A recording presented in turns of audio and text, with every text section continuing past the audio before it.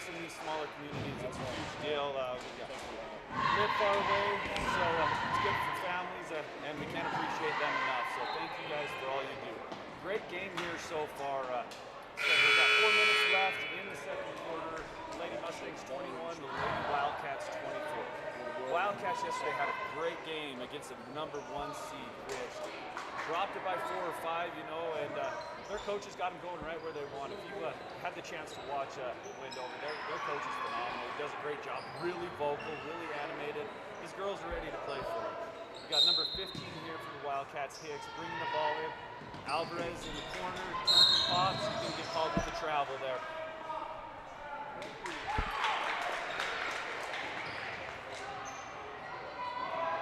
So once again, I do want to apologize with the technical difficulties coming in a little late here, but this is a good ball game. It's going to be a good another 2.5 quarters. We've got the ball out here to Gibson for the Mustangs over the camouflage, quick trigger. Little bit long, offensive rebound by Ruth Anna Wilson. Throws the ball away. Looks like no, we got a quick kick there. It's going to stay to the Mustangs.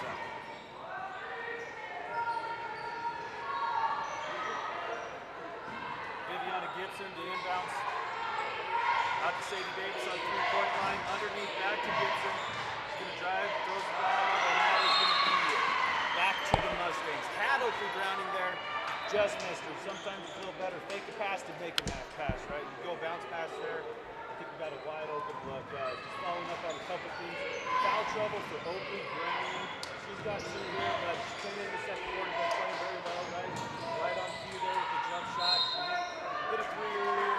Mustangs have had some great possessions, going underneath quite a bit, just haven't been able to finish. That's been the difference in the ball game so far. Wildcats been able to finish. The boys having a great game for the Wildcats. Travis out front here, she is a West Miami volleyball commit, pretty awesome. Want to give her a shout out for what she does. There's a big shot right there. Offensive rebound, no, taken away by number 15 Hicks. Out to the boys. Hicks has had a great first half. Offensively, she's right there where she wants to be. Between her and the boys, they got to have 8-9 offensive rebounds. That's another big difference. What's been going on so far? Been playing great. There she is right here, deep 3, NBA 3. Rebounded to Sadie Davis. Alvarez goes down. Scrappy. Alvarez is scrappy. Great possession there. Great hustle there. Over to Oakley Browning in the corner, just a little bit long. Deep offensive rebound. Quick pass on the other. Sadie Davis. Had her, just missed it. That ball was good. That's going to get possessions. Wildcat. Manila Faithful here doesn't like it. That's one good thing about 1A basketball. The fans will let you know when you're wrong. The fans will let you know. We're loud. We're loud. Alvarez up front, down to Hicks. Cutting Bateman. Oh, the boys out there for a 15-footer. She banks her home. The bank is open on Saturday. Kennesaw bringing the ball down here for the Lady Mustangs. Look out, Wilson working hard underneath, just not getting opportunities. As the boys, Hicks, I believe. Hicks blocks a 3 there. Turns around and travels. Possession is going to go to the Mustangs. Score is 26 Wildcats, 21 Mustangs with 2:23 here left in the second. Inbounds, Ruth Anna Wilson. Ruth Anna is a sophomore. She plays the game very well.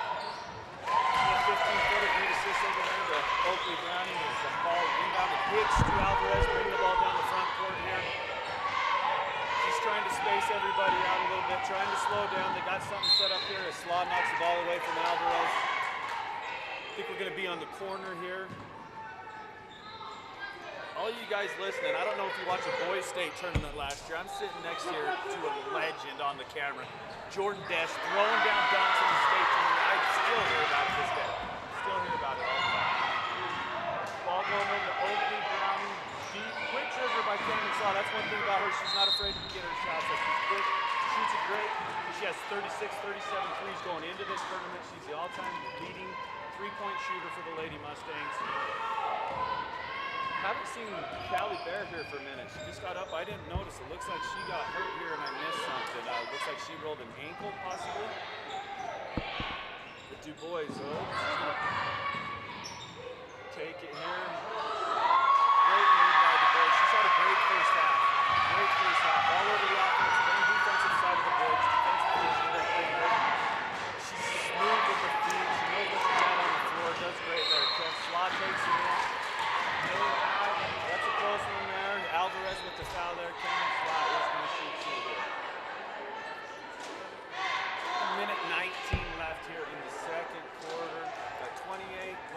Wildcats 23, the Lady Mustang. No one's in foul trouble here. That's going to be the boys' first there. 2 fouls to 1. Wildcats 2 to the Mustangs 1. Bateman tying the shoe down here. The Slav gets ready to put up the first one. Little hard off the back of the line. You got a sub. Let me find out who this is for you. Number 11 Willis. This is the first time she's been in the ball game. And Slav for number 2. Picks out when we go. We can score 24-28 in favor of the Wildcats. Alvarez, like I said, she is quick, handles the ball very well. Out front to hit, going to take Sadie Davis. Alvarez for the 3 there, just off the bat. Another offensive board. Oh, yeah, offensive board. That's taken away by Gibson. It's going to be off the Mustangs here. It's going to be possession Wildcats. Right now, Wildcats are taking advantage of the offensive boards. They out-rebounded the Mustangs a little bit here. I'd like to see this Sadie Davis get a little more involved there for the Mustangs. Right on cue there. Sadie with the great defensive play. Still there. Ruthana Wilson with Allen Iverson behind the back. Trying to go here. Out front. Down low. Gibson's going to drive. Out to Cameron Slav. Over Oakley Browning.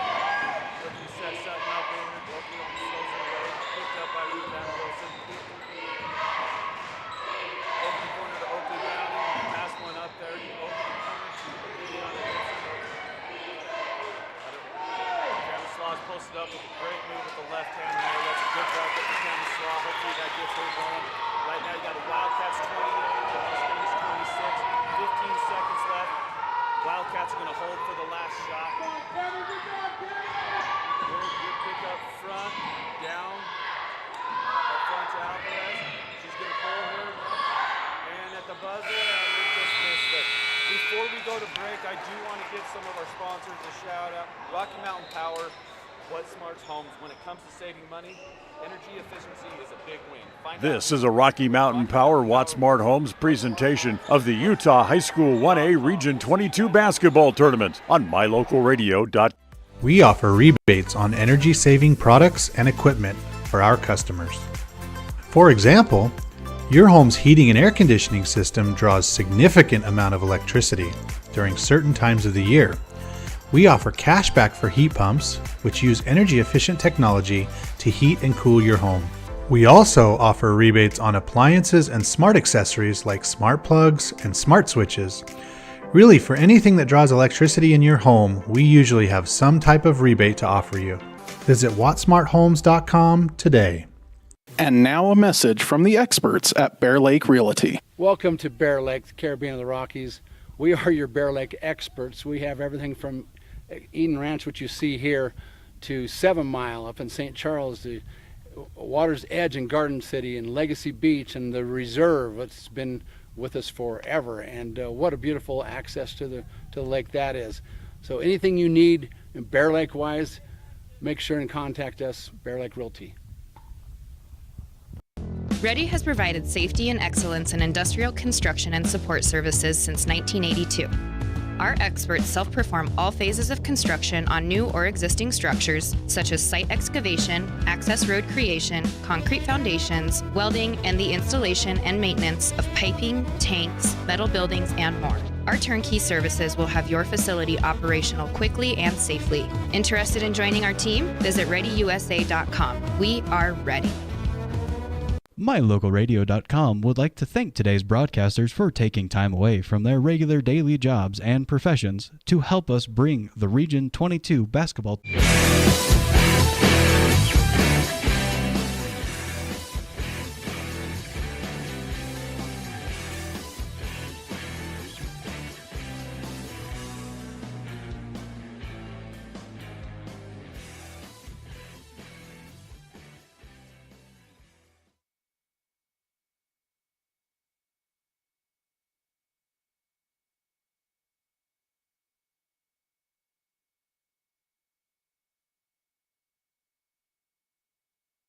The proceeding has been a wholly owned production of MyLocalRadio.com and Cook Brothers Broadcasting, LLC, no portion of which may be used or rebroadcast without the express written consent of Cook Brothers Broadcasting, LLC. Thank you for joining us for this sports presentation on MyLocalRadio.com.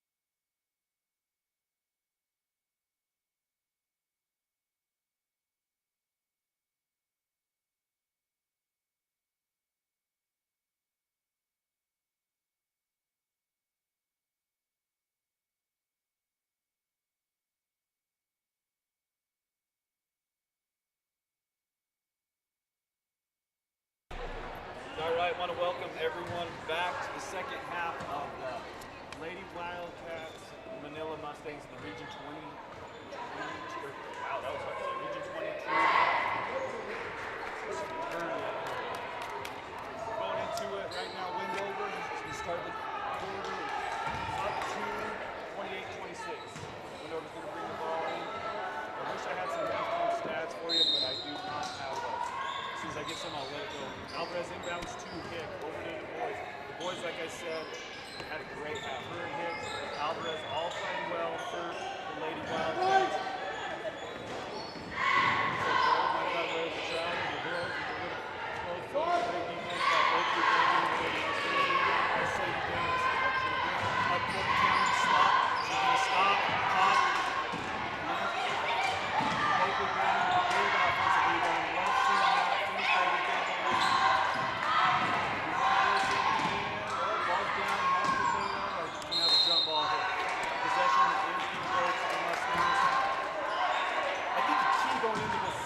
For the Lady Mustangs is they are going to have to put bodies on Greg. They are going to have to box up, win the battle of the boards here. I feel like they got beat a little bit up in the first half. We've got Wilson with a great take.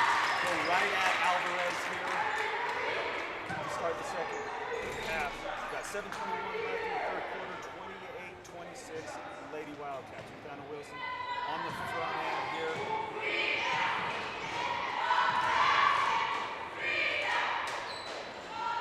Just off the iron. I'll try to rebound here in the second. Callie Bed is still down here getting tailed. I'm not 100% sure what happened. Viviana Gibson is going to start the second half as the Diamonds the ball here. Offensive rebound, high open play down in St. Davis. Deep three comes off a little bit long. Another offensive board down low. St. Davis with a good move. Sky hook. Another offensive rebound. Looks like that'll take a good mix of this. Going into the second half, looks like she's put that they do need to win that offensive side of the glass. Alvarez up front, trying to take it to Cameron Sly here. Over to Hicks. We have a great first half. Great spin move on Sadie Davis. That's a battle right there. That's two great athletes. Sadie Davis on Hicks. Both of them tired. Both of them doing what they do best. They play defense very well. Very, very well. It's a great battle. You watch them down there going at each other. It's pretty fun to watch. Right at Hicks. Another offensive rebound by Sadie Davis from right at Hicks there. She's going to pick up the foul. And that right too. They gave that to the boys. I believe that's her second. Nobody big foul trouble here in the second half. Sadie Davis on the first side of her first shot. Great ahead. It's going to miss off to the right side. So far starting this half, the Mustangs are 0 for 3 from the free throw line. Sadie Davis again. 6:31 left in the second quarter. Wildcats 30, Mustangs 29. Alvarez in the front court, big pick there by Hicks. Alvarez stopped and popped just off the front. Off the front there. Offensive rebound by Moise. Comes up short. Defensive rebound by Oaken. Sadie Davis going to take it right at Alvarez just off the front. Oaken Brown with a big offensive rebound. Comes up short there. We're going to have a foul here on, I believe, on Sadie Davis. I don't know about that one, but you know what? I'm not a ref. That's just fine. That's only going to be her section. Coach Aldraper doesn't like it. You know, these girls, these Manila Mustangs, I feel they've been playing really good. I couldn't imagine playing for 3 coaches in 3 years. They're all putting together. They all started as freshmen. They took second. They still playing volleyball. They play fantastic. Big thanks to all the people.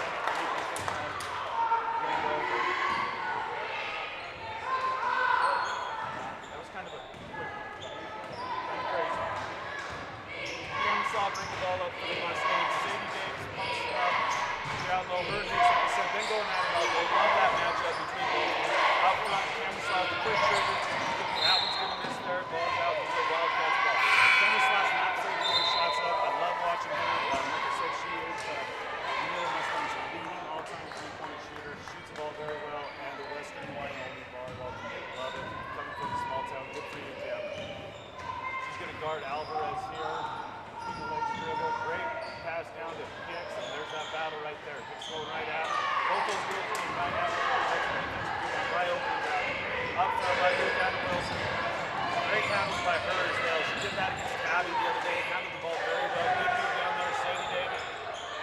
longer. Might have got away with the walk there. Rebounded by Hicks.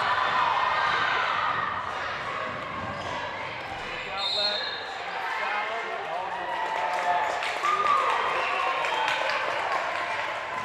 Missed that one, but that is the correct call. That's going to be Bateman. Walker.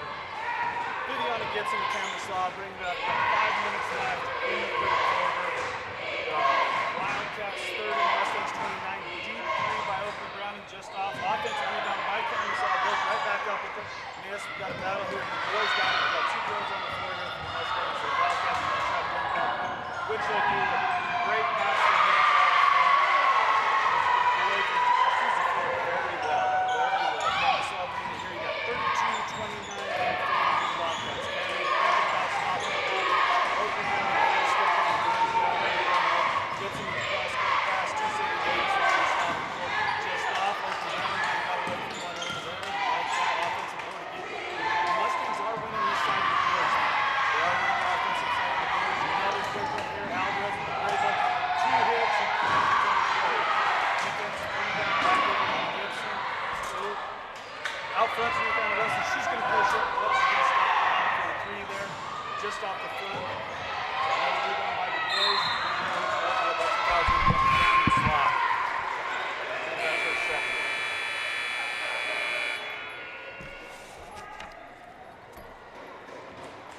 The boys going to take a seat here for number 4. Hernandez is going to check into the ball game. Alvarez, the shifty point guard, going to bring the ball down the floor here. Goes off the pick. Cameron Slaw, what do we got? We got timeout window over here. We are going to have, give me 1 second, I'll tell you, we're going to have a full timeout. While we're doing that, we want to thank our sponsors, Rocky Mountain Power, What Smart Homes, lower your costs and keep your home comfortable all year round with tips and rebates from Rocky Mountain Power. What Smart Homes. Visit whatsmarthomes.com to learn more. Like I said earlier, we want to give a huge shout out to these sponsors. Without them, it would not be possible. This is a big event for Region 22. We've got fun time down here. Being able to do all the games is awesome for all of you fans. Just in general, it's good. Looks like Val Draper down here with the Mustangs, getting a little riled up. I like it. She's trying to mix some stuff up here. Still haven't seen Callie Bear. It looks like she may be done for the game today. She had a fantastic game yesterday against Altamont, I believe 21 points. I'm not quite sure what happened, but we're going to wish her the best. If there's anyone out there listening that knows what happened to her, please let me know so I can let everyone know. Going into still the third quarter here, I apologize about that, but we got Lady Wildcats 32, Manila Mustangs 29. Like I said, no one serious foul trouble here for either team. Referee let me play a little bit. Got 2 fouls here, so pretty even match. I like the flow of the game. It's been going pretty good. Good battle with the battle Rich the Wildcats had against Rich yesterday, and Manila going against Tabby. So these girls are tired. It's tough playing multiple games in under 24 hours. There's been some of them, like I said, that have played 3 games. Alvarez here, going to get the ball front court going right at Cameron Slaw. Throws one away there. Good defense by Cameron, forcing a turnover there. Oakley Browning's going to bring the ball in for the Mustangs. Cameron Slaw bringing the ball down. Looks like Mustangs going to go a little 5 wide here. A little motion offense. Cameron Slaw in the corner for 3. And that one goes for Cameron. Now that's our first of the day. I'll tell you what, with Cameron what's going, the Mustangs are tough. Tough to beat. Alvarez, shifty as always. There she goes. Up front to Hicks. She's not afraid to pull from there. That's, like I keep saying, that's a great matchup there. That ball's thrown in there. Stolen by Viviana Gibson. Ruth Ann Wilson. Bring the ball up for the Mustangs. Over to Cameron. Oh, got away with the double dribble. Cameron again. Just off the front. Sadie Davis with the big rebound, and I think she's hurt as well. There goes Sadie. Let's see what we got here.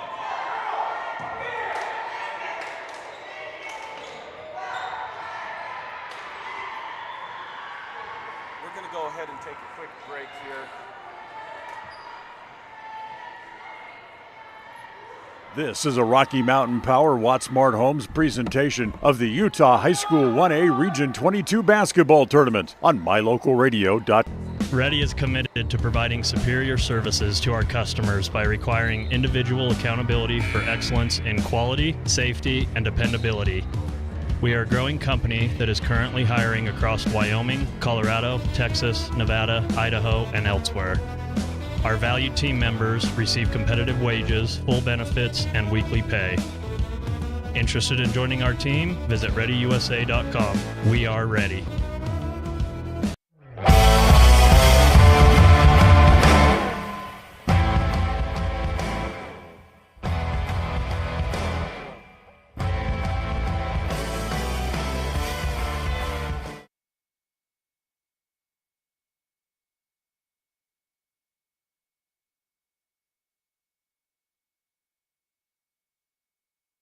Welcome back to the game here. Sadie Davis just has given off the field by the principal and her mother. I'll give you once I hear what's going on there, I will let you know. In the meantime, let's go bring in freshman Charlie Potter. She has played quite a bit. Super aggressive girl. I love the way she moves. She's quick. She's not afraid. She is extremely loud. I love it. I love it. Shooting guard Bateman up here, up to Alvarez. That's a deep NBA three. Just missed here. Ball over to the Mustang. Tie game here, 32-32, 2:47 left in the quarter. Canyon Slaughter getting the ball up from Mustangs. Quick shot over to Charlie Carter in the corner, just off the back of the iron. Offensive rebound to Wilson. Misses it good. I think he got away with the travel there. Ball up front to Alvarez. She's not afraid to take it to the hole. Cameron might have got away with a little bit of a push there. Bridges just fine. Up front to Bateman, I believe. Jump ball. I'll bet you that what I'm thinking right now, the coach getting a little angry down there for the Wildcats. I love him.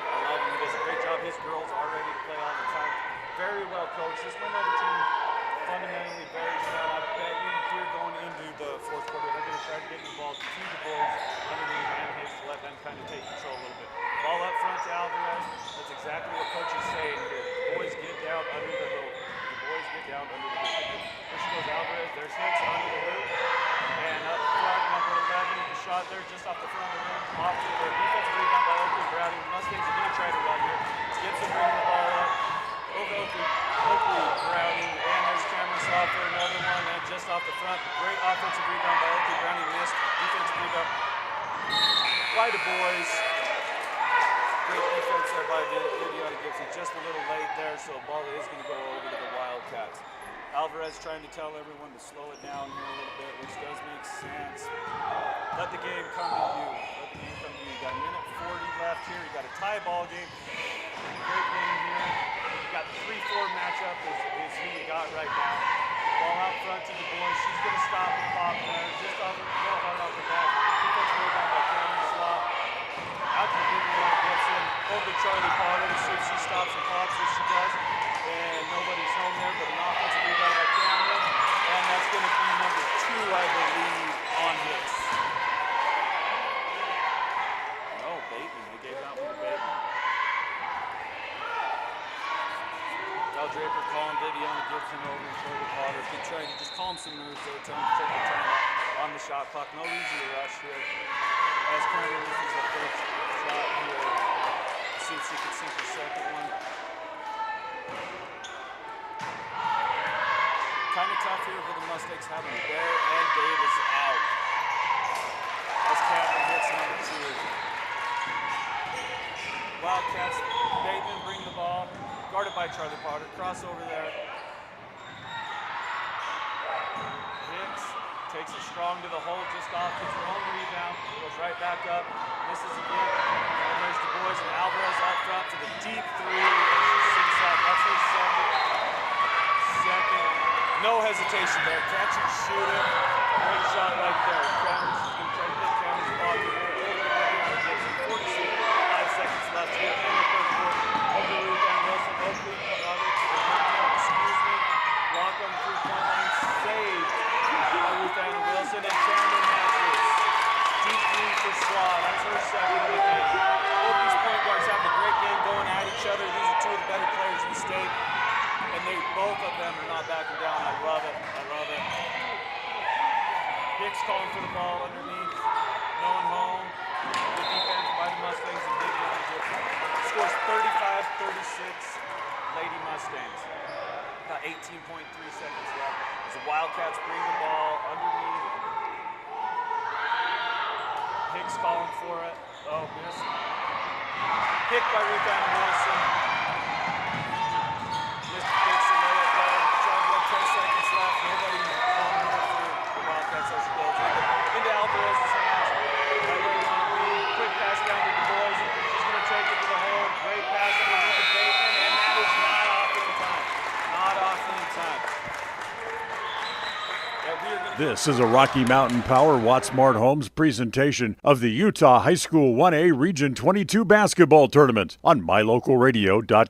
Ready is committed to providing superior services to our customers by requiring individual accountability for excellence in quality, safety, and dependability.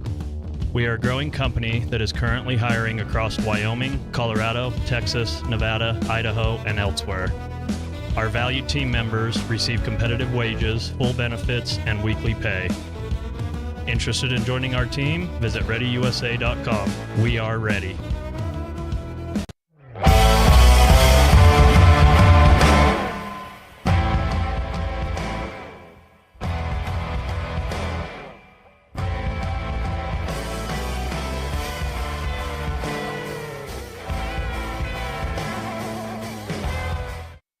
Welcome everyone back. Going into the fourth quarter here, Mustangs kind of came out front there a little bit. We got a 38-35 lead by the lady. Coach Wildcats over there letting the girls know what to do. He's a little, like I said, he's animated. Great coach. He's going to have them ready to play this fourth quarter. He's a little frustrated, but going into the fourth quarter in these tight games, three-quarter ball game, anything can happen in a tournament. So we're going to see what's going on. We're looking forward to an exciting fourth quarter. To start the quarter, the Manila Mustangs are going to bring it out. Like I said earlier, they were out two of their starters, Callie Bear and Sadie Davis. We hope the best for you.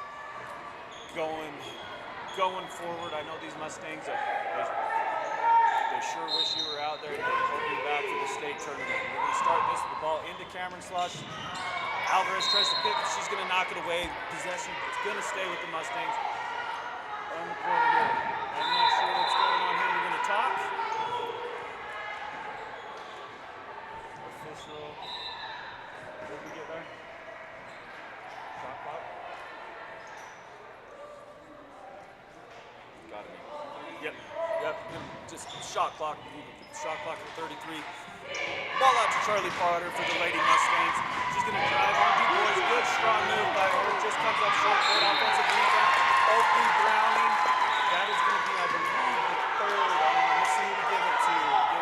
That's on Du Bois. That's going to be her third. But like I said, I don't believe anyone's in real foul trouble here.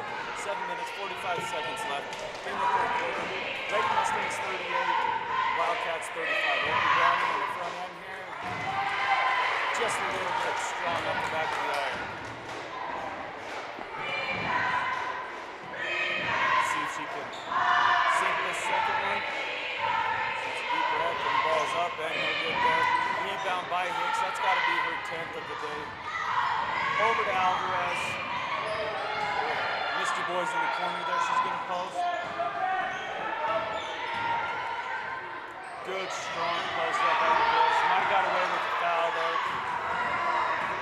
Good defense with Ann Wilson. She pushes the ball up front now, underneath the Cameron slot, over to Oakley Browning. A little hard to Browning. We might have, let's see what we got here. We're going to call a hold. I believe that's going to be on slot. Now the Boys comes up limping for the Wildcats. No, that foul's going to be the third on Cameron slot. Ball's going to be brought in here by the Lady Wildcats. To Alvarez. Super quick. Going to the corner. They got something set up here. Looks like they're running straight motion. Got man-to-man defense playing on both ends. Good matchup right now with Cameron Slaw and Alvarez going at it. You got Oakley Browning on Hicks. Ruth Wilson on the Boys here. Got a little size on her. She tries to go right at it. Great defense there by Ruth Wilson. Not to give up the foul. Oakley Browning on the front court. She's going to drive. Might have got away with the walk there. Over to Cameron Slaw with the quick trigger again. Just a little hard. Hits her own rebound. Is she going to finish here? No.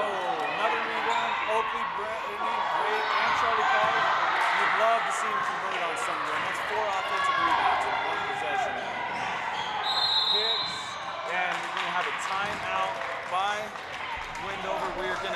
full timeout. I'm going to take the opportunity really quick to thank some more of our sponsors again. Rocky Mountain Power, What Smart Homes.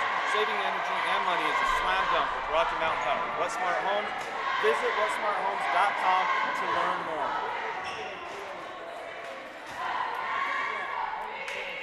Coming down to the wire here in Park City in Region 22 tournament. Lady Mustangs ahead here by 3 at the score 38-35.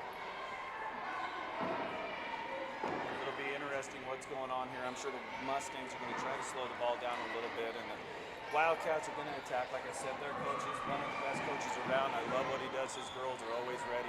He's done a great job, and I believe this is his first year. I believe he helped with the boys last year. Always animated. He coaches the whole game long. I love it. He's got his girls right where they want to be. They're playing good going into the state tournament. Same with your Lady Mustangs here. First-year coach, Valerie Draper, done a great job. Great job with them. This is, like I said, this is her first year. Benches on either side are not very deep, so these girls, multiple games in 2 days, it's tough for them. The Mustangs right now, they're only playing 5 deep. They got 2 down, and I believe the Wildcats they've been playing 2 deep as well. So we're going to see what's going on here, and go have fun this last 6 minutes, 32 seconds. As the Wildcats inbound the ball, and they got Hicks right up the get-go, posted up with the quick dish to Bateman. Just comes up short. Another rebound by Oakwood Browning. She's had a heck of a second half. Rebounding the ball very well with the great look to Ruth Ann Wilson. Just can't convert there. That's a great look by Oakwood Browning. Made it through the floor. They're going to have a jump ball going in, and I think that's been the tell of 2 halves here. Beginning of the game, both teams were converting. Right now, both teams are having great looks. They're just not finishing, you know. They're going to keep shooting. Things are going to change. We're going to go down to the line. Great game as Alvarez moves the ball up court here. Kick, roll, number 4, throws it away. Cameron Slaw gets it, and we're going to have a foul on number 11, and that is Robo. And that's her first one.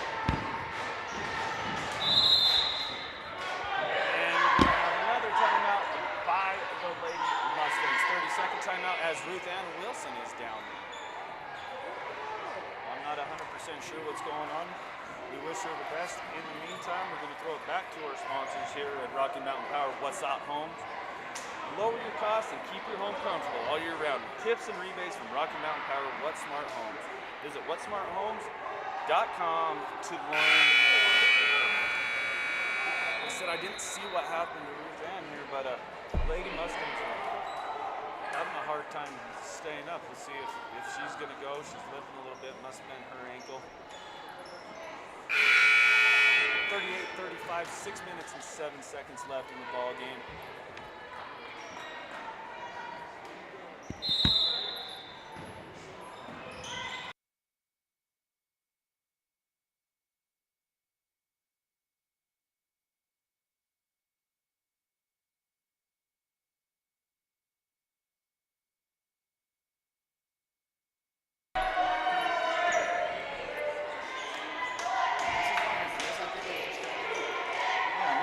Going on here. I apologize if there is technical difficulties. Had a couple text messages that you can't hear us very well, so if you can, please let me know. As Oakley Browning, this is the first side of the free throws here.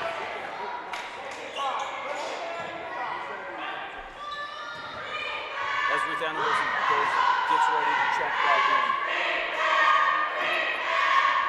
Oakley Browning is successful on the second shot here.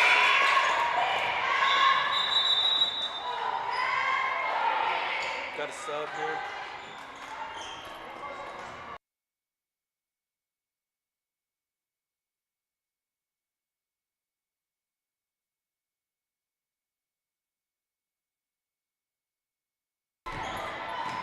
Alvarez brings the ball in the front court here.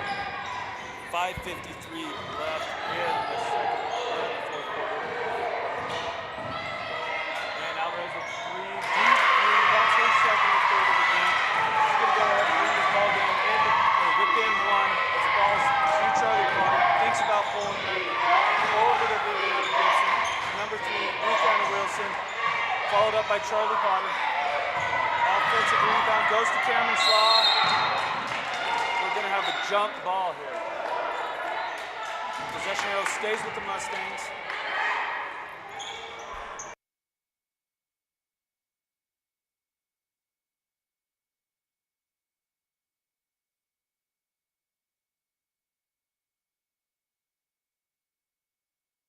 Hello? Oh, there you go.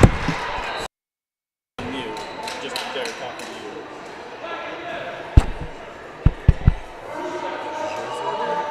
And Cameron Sly here at the free throw line.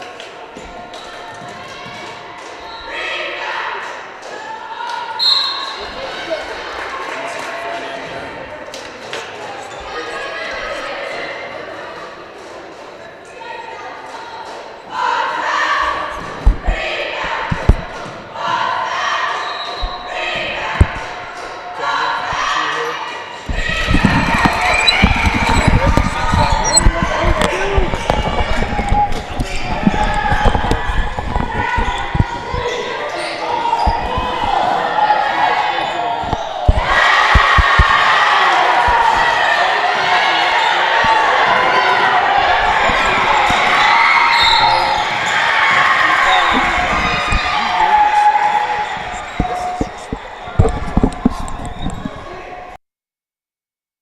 Lightly.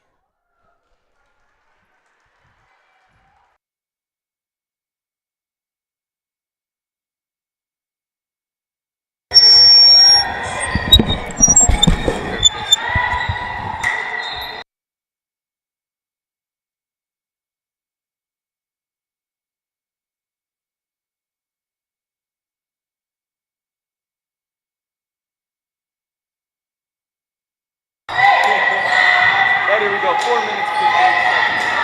Got tie ball game, 30-40. The boys got here, down to both numbers. That's probably going to be a foul. Going into this fourth quarter. Use Du Bois, use Hicks underneath. Big bodies, especially on the Mustang side, with Sadie Davis and Callie Bear being out. The boys are going to go ahead and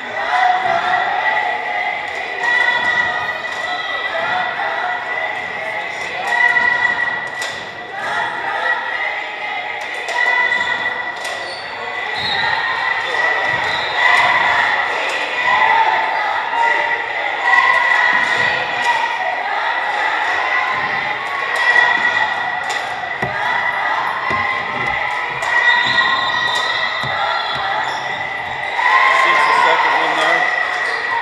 40-41 Lady Wildcats as they got the front court pressure and there's a quick foul by Hicks.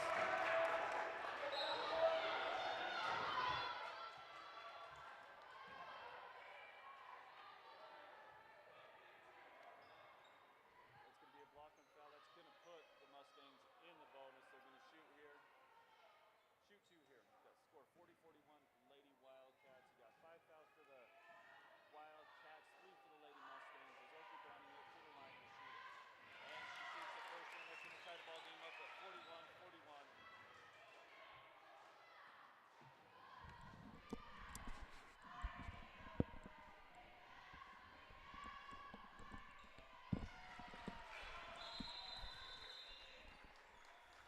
we got a substitution here. Alvarez coming back in the ball game.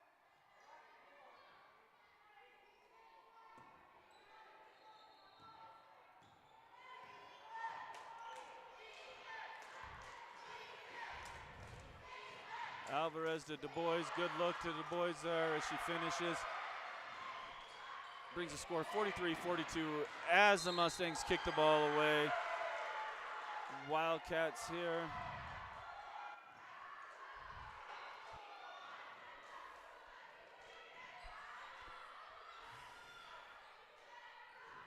Front court debatement for the Wildcats. Down low to Hicks. In the corner there, we missed. Offensive rebound by Maitman. Over to Hicks. Underneath to Du Bois. She's got a wide open lane there to finish. 45-42 Lady Wildcats. This pressure's getting to the Mustangs a little bit. Ball out front to Charlie Potter with a good look up front to Cameron Slaw. Is she going to finish and one? No. That's going to put Cameron Slaw at the line.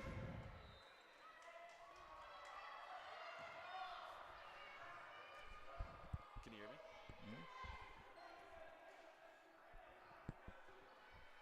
Cameron Slaw.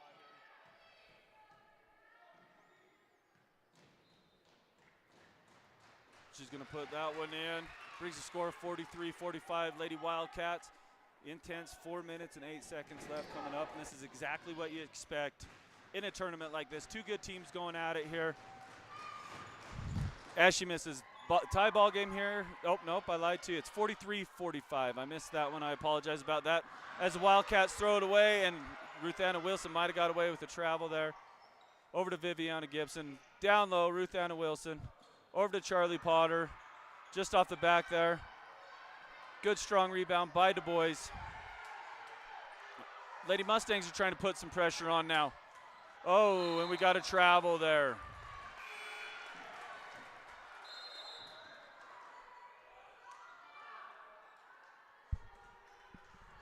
Mine's muted now, isn't it?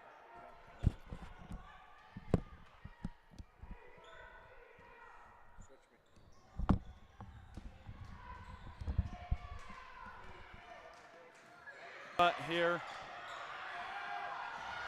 Charlie Potter for three, just off the back of the iron. Cameron Slaw with the great offensive rebound. She goes up and she is fouled by number 12, I believe that is Bateman. We got 43-45 ball game with 3 minutes, 27 seconds left. Lady Wildcats, oh, we might have a lane violation here. Official brought it back and they're gonna let them slip. Alvarez going to go up front and take her spot. 43-45, Lady Wildcats, 3:27 remaining as Cameron Slaw is on the line, shooting two.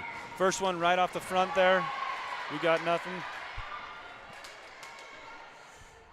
Let's see if she can finish this. A lot of pressure this quarter. Everyone playing in your face a little bit as Cameron sinks that one, brings the ball game to 44-45 in favor of the Lady Wildcats.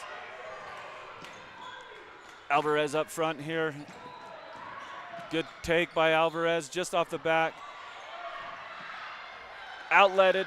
Cameron Slaw to Charlie Potter, over to Vivian Gibson. Alvarez interface, great pass. Oakley Powder, or Browning, I apologize about that. Offensive rebound. Charlie Potter, I'm having a hard time here. Sorry, trying to watch here. We're going to have a jump ball. As Du Bois is now down. Game's getting physical this last. Looks like she kind of got the wind knocked out of her. Good sportsmanship by both teams to help her up. Going in, let's see who we got. We got number 4 for the Wildcats. And that is Hernandez. Du Bois is going to take a seat these last 3 minutes here. Well, I'm sure. Quick break, right back to it. As Hicks brings the ball up, she's picked almost by Viviana Gibson. Oakley Browning takes it away. Somehow that pass gets through to Cameron Slaw. Wide open layup here, and that's going to go. That's going to put the Lady Mustangs up by 1, 46-45. Ball to Alvarez's hands here. Like I said, this is a matchup I like right here. Cameron Slaw, Alvarez, both of them great athletes, going at each other. They have been the whole game. Good pass picked by Ruth Anna Wilson. That's great defense there. Where number 4, Hernandez, picks up the – oh, no, we're going to call double dribble. I missed that one. I apologize about that. We got 2 minutes, 33 seconds left. 46-45 in favor of the Lady Mustangs. Bateman open in the corners, trying to go at Hicks as Alvarez throws the ball away to Ruth Anna Wilson. And she's picked right back by Hicks. Great defense. Let's see what we got here. Hernandez, might have got away with the walk. Over to number 11. She's going to finish it. 46-47 in favor of the Wildcats. Oakley Browning. This pressure is getting pretty intense in here. Oakley Browning misses a 12-footer. Charlie Potter ties it up. Oh no, we're gonna call a foul here on Charlie Potter. Officials been letting them play a little bit, which is good. It's kind of a tough call. 2 minutes, 6 seconds left. Girls are playing hard. Everyone's giving it their all here as Alvarez brings it into Bateman. Over to Alvarez. Guarded by Slaw. Alvarez with her moves through the legs. Over to number 11, out front to Hicks, who's had a great game. Guarded by Oakley Browning. Oakley Browning, great defense there. That ball's going to be finished. Nope. And back up by Hernandez, number 4. He got 49-46, 1:43 left. Coach of the Wildcats going to take a quick timeout here. Got 1:43 left in the fourth quarter. While I got you here on a minute break, I want to give our sponsors a shout out. Rocky Mountain Power, What Smart Homes. Saving energy and money is a slam dunk with Rocky Mountain Power. What Smart Homes. Visit whatsmarthomes.com to learn more. Like I said, and we keep preaching about it, we want to thank these sponsors with everything we got. If it wasn't for them, all these games wouldn't be broadcasted. We got all these guys up here working hard from My Local Radio as well. We want to thank them for everything they're doing. It's been a great tournament so far. It's going to be good, exciting rest of the day. You got good boys matchups. Matter of fact, 1:30 you're going to have the same matchup here. The Manila boys versus Wendover Wildcats, who both lost heartbreakers yesterday. Great games, and we're looking forward to the rest of the day. We're going to see Tabby and Tinnick. Both teams are playing well on that end. And then on the girls' side, the championship game, you're going to have the Rich Rebels versus Tabiona Tigers. Good. Park City's treated us very well here. It's luxury being able to have both of these courts doing what we're doing, so we want to give a shout out to them as well. And we got 1:43 left in this first game of the day. Right now, Lady Wildcats are ahead of the Lady Mustangs, 49-46 with 143 to play. Looks like the Lady Mustangs are going to have the ball underneath here. Wildcats have dialed up the pressure quite a bit going into this fourth quarter. They're in your face, and I think coaches noticed down there that Sadie Davis and Callie Bear are out. So the Viviana Gibson stepped up big for the Lady Mustangs today. So is Charlie Potter. Oakley Brownings had a great game, picking up 2 quick fouls at the beginning, being able to stay in it. Great hustle by Alvarez. Tips the ball away. Mustangs are going to get the ball underneath with 1:36 left to go. 1:36 left to go. Charlie Potter to inbound for the Mustangs. Gets the ball over to Oakley Browning, over to Cameron Slaw. Viviana Gibson up top. Cameron Slaw over on the wing. She's going to stop. Oh, got away with a foul there. Oakley Browning. She's going to drive. Tough drive. Good take by Oakley Browning. She's going to be fouled by Hicks. She's going to go to the free throw line for 2. If there is a weakness right now with what the Mustangs have done, they've shot poorly from the line. They're going to try to turn it on right here. And here comes Oakley Browning's first shot with 1:24 left in the ball game. That ball's going to miss off the front of the iron. 46-49, Lady Wildcats, 1:24 left. Jim's getting a little loud here in Park City. Wendover faithful there in the corner, making as much noise as they can to Oakley Browning as she puts up the second one. That one's going to also be off. Hicks got to be her 20th rebound of the game. She's had a fantastic game. Picked away by Charlie Browning. Or Charlie Potter, I don't know why I keep messing up. She can't finish at the rim. Another rebound by Hicks as Du Bois goes down. Alvarez, you got 1:08 left in the ball game. 46-49, Lady Wildcats as we're down the stretch here. Alvarez up front, guarded by Cameron Slaw. Might have got away with a little carry there. Wildcats trying to run out some clock here. Down to Hicks, over to Bateman. She's going to post up Hicks on Oakley Browning. She's going to swing the ball around. Great pass, picked by Ruth Anna Wilson. I don't know. And Viviana Gibson ends up with it. Charlie Potter over to Oakley Browning. Got 40 seconds left. I'm surprised there's been great finish there. Puts the Mustangs down by 2. I feel like there should have been a timeout called there, but we're not going to do it. You got 30 seconds left. 48-49 in favor of the Wildcats. And coach of the Wildcats is going to take a timeout here. 26.9 seconds left. Lady Wildcats 49, Lady Mustangs 48. I believe we got a 30-second timeout here. I believe the Wildcats here are going to try to slow the game down. Manila's got to try to pressure here. They got to try to pressure. They got to try to get one. They don't have any fouls to give. Your fouls are 4 to 5. No fouls to give, but you got to try to make a quick steal or you got to foul here. Rocky Mountain Power, what's Smart Homes? Lower your costs and keep your home comfortable all year round with tips and rebates from Rocky Mountain Power. What's Smart Homes? Visit whatsmarthomes.com to learn more. This has been a great setting to the rest of the day here. Got the 3-4 seed in the ladies section going down to the wire, 26-29 in favor of the Wildcats. What else can you ask for? I love this tournament. Going into the state tournament, it's going to get these girls familiar with how the rest of the state is, with what's going on, with different officiating. You can see how the game's played a little bit.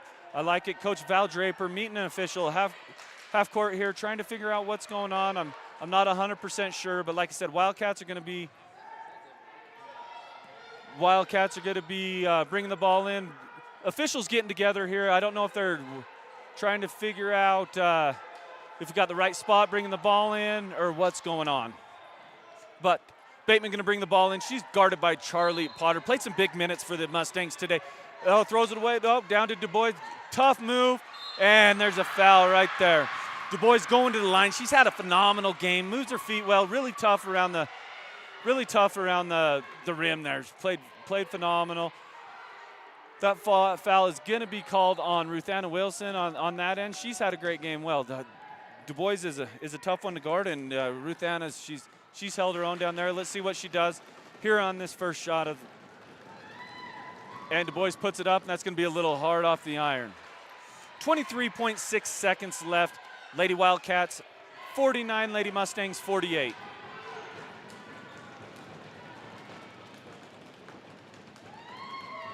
Here goes her second shot, and that one's good. Got a 2-point ball game with 23.6. Gonna have a timeout. Coach Val Draper, gonna be a full timeout. Minute left. Gonna go to our sponsors here again since we got a full timeout. Rocky Mountain Power, What Smart Homes. Saving energy and money is a slam dunk with Rocky Mountain Power, What Smart Homes. Visit whatsmarthomes.com to learn more. Like I said, this is exactly what you want. The first game of the second day of a tournament. Hard-fought battle. It's been a great game both ways. Couple shots either way, and things could have changed a little bit. But right now you got 48-50 in favor of the Lady Wildcats. Going into it. Here we're going to see what Coach Val Draper sets up. Being to many Manila games and from Manila, I'm guessing we're going to go to either Ruth Ann Wilson or Cameron Slaw. Cameron Slaw is the all-time leading three-point shooter for the Mustangs. We're going to see if they're going to go for a quick two or if they're going to try to hit that three. There's your first warning by the officials. We've got 10 seconds left in this timeout, which is going to be a great last under a minute here going into it. So let's see what both coaches, excuse me, I'm stuttering a little bit, dial up in this last 23.1 seconds. Mustang ball going to be underneath the Wildcats basket, so they're going to have the full court to go here. You got Hicks guarding the inbound, which is Oakley Browning, Cameron Slaw, Charlie Potter, Ruth Anna Wilson, Viviana Davis, and that ball is tipped away. 22.6 seconds left. Going into it, and the ball is inbound to Ruth Anna Wilson. Oakley Potter. Charlie Potter, up to Cameron Slaw, just missed, rebound Oakley Browning just off the front. There's got to be a quick foul there. Outlet to Alvarez, 5 seconds left, and there's this foul right there. 4.1 seconds, Mustang had two good looks there, just couldn't finish. 48-50 in favor of the Lady Wildcats, 4.1 seconds. That's gonna put Alvarez at the line. That is going to be, the foul's on number 15, Cameron Slaw, her fourth of the day, as Alvarez shoots the first of it here. Ice in the veins, that's going to put her up by 3. Going to have a quick timeout for the Lady Mustangs. Crazy first game. You got both boys teams out here, the Wendover Wildcats, Manila Mustangs, getting ready for game 2 of the other one, which is going to be an exciting game in its own there.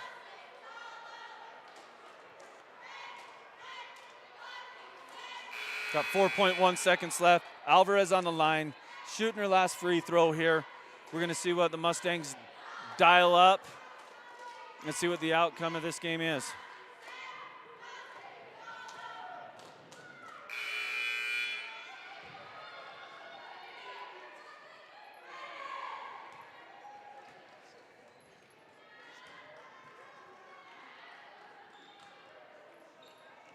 .1, here we go. Alvarez at the line. Still have no updates on Sadie Davis and Callie Bear, by the way, as Alvarez sinks the other one. 4.1, up 4. Charlie Potter. Almost. Great game 1 in favor of the Lady Wildcats. They're going to go ahead and take third in this tournament as the Lady Mustangs fall here to the Lady Wildcats. Thank you, everybody, for tuning in. Can't wait to talk to you at the next game as the Manila Mustangs take on the Wendover Wildcats on the boys' side. And we will talk to you soon. Thank you. This is a Rocky Mountain Power Watt Smart Homes presentation of the Utah High School 1A Region 22 basketball tournament on mylocalradio.com. WattSmart is Rocky Mountain Power's energy efficiency program. WattSmart provides rebates to residential customers for energy efficiency upgrades made around the home. Devices and appliances that use electricity in your home can usually be made more efficient, and that can save you money and energy. When you decide to make upgrades, we have rebates available for you. Visit wattsmarthomes.com today. And now a message from the experts at Bear Lake Realty. Welcome to Bear Lake, the Caribbean of the Rockies. We are your Bear Lake experts. We have everything from Eden Ranch, which you see here, to 7 Mile up in St. Charles, to Water's Edge in Garden City, and Legacy Beach, and the Reserve. It's been with us forever, and what a beautiful access to the lake that is. So anything you need Bear Lake wise, make sure and contact us, Bear Lake Realty. MyLocalRadio.com would like to thank today's broadcasters for taking time away from their regular daily jobs and professions to help us bring the Region 22 basketball tournament to you.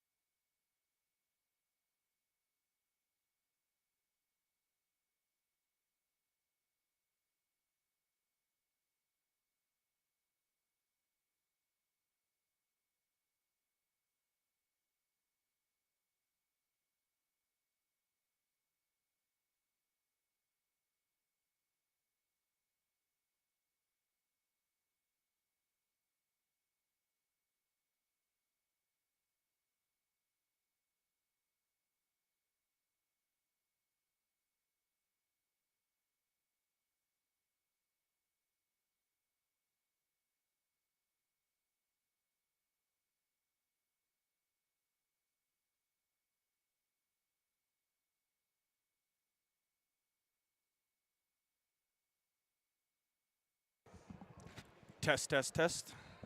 Can you hear it? Test, test, test. I can't hear me, no. You can't hear it? Nope. Test. Test, test, test. Test, test, test. Test, test. Testing. Testing. Oh, I can hear that one, though. That's got to be it. I heard you move that.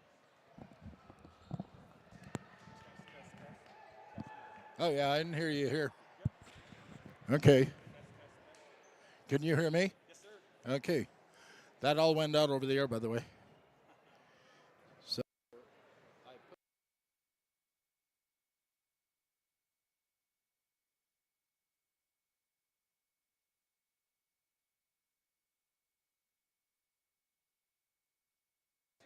Talk.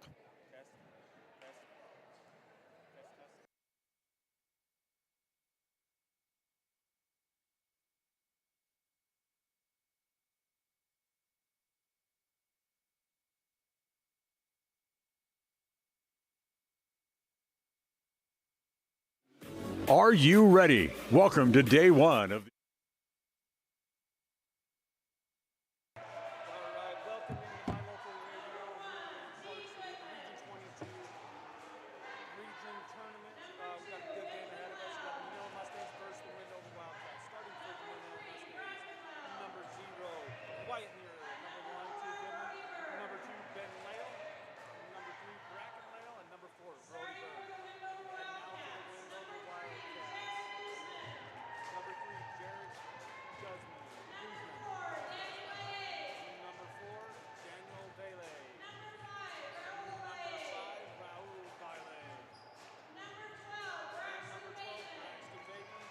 followed by number 25, Kevin Gonzalez. This is going to be a great rematch. These teams have played twice this year, just like everyone else.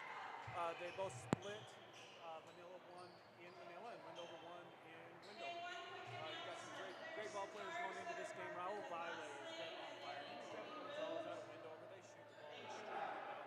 Good on their feet. Vile is one of the best point guards there is in the state, followed by on the other side, Wyatt Muir, number 0 for Manila Mustangs. You get him, the Lale brothers, they should then shoot the ball very well. T. Goodman had a great game last night.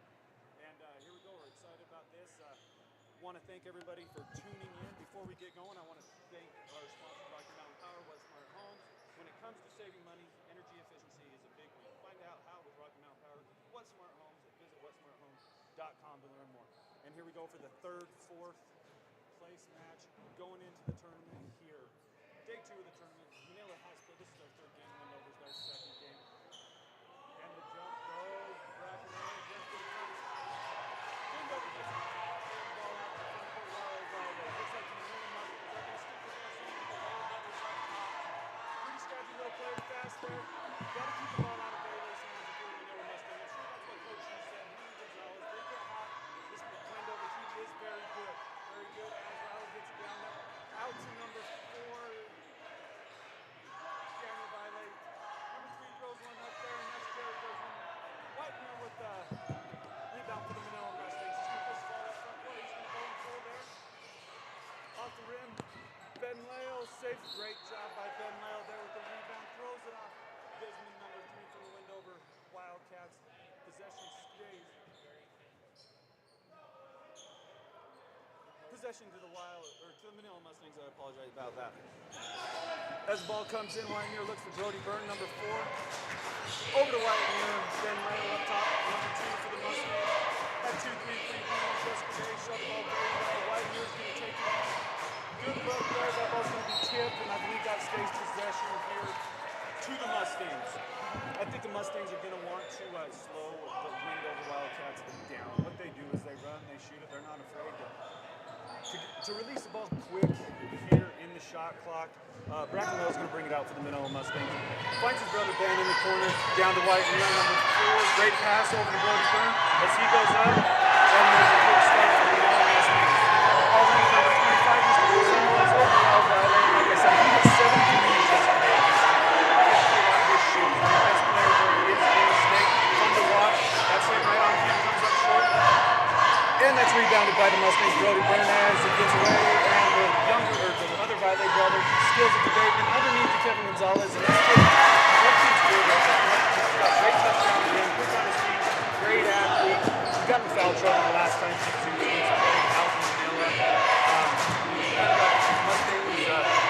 caught him on a short man. Nice. Good job, good for us. As Brackenhill drives it, pull up there. Can't finish.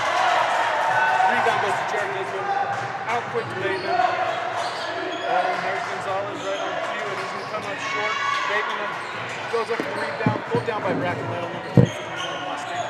Quick into the quarter here, 6 minutes left, 2-2. Both teams working hard here. This is going to be a hard-fought game. I believe it's going to be a full quarter go, intense game the whole time. We're excited about it as Burn throws it away. Up to Van Lale. He's going to drive here. Over to Burn up top. Teague Goodman over Brackenhill. Guarded by Violet. It kind of looks like that's what the Wildcats are doing. They're trying to keep the ball out of the Lails here. Ben pulls out. Shot clock there. No, it's going to be a shot clock. Rebounded by Gonzalez. Out front to number 3, Jared Guzman, over to Violet, and there he is out there. The rest are letting him play. Got away with one there. No, we're going to get a travel here. Yep. Travel on Violet.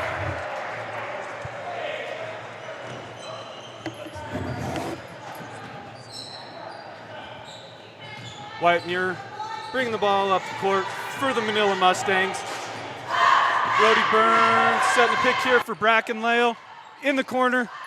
Guarded by Violet as Bracken throws the ball away. Like I said, these teams know each other very well. They played each other plenty of times. Got some great athletes in this game. That's the cool thing about 1A basketball is it is severely underrated in my opinion. There is some great ball players here that can take control.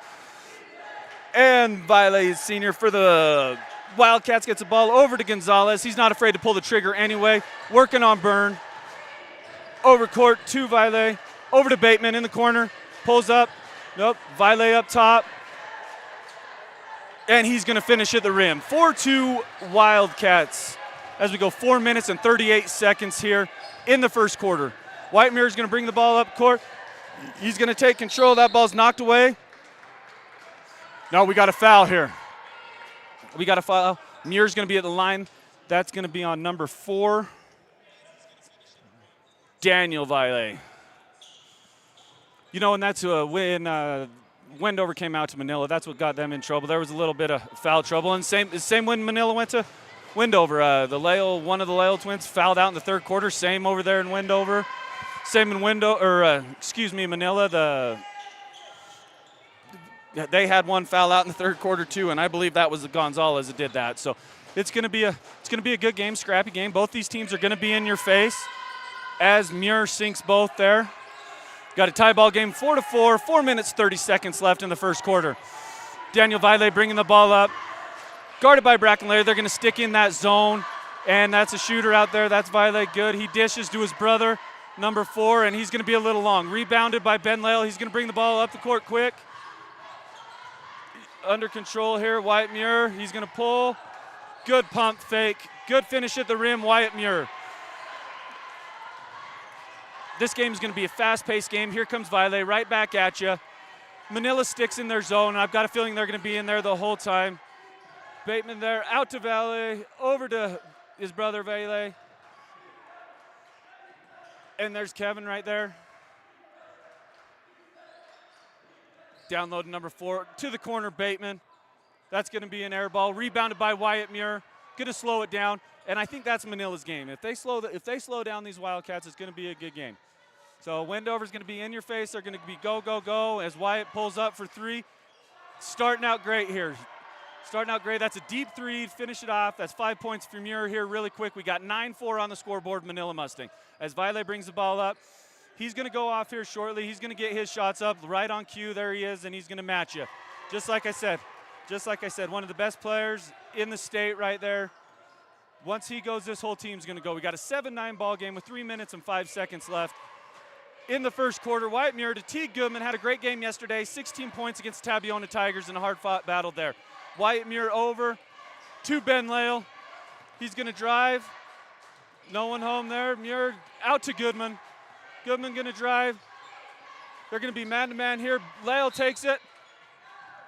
Good take by Ben Lale. Foul's going to be on the floor. Number 12, Bateman. It's going to be 1 on Bateman. You got 2 team fouls there as we got some subs here. You got number 1 Angel Mendoza going in for number 4, Daniel Valle on the Wendover side. Looks like you got Enoch Wilson for Brody Byrne on the Manila side. Wilson, big, tall, lanky kid, sophomore, played the game good. Great pass from Bracken, and one for Bracken Lale. Assist by Ben Lale. Goes up strong right there, brings the score to 7-11 in favor of the Mustangs. That's the 3rd team foul on Wendover. Let's see if Bracken can do it the old-fashioned way here. And just off. Offensive rebound. Both boys going at it. Ball's on the floor. Might have got away with the foul there on Goodman. Valle bringing the ball up. He's going to stop and pop. He's not afraid to. And there's Gonzalez. Like I said, he's super soft by the rim. Tough underneath. Good move by Gonzalez. Just couldn't finish. You got Ben Lale in the corner. He's going to stop, go. And another foul. Good drive right there by Ben Lale in the corner. Pump fake, got him in the air, and took the ball baseline. That's going to be 4th foul on the Wendover Wildcats. That's going to be on number 3, Jared Guzman. Score 7-11 still with 2 minutes, 16 seconds left on the scoreboard. As Ben sinks the first one, we got a score of 12-7 in favor of the Mustangs.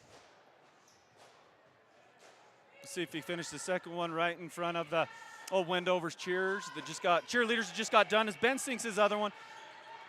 And there's Gonzalez giving the ball up here to number 1, Angel Mendoza, bringing it down. Kind of took over the point guard there from Raul Valle. Guarded by Muir. Good drive in there, leaving Mendoza right open, and he's going to be just short of that. Another defensive rebound, and that's going to be a big key to this game is rebounding, just like every other game. Whoever's going to have the most rebounds, the most second chance opportunities, especially on that offensive end, they're going to be successful. Bracken with the inlet to Teague with a great move underneath, just comes up short. Got to be able to finish those. Valle brings the ball up court. He's going to stop. Nope. Over to number 1. That's going to be Angel Mendoza. Over to number 3, Jared Guzman for a deep 3. Rebound, Bracken Lale. He's going to stop here. He's going to find T. Goodman. 4-3. That's going to come up short. Rebound, Ben Lale. And one by number 2, Ben Lale. Offensive rebound takes it right to number 3, Jared Guzman. Mustangs came out a little bit more aggressive than the Wildcats so far. Offensive rebounds, defensive rebounds, getting up and down the floor, taking it right to them. That's 5 fouls to nothing here. Let's see if Ben can do this the old-fashioned way. As White Muir sits down for Brady Byrne coming in. And there's Ben finishing it. Got a score 17-16 in favor of the Mustangs as Raul Valle brings the ball up the front court. Over to number 1. Angel Mendoza over to Valle with a good jab step, guarded by the Lale twins. Over to Bateman. Up to Valle up top. He will pull from there. Number 4, Daniel Valle, over to the corner to Bateman. Up to Mendoza, over to Valle, and there's Gonzalez for the 3, and he missed. Rebounded by the 6'5" sophomore, Enoch Wilson. And Coach Hughes is going to slow it down here. You got 41 seconds left in the first quarter. 16-7 in favor of the Mustangs. Bracken over to his brother Ben. Ben's going to stop, over to T. Goodman, over to Bracken Lale. Bracken's going to pull, and he's way short there. Way short. So I got 26.8 seconds left. Got Gonzalez going to inbound the ball to Valle here. Manila sticking to that zone. Bracken Lale up top. And then Valle over to 1. Over to Bateman. Back to Valle. Down to. Good move and 1 by Gonzalez. No, we're going to have a travel here. I think they got away with 1. Wendover's coach is not upset about that, and you know what? I'm going to agree with him. I thought he had him pinned. Good move. Bracken bringing it in with 5 seconds left. Pulls just off the front of the iron. Great first quarter for the Manila Mustangs. You got a 7-16 ball game here. While I got a second, I'd like to give a shout out again to our sponsors, Rocky Mountain Power, What Smart Homes. Lower your costs and keep your home comfortable all year round with tips and rebates from Rocky Mountain Power, What Smart Homes. Visit whatsmarthomes.com to learn more. This is a Rocky Mountain Power Watt Smart Homes presentation of the Utah High School 1A Region 22 basketball tournament on mylocalradio.com. WattSmart is Rocky Mountain Power's energy efficiency program. WattSmart provides rebates to residential customers for energy efficiency upgrades made around the home. Devices and appliances that use electricity in your home can usually be made more efficient, and that can save you money and energy. When you decide to make upgrades, we have rebates available for you. Visit wattsmarthomes.com today.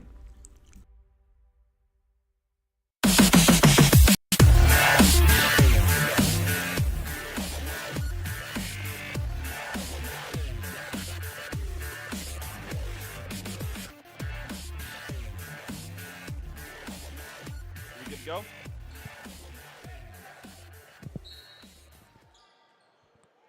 All right, welcome back to the second quarter here. Manila Mustangs on top of the Wendover Wildcats. The score is 16-7. Brackenlale got the ball at the front court here, looking down. Brody Byrne, good dish. Just a fumble there by Brackenlale, trying to take it out, getting a little scrappy down there. Brody Burns getting it to the corner. Over to Wyatt Muir, who's been feeling it. He's been hot so far. Over to Brackenlale. Wendover's going to that zone as well here, and I think they were the first quarter. I apologize with that. Good hard take by T. Goodman. Comes up a little bit long. Rebounded by the Wildcats, and a stop and pop by Raul. Up and under, and there's your and one from Gonzalez. The kid's a stud. Comes up a little lame there, limping a little bit, but good finish. That foul's going to go against Byrne, I believe. That's going to be his first, team's first. Brings the score to 16-9 in favor of the Manila Mustangs. And he's going to finish there. Whitemuir bring the ball up for the Manila Mustangs. Manila's going to do with what they do in any zone defense here. They're going to stay very wide. They're going to wait for their shot. Be patient. Brackenlale gets the ball up the front court. Whitemuir looking down to Brody Byrne. Ben Lale in the corner. He's going to stop. Pump fake here, looking. He's kind of in trouble here. The backdoor cut and taken away by Bateman. Bateman going to push. Raul Vaile here. Going to take it right at Ben Lale. And there he is again. There goes Gonzalez. Wildcats coming out on fire here. Like I said earlier in the game, Mustangs are going to want to slow them down. Wildcats are going to want to go quick. You got those two players that, like I said, are two of the best players in the state, and they're not afraid to take over games. Ben Lale in the corner here. Over to his brother Brackenlale. You got Gonzalez and T. Goodman getting into it. There's a good battle down there between both of them. Both very physical kids, not going to want to let down. Muir in the corner for three. That's off. Rebounded by Gonzalez. Brody Burns on top of him there. We're going to have a sub here for the Mustangs with the score 16-12 in favor of the Mustangs still. You got Enoch Wilson in for Brody Byrne as Gonzalez brings it into Raul Vaile.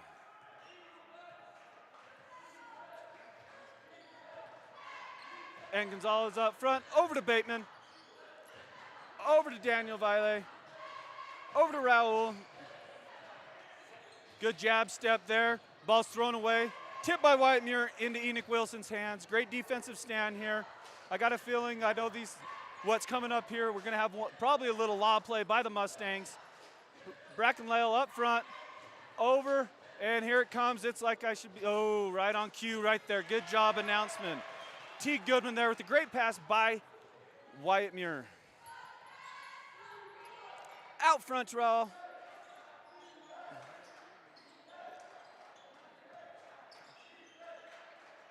Over to Gonzalez, and he throws it away. Turnovers also, you guys know how the game's played. Turnovers are going to cost you, especially in a tournament like this. Like I said, this is Manila's third game in under 24 hours. Wendover second. That's why I like this tournament. You know, get you ready for the state tournament here. It's a grind. Whoever's in the best shape here is going to win as Muir travels there. He doesn't like the call. I'm standing right on top of him, and he definitely did. But that's all right. You got a score of 18-12 here in favor of the Manila Mustangs. Ball is inbound to Angel Mendoza. Over to number 4, Daniel Vaile in the corner, and that's long. Rebounded by Bracken Lale. Ball's bringing up by Wyatt Muir here. Bracken up top. They're going to pull it out. Just like I said, they're going to continue to try to slow this game down. Great pass over to Enoch Wilson, Ben Lale in the corner. Back to Enoch. Soft around the rim. Offensive rebound by T. Goodman. Comes up short. Ooh. Gonzalez doesn't like the contact there. He kind of let the official know. The official just said, you know what, go back and play the game. It's contact sport. Number 12, Bateman, over to Violet, over to number 1, Angel Mendoza. That's going to be long. Gonzalez to Bateman. Violet up front. Stop, pop, little off. Bateman over top of T. Goodman there with the good offensive rebound. Over to number 4. Back to Bateman in the corner. Over to number 1, Mendoza. Out front to number 5, Raul Violet. He stop, pop, and he's smooth. Bracken Lale, gets picked on the offensive rebound. Out to Violet. There's a rebound pulled in and a foul. That's going to be on number 12, Bateman. I promise Raul and Gonzalez are not afraid to keep shooting. They will keep shooting and they will start falling. So the Mustangs got to start getting offensive rebounds on the other end. Wind over, the balls will fall. That foul right there is on number 12. That's going to be Braxton Bateman's second. It was Whitemuir is going to inbound the ball to Bracken Lale. Coach Windover is going to pull Bateman here with 2 fouls. 4 minutes left in the second quarter. I'm not sure what sub came in there. I apologize. Ball into Teague. Goodman. Whitemuir goes off the rim. Rebounded by Wilson. Got a jump ball. Possession's going to go Wildcats. Muir's kind of calmed down here a little bit. Started the game really hot. You're going to see a defensive stub here. Blake White, that's kind of his job here. He's going to come in. They're going to go switch to that 1-3-1 zone. Windover's they got him scouted very well. They're setting up something different here. They know what's going on. They're going to be a little wide here. You're going to have Bracken Lale as the runner on the 1-3-1 down low. They're going to go to their corner, over to Valle, over to 1 to Angel. Deep. And rebounded goes to Bracken Lale. And once again, Whitemuir's going to walk the ball down the floor. 3:27 left in the second quarter. Score 18-12 in favor of the Mustangs. And we got to travel. Number 4, Daniel Violet, is going to inbound the ball here to number 1, Angel Mendoza. Blake White sticking to that 1-3-1. Blake on top. He's going to be running. Got away with the travel there. Number 4, Violet. Back up front to Mendoza. There's another one. And number 4, and that's going to be Violet, and that's nothing but net. It's going to bring the score 15-18 in favor of the Mustangs. T. Goodman up front. Bracken Lale to the corner. Whitemuir up top on the wing. Ben Lale in the corner. Whitemuir to the wing. Over to Bracken Lale up top. Bracken, we're widening it out. Coach Hughes doesn't like something. Coach Hughes does not like it. There's Ben in the corner.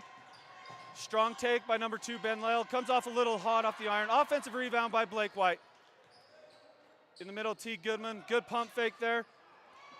Great pass. Blake White wasn't ready for it. Number 11 wasn't ready for it. And here comes Enoch Wilson. Enoch Wilson for Blake White. Got 2:32 here left in the half. 15-18 in favor of the Mustangs. Angel Mendoza over to Raul Valle, back to Angel. Mustangs switch back to that 3-2 zone with the Lale brothers up top. And Mendoza, he just hit one a second ago. Off the mark there, rebounded by Muir. 2 minutes, 10 seconds left in the second quarter. Quick look, Enoch Wilson there, out to Bracken Lale, over to his brother Ben, back to Bracken, over to Ben. Looks like Windover knows what's going on. They're not going to let Muir and the Lale brothers, they're not going to let them outside. Every time the ball's outside, their hands in their face, they're going to make them beat them down low. They're going to make them beat them down low. Enoch Wilson up top, he's going to take a good take there, just a little hard off the glass. Offensive rebound. We got a foul here underneath. That foul's going to be on number 3, Jared Guzman. You got fouls 2-2. That's going to be the third on Guzman. I wouldn't be surprised if you see him go to the bench right here, and that's exactly what they're going to do. You got number 0, Marcus Gomez coming in. Wendover's coach not very happy about it. As the Mustangs bring the ball in, over to Brackenlale. He's going to pull from deep, and that's good. That's good right there. Brings the score 21-5, but Valle right on cue. He's going to match it. He said you got some great shooters in this game. You got Muir, the Lales, Valle, Gonzalez. You got a bunch of three-point shooters in this game. Muir's going to see it, see the opening, and he's going to get picked, and the foul's going to be picked up by number 1, Angel Mendoza. 21-18, 1 minute, 12 seconds left in the half. Manila Mustangs going to bring the ball in from under their own basket. Manila going to work for a good shot here. Muir to the front court to Brackenlale. Wyatt Muir to the corner, and that's good. You got three-pointers falling all over the place. 3 and 3 possessions. 24-18 Mustangs. Number 4, Valle, out to number 1, Valle, and over number 0. And he comes in right off the bench. Marcus Gomez wastes no time filling in, and he hits it right off the get-go. 24-21. I wouldn't be surprised here if the Mustangs slow it down, try to get a good shot. You got 40 seconds left. There's that lob play game. And I think he got hacked there, but I'm not an official. Great block there by Gonzalez. 37.5 seconds left here in the half. 21-24, just like we expected. Going to be a great ball game here. Muir to inbounds to Goodman, who fumbles. Blocked again. Valle, I'm sure Wendover here is going to save for the final shot. Over to number 0, Marcus Gomez. Deep. Valle to the corner. Guarded by Goodman. Switched off here. Brackenlale on number 1. Angel Mendoza's up in that zone. And there's Gonzalez, number 5, Valle. Over to the Daniel Valle. And it's starting to rain threes. That ties the ball game up with 5 seconds left. Wyatt Muir come down. Brackenlale, air ball. That brings us to the end of the first half with the score 24-24. We'll be right back. Thank you.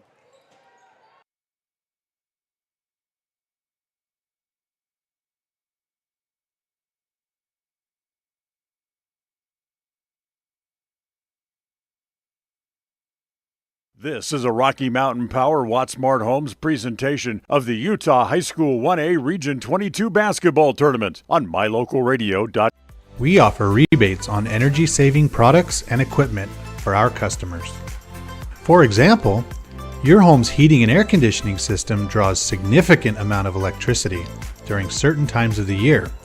We offer cashback for heat pumps, which use energy-efficient technology to heat and cool your home. We also offer rebates on appliances and smart accessories like smart plugs and smart switches. Really, for anything that draws electricity in your home, we usually have some type of rebate to offer you. Visit wattsmarthomes.com today. And now a message from the experts at Bear Lake Realty. Welcome to Bear Lake, the Caribbean of the Rockies. We are your Bear Lake experts. We have everything from Eden Ranch, which you see here, to 7 Mile up in St. Charles, to Water's Edge in Garden City, and Legacy Beach, and the Reserve. It's been with us forever, and what a beautiful access to the lake that is. So anything you need Bear Lake wise, make sure and contact us, Bear Lake Realty. Ready has provided safety and excellence in industrial construction and support services since 1982. Our experts self-perform all phases of construction on new or existing structures, such as site excavation, access road creation, concrete foundations, welding, and the installation and maintenance of piping, tanks, metal buildings, and more.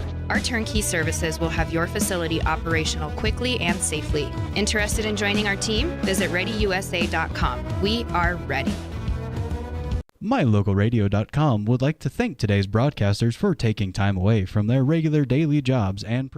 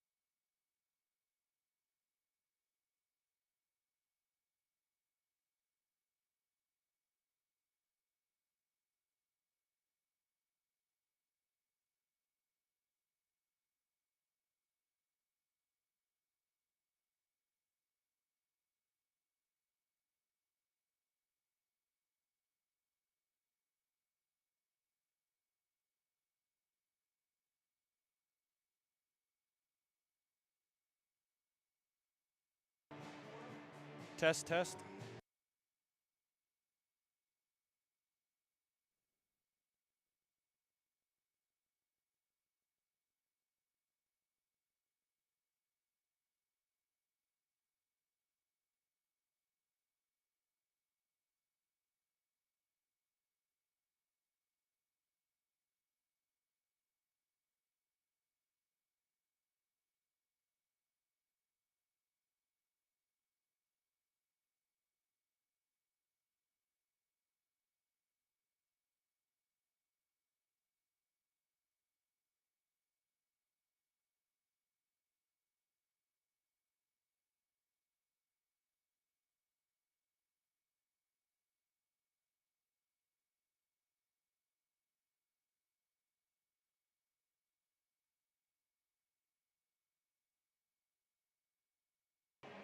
All righty, welcome back in to the broadcast here in Park City at the Region 22 tournament here.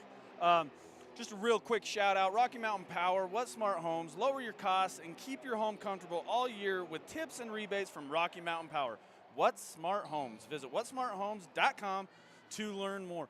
And as anticipated, going into this second day, and first boys game of the day, hard-fought battle right now. Both teams are playing great. Manila first quarter came out hot.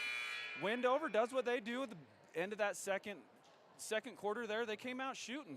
There's some great shooters on this team. Both coaches very, very good. They got their boys going. I'm excited for another great half of basketball here.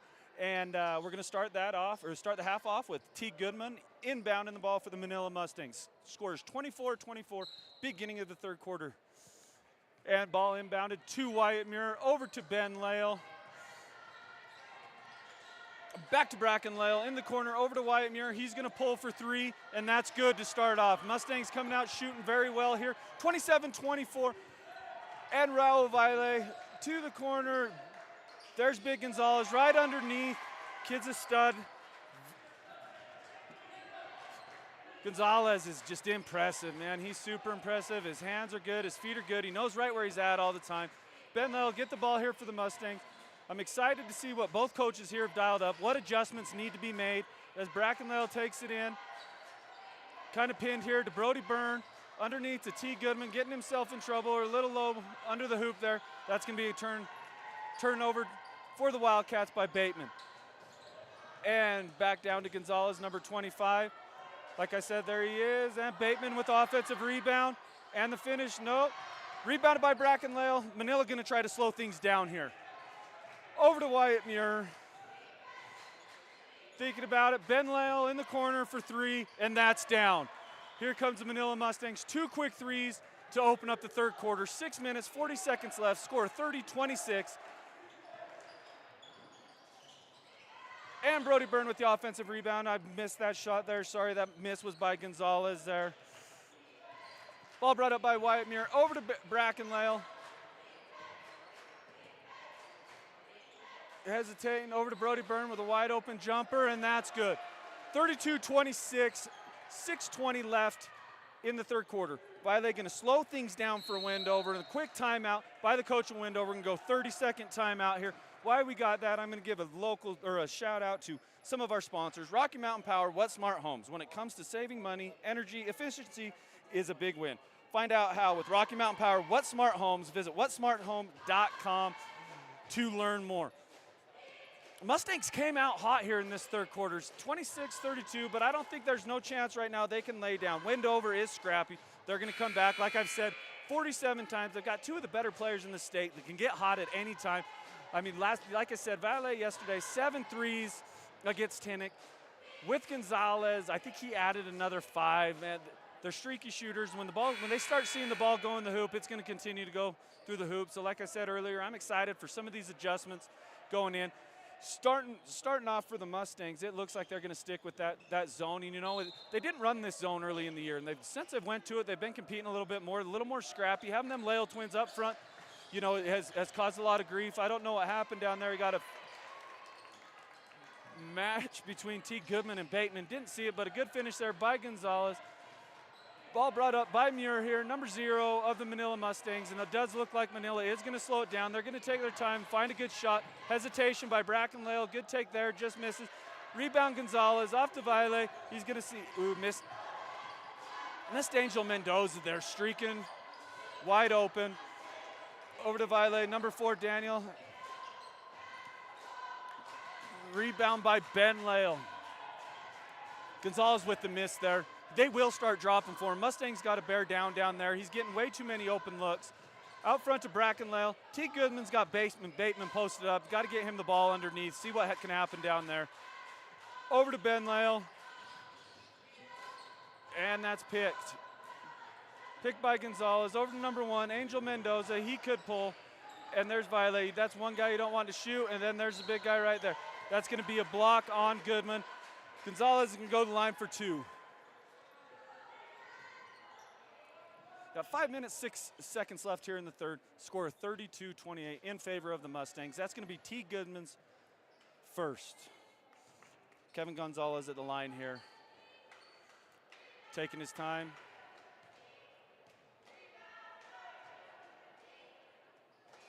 He's good there.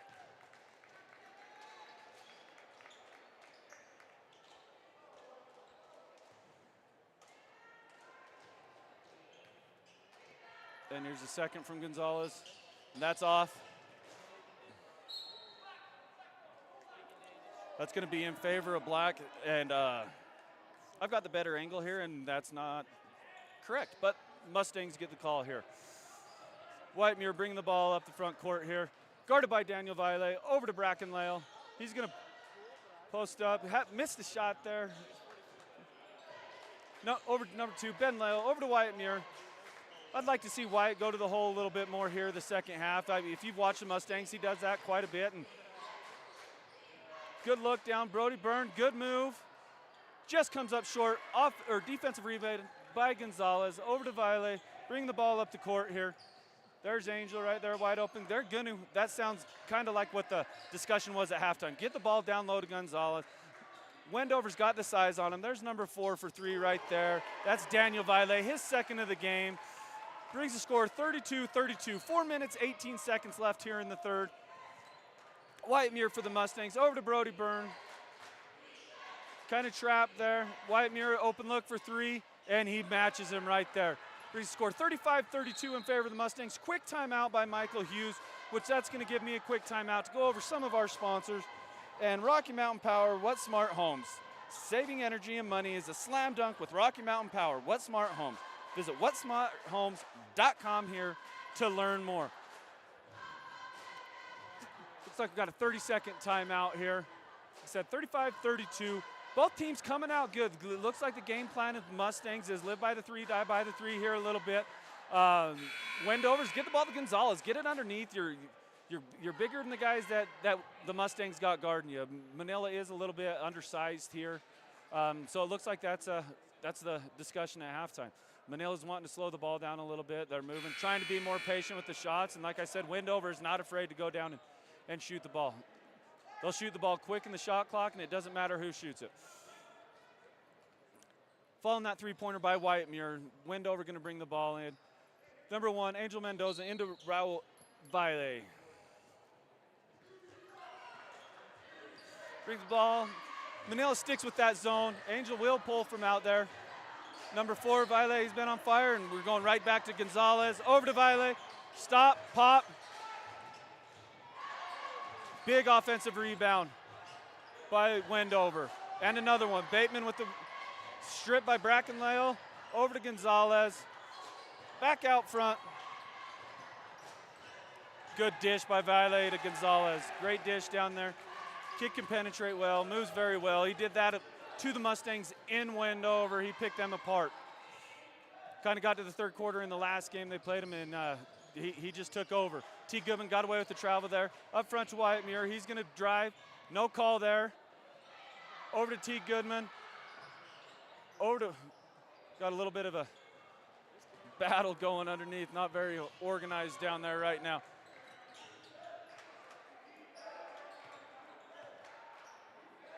Over to number 4, Daniel Vile. Over 1, Mendoza. And there's Bateman underneath. Over to number 1. Ben Lale with the foul there. I believe that's his first. Going to have a sub here for the Mustangs. You're going to see Enoch Wilson in for Brody Byrne. Enoch yesterday against the Tabiona Tigers played fantastic, had 5 or 6 blocks, rebounded the ball very well. We're going to need that size right now. Number 4, over to Vile. Back to number 4. Number 1, Mendoza. Back to Daniel Vile. Back to Mendoza. There's Gonzalez, that 12-footer, and nothing but the bottom of the net there. 36-35 in favor of Wendover. 2 minutes, 32 seconds left as Wyatt Muir slows the ball down for the Manila Mustangs. T. Goodman, great pass. Ben Lyle, great pass by T. Goodman. I like that. They did that a couple times yesterday. That back cut right there when they're being a little aggressive, the back cut works very well. Up to number 1, Angel, over to Vile, back to Bateman. And that's a little long. Big rebound by T. Goodman. Scored 36-37 in favor of the Mustangs. Wyatt Muir pulls over to T. Goodman. Over to Bracken Lale. Wyatt Muir going to penetrate here. Over to Goodman. Trying to get Bateman on the floor. He does have 3 fouls. There's Enoch Wilson. Take Ben Lale. They're going to reset here. Mustangs are going to reset. You got 7 on the shot clock. 5. And Lale gets a shot off. I don't know how. I don't know how. I thought he ate that one. Out to Raul Vile, and he's deadly from out there. Deadly from out there. Brings the score to 39-37 in favor of the Wildcats. As Muir walks the ball up the floor with 1:15 seconds left in the third quarter. Bracken Lale in the corner, waiting for something to happen. Over to his brother Ben. Off the front of the iron there. Rebounded by Vele. Minute left here, 39-37. Over to Bateman. Got corner here, Angel Mendoza. Over to Raul Vile. Back to Mendoza. There's Gonzalez. Another offensive rebound for the Wildcats. Stop, pop there. Another, got his own rebound there underneath. And we're going to go. I don't know what we got going on. We haven't. It's called jump ball. Okay, we called the jump ball there. There was no sign from the ref there, so I wasn't 100% sure. Coming back in, checking in for Gonzalez with give him a break this last 39.9 seconds is Jared Guzman. He's got 3 fouls. At number 4, Ben Lale tips that away from Daniel Vile. Ball's going to be out on the side for the Wendover Wildcats. We got a discussion here with the refs. I'm not sure what it is. Still don't know what's going on. Don't know. Wyatt Muir's going to take a break with 38 seconds left, too. That's going to bring in Blake White. Wish I knew what this discussion was about.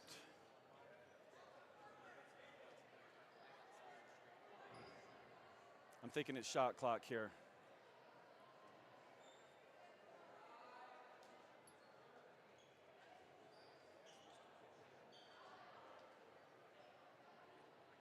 Still over there at the desk. While we got that, we'll take a second here to go over some sponsors again. Rocky Mountain Power, What Smart Homes. Score rebates on energy-saving heating systems, appliances, and more through Rocky Mountain Power, What Smart Homes. Visit whatsmarthomes.com to learn more. No idea what that discussion was about, but we're going to go down there where we officially started the whole discussion at.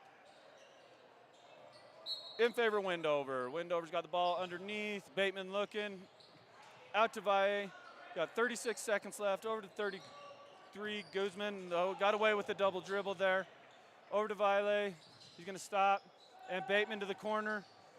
Looking. 20 seconds left. You're about 3 seconds difference on the shot clock here. Over to Valle. Guarded by Ben Lale. In the middle of the Guzman. Steps out. Valle. Deep 3. And that's off the board, or off the back of the iron. Rebounded by T. Goodman with 9 seconds left. 9 seconds left. Got to go here. 5, 4, 3, 2. Bracken's trying to get up a shot, and at the buzzer. 39-39. Good finish by the Mustangs right there. As we started the third quarter, we are tied 39-39 going into the fourth quarter as anticipated. Two of these teams going right at it. Kind of crazy that these teams' records are what they are because, they're dang good. They've had some bad losses and some great wins, but you know what? That's how the game is. That's how the game is. Wendover can beat anybody on any given day. Same with the Mustangs. I'm super excited for the next couple weeks going into the state tournament. I'm super excited that this region tournament is back on. I want to thank everybody that put this together for us. It's exciting. It gets these boys ready for the state tournament, seeing different officiating, playing multiple games in multiple days. Like your Mustangs here, this is their third game in under 24 hours. Wendover, their second. So it's good. Legs are going to start to go here. People are starting to get tired. This last 8 minutes is going to see who's in better shape here going in. Going into this fourth quarter, Wendover may have the deeper bench going into it. As you've noticed, the Mustangs have only played 6 deep, 7 deep at times. Mirror the Leo boys, they don't come out very much. On the other end, Gonzalez got his break there. Valle, he never comes out. So we're going to see what's going on. I know I couldn't run like this. So we're going to start this fourth quarter off, and we're excited for it, and it's going to be a good one here. Possession arrow is pointed at the Mustangs, and here we go. Hope everyone's ready for an exciting fourth quarter. As Muir walks the ball up over to Brackenlale, looking at T. Goodman, had him, missing him there for a minute, up front to Brody Berm. T. Goodman and Gonzalez battling down there. That's two big guys going right at each other, wearing each other out. Muir with a good drive there, comes up short, and I don't know how that wasn't a travel, but that's all right. Out to Valle. He can stop and pop at any time. There's number 3, Guzman. That's going to be hard off the back of the iron. Rebounded Muir. Running the floor. Ben Lale is in the corner. Nothing there. Wyatt Muir is going to stop. Pop. Comes off the back. Rebounded by Gonzalez of the Wildcat. Out front to Angel Mendoza. Over to Gonzalez. Back to Mendoza. That ball's picked by Ben Lale. He's going to go and finish at the rim. 41-39 in favor of the Manila Mustangs. Ball bringing up court by number 4, Daniel Valle, over to his brother, Raul. Number 1, Angel Mendoza. And I really have no idea if they're brothers. So if they aren't, somebody text me and please tell me. As Gonzalez misses a 3 there, rebounded by Brackenlale. If you're watching the game, the only way you can tell the Lale twins apart are the mustaches. Ben Lale, no mustache. Brackenlale's got the mustache. That's the only way. And Brody Byrne up top, out to Brackenlale with the mustache. Brings it over to T. Goodman. Over to Ben Lale. Back out to Brody Byrne. 13 seconds left on the shot clock here.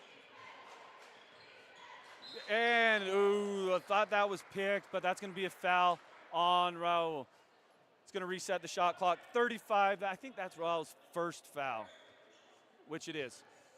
Nobody in serious foul trouble to start the fourth here. The refs are letting them play a little bit. They're banging them around. It makes it fun going into a tournament like this. We like to let them play. Ball's inbounded to Brackenlale in the corner. Over to Wyatt Muir. Back to Brackenlale. He's going to drive in the middle, looking for a cutter here. Great pass to his brother. Misses. Over to Bateman, number 12. And he missed 2 layups in the row. And that's rebounded and slowed down by Brackenlale of the Mustangs. 5 minutes, 50 seconds left. Over to Brody Byrne. Brackenlale. Cutter, Brody Byrne's missed there. There's Wyatt Muir cutting in the middle. Ben's going to pass to his brother, Bracken up top. We're going to slow things down.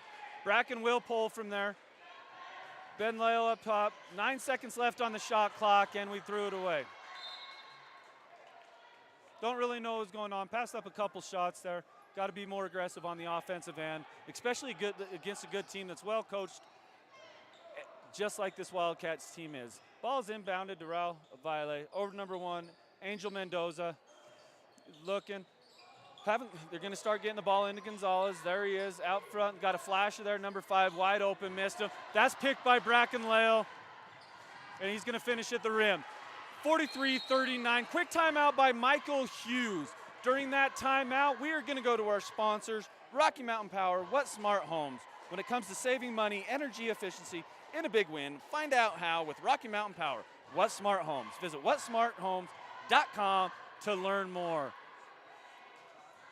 as promised, much anticipated match here against the Mustangs and the Wildcats. Right now in favor of Manila, 43-39.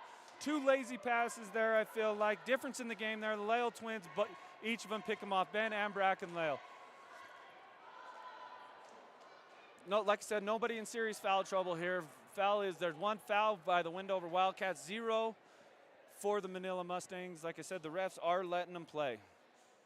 Super exciting matchup, and I'm even looking forward more to the big one coming up after this. Tinnick Miners versus the Tabiona Tigers on the boys' side.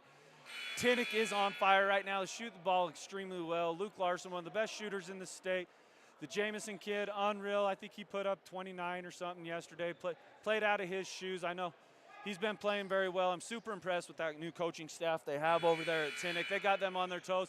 Those boys deserve that. They're playing very well right now. On the other end, Tabby, they got a legend in a coach, and they're going to be ready. They got one of the best players in Gavin Rhodes. But let's start this up with 5 minutes left here in the fourth. Ball out to number 4, Daniel Valle. Over to number 1, Angel Mendoza, guarded by Ben Lale in that zone. Ball's thrown at the knees. Jab step by number 1, Angel, and he's going to pull from there. Off the front of the iron, I believe that's going to be black ball. That's going to be out on number 12, Bateman. Coach doesn't love the shot selection there. Going to put a little more pressure on Muir bringing the ball up with Valle here. I wouldn't be surprised if they go to one of the Lale boys, bring the ball up here. Going forward, I feel like we got away with an arm bar there. Number 1, T. Goodman, over to Wyatt Muir, in the corner to Ben Lale. Quick pass. Oh, we're going to get a foul on Bateman. I believe that's his 4th. That's going to be his 4th. 4 minutes, 35 seconds left here in Park City at the Region 22 tournament here. 43-39 in favor of the Manila Mustangs. Ben Lale to inbound the ball to his brother Bracken Lale. Up front to Brody Byrne. Over to Wyatt Muir, who got away with the travel there, I think. Bracken Lale with the ball. 28 seconds left on the shot clock. Burns got Gonzalez posted up. Over to his brother Bracken. Stop, pop, just off the back iron there. Rebound by Daniel Valle. Over to Raul Valle. Got Angel Mendoza here in the corner. And right on cue, there he is. Looking for Gonzalez. There's Raul right there. That came off good. Missed it. Bateman almost with a big offensive rebound. I'll tell you what, that's a big kid that's not afraid to go in and then bang up a little bit. He's not afraid of contact. He will go get you. Wyatt Muir here gets Valle. Bracken Lale with the ball. I don't know what's going on with T. Goodman and Bateman down there. They're getting a little physical. There's Muir, off balance shot there. I don't love that shot selection, but everyone's going to dive on the floor. Big game here. I believe the possession arrow is to the Wendover Wildcats here. 3 minutes, 43 seconds left. Got Blake White checking in for Brody Byrne here. So my guess is you're going to go right to that 1-3-1 zone. And it looks like I am correct. And over to Angel Mendoza. Blake will run. He is not afraid to run. He's not afraid of contact. And one thing is he can't slow down. He'll go right through somebody. And the ball right out front. Over in the corner for 3. Angel Mendoza and right on cue. Bracken Lale over to Wyatt Muir. 43-42, 3 minutes left. 3 minutes, 15 seconds left in the ball game here. Going to come down to the wire. Like I said, officials are letting him play. There's Blake White with a good move. He's down. Bateman. Raul Valle, he's going to go to the hole here. Nothing there. We're going to go. We're making a decision here. And one. Great move by Valle. Brings the score 44-43. 3 minutes, 1 second left. Wyatt slid under that one just a little bit. What do we got going on here? Referee just called something. Do you guys know what he called? Okay. Yep, just a and one. Well, we don't know. Yep, there we go. Get the ball back. Officials over at the desk. They're trying to sort something out. I'm not sure what it was. The basket did count, but I'm not sure what our dilemma is. Now we're going to go over talk to Wendover's coach. We're shooting one. Basket was good. Right at the line. 44-43. 3 minutes, 1 second left. That's Muir's first. 45-43.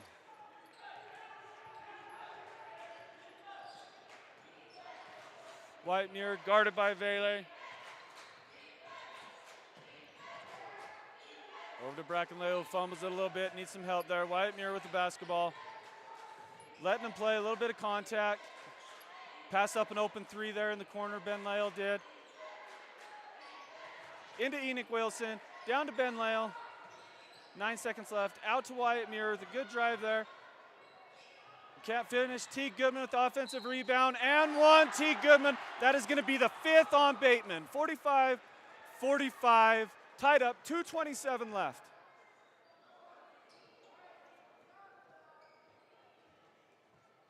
That's gonna be the 4th on Bateman. I was way off, I apologize about that. Let's see if T can do it the old-fashioned way here. It's gonna be intense, 2:27 here. And Goodman misses. Out to Daniel Vile, in the corner to Bateman. Up to Angel Mendoza, over to Raul. Gonzalez here. Up front to Angel. There's Bateman. Rebound Ben Lale. Gonna slow it down here. Gonna go to the hole. Over to Enoch Wilson. We got to travel. A lot of contact there, but I feel like that's the right call. A lot of contact. 1:52. We got a tie ball game here. Nobody in real. Mustangs only got 1 foul this quarter. Wendover up to 3. Vile going to bring it down. I'm sure we're going to start slowing the game down here. If work for a good shot, and we're going to have a timeout here by Wendover. Let's see if we got a full or 30 timeout here. Not 100% sure yet. Full timeout, Wendover. Let's go to our sponsors here. Rocky Mountain Power, What Smart Homes. Saving energy and money is a slam dunk with Rocky Mountain Power, What Smart Homes. Visit whatsmarthomes.com to learn more. Okay, got 45-45 ball game. Roughly 1:40 left. Just like we thought, and I've said it a million times, this is going to come down to the wire. 2 great teams going at it right here. Both of them deserve to win. We're going to see what happens here. We're going to see what the coaches come up with here. If I'm Wendover here, there's a good possibility I'm going to find Gonzalez underneath, and on the other end, if I'm Coach Hughes, I get the ball. I'm looking at Muir, one of the Lale boys here, possibly T. Goodman underneath, depending on what's going on down there. So we're going to see what's going on. I'm excited for this last minute here. Looks like both teams have 3 timeouts left.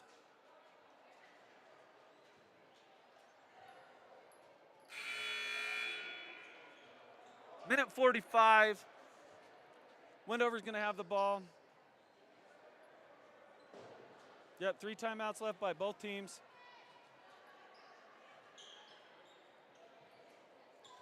Daniel Vile to inbound the ball here next to the Wendover Wildcats bench. Out to Angel Mendoza here, over to Daniel Vile. Back up, over to Gonzalez, to Daniel. Kick over, Vile looking at Gonzalez. They're looking at him just like I said they were going to. That's a crazy pass. Intercepted by Ben Lale here. Goes into him. Good finish there by Ben Lale. 47-45, 1:20 left. Quick timeout by Michael Hughes and the Manila Mustang bench. That's a huge lazy pass by Bateman a little bit. Those Lale twins up front are tough in the top of that zone there.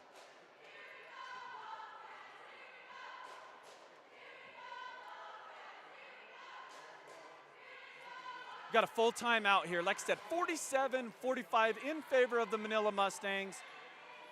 The only foul trouble I know of is Bateman from Wendover.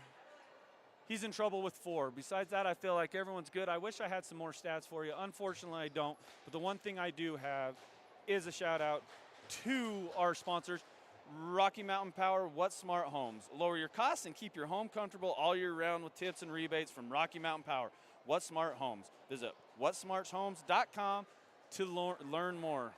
I'm sure I'm a Rocky Mountain Power customer because I know my wife likes my house super warm and it's quite annoying, but that's not the point here. We got 10 seconds left on this timeout.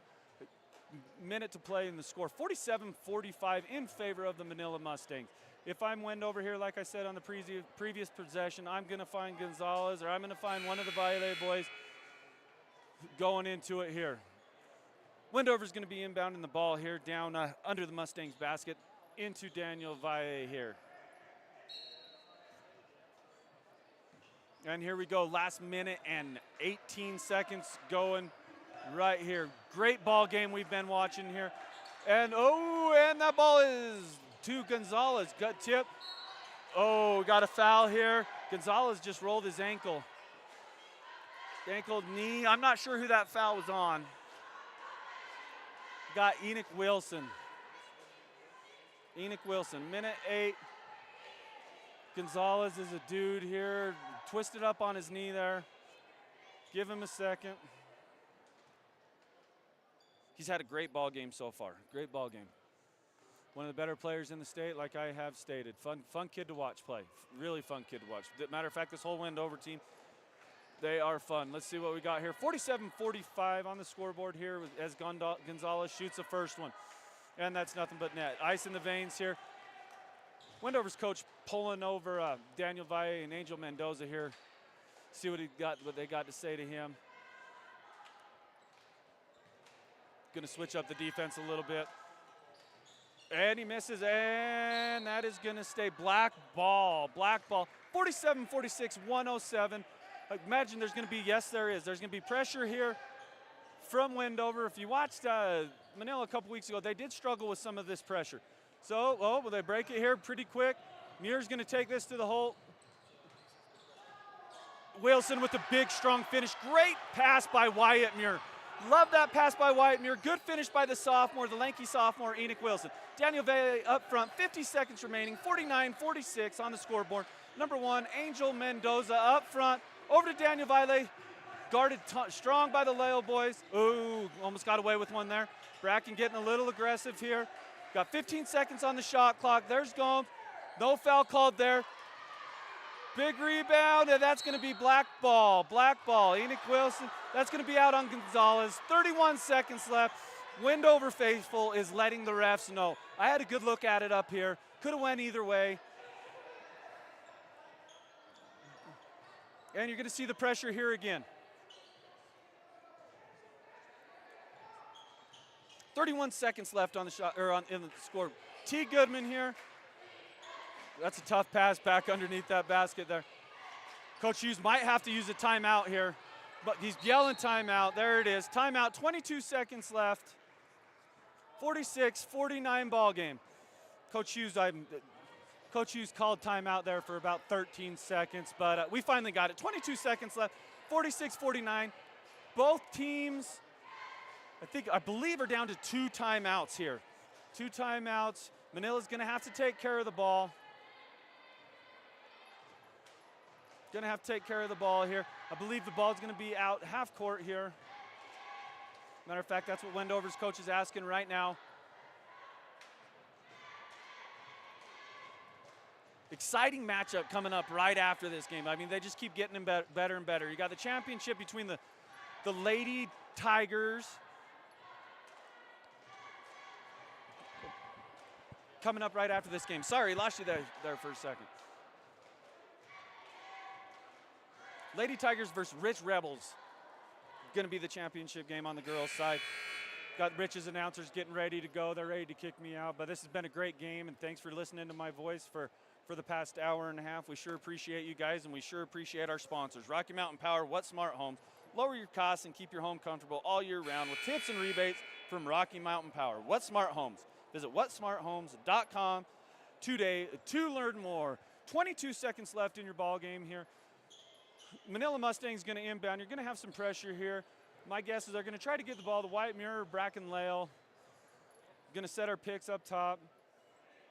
They're going to be face guarding. Yep, double team there on Bracken Lale. Comes through to Wyatt Muir. They're going to go for the foul. There it is. And the foul on Gonzalez, which is a good foul. Great foul there by them. Just because you're not in the bonus there. That's going to be the fourth team foul. Fourth team foul by them. 15.3 seconds left. in the game here. Brackenlell going through. Enoch Wilson back to Ben. There's a foul right there. Gonna put Ben Lale at the line. 49-46, 10.4 seconds left. I think Wendover let a little, they wanted to make a foul there a little bit quicker, but that's gonna put Ben Lale at the line. I believe he's 1 for 1 at the line today.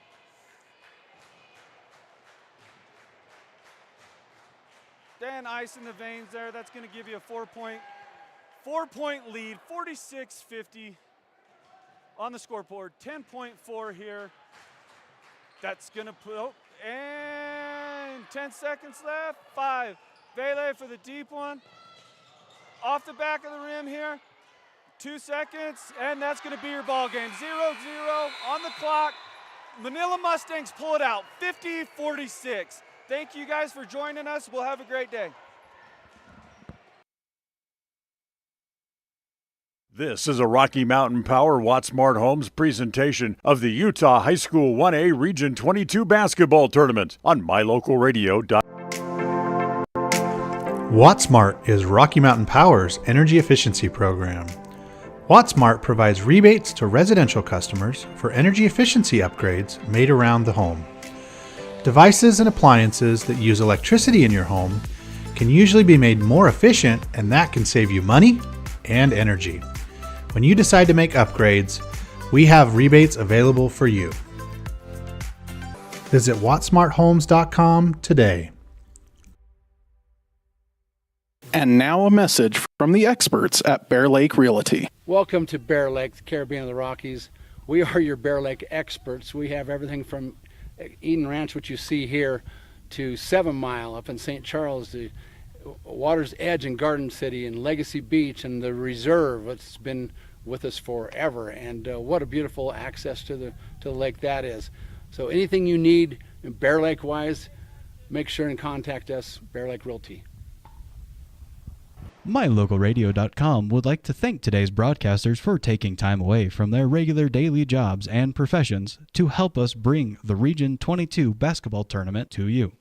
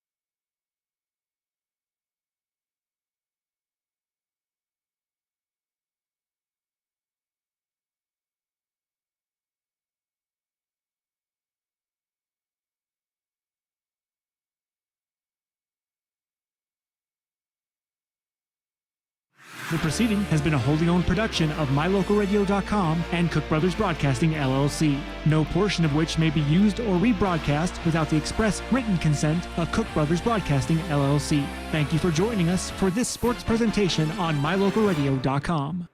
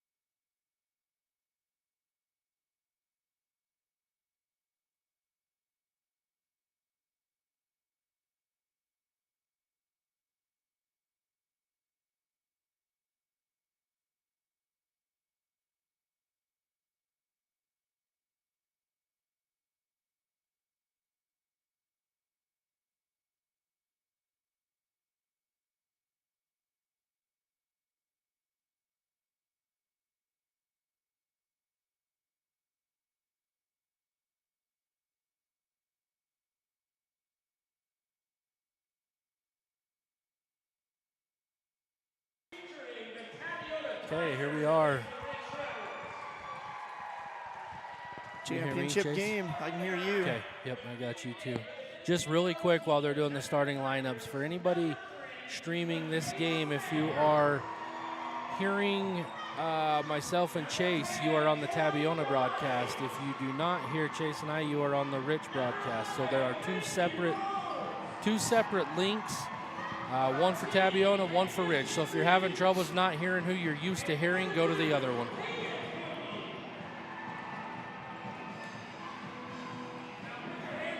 Getting the starting lineups going here. These two teams have met earlier in the season. Rich has come away with the victory twice now. See if the Tigers can respond back. It's hard to beat a team 3 times.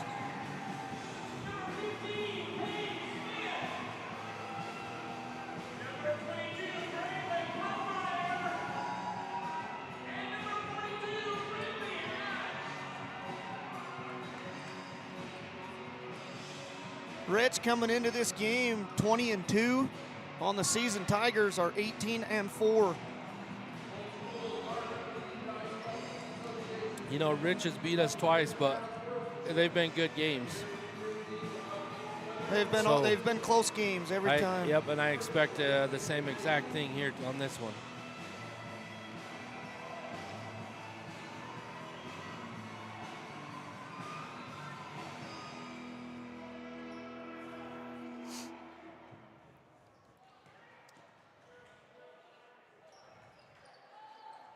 Looks like the officials are ready.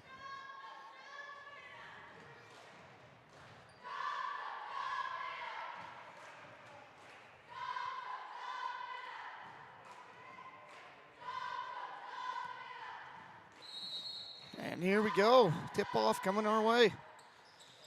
Weston with the ball for the Rebels. He gets it ahead.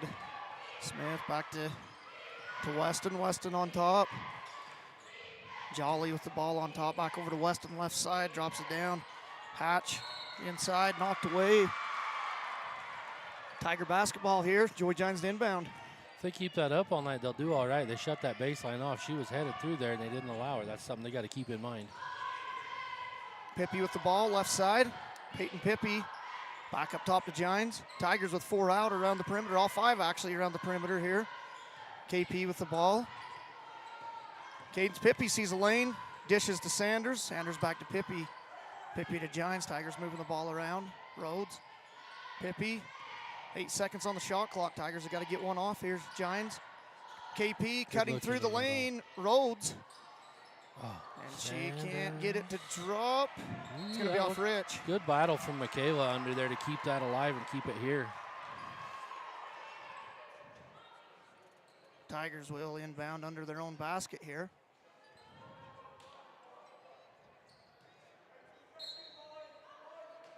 Rhodes to inbound. Rhodes gets it into KP. In she goes. She's going to be hit and go to the line to shoot 2. That foul will be on Pugmire, I believe. That'll be her first foul, first team foul, first foul of the game, actually.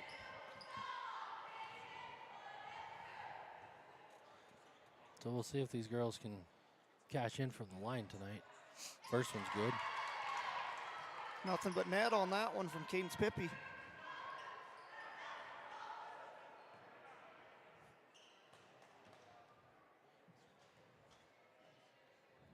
Second one on the way for Pippy.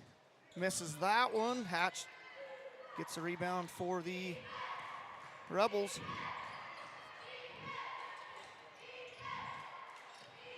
Smith with the ball, gets it to Weston, to Hatch. Hatch dribbles right side. Jolly's gonna try a 3 right side. No good, rebound Rhodes. Here comes Rhodes for the Tigers. Being hounded by Weston. Gets a screen from Pippy. Good screen. Skips across to Peyton. Good Pippy, move who from drives Peyton. in. She was hit there. Refs didn't call that one, and here comes Jolly. Gonna let him play. Not a very smart foul by Pippy there. No, that wasn't. No, just step over and shut her off. Don't lunge into her. Cadence is not one that you want to have in foul trouble. You got to have her out there. So just got to play smart. Smith with the ball. Smith to Hatch. Hatch over to Jolly. Jolly skips across to Weston. Back to Hatch. Rebels moving the ball around here. Smith with the ball. Gets it to Jolly. Jolly tries to drop it down low. Can't get it down low to Pugmire. Weston comes up with the steal, though, and she will score. Tigers can't hang on to it.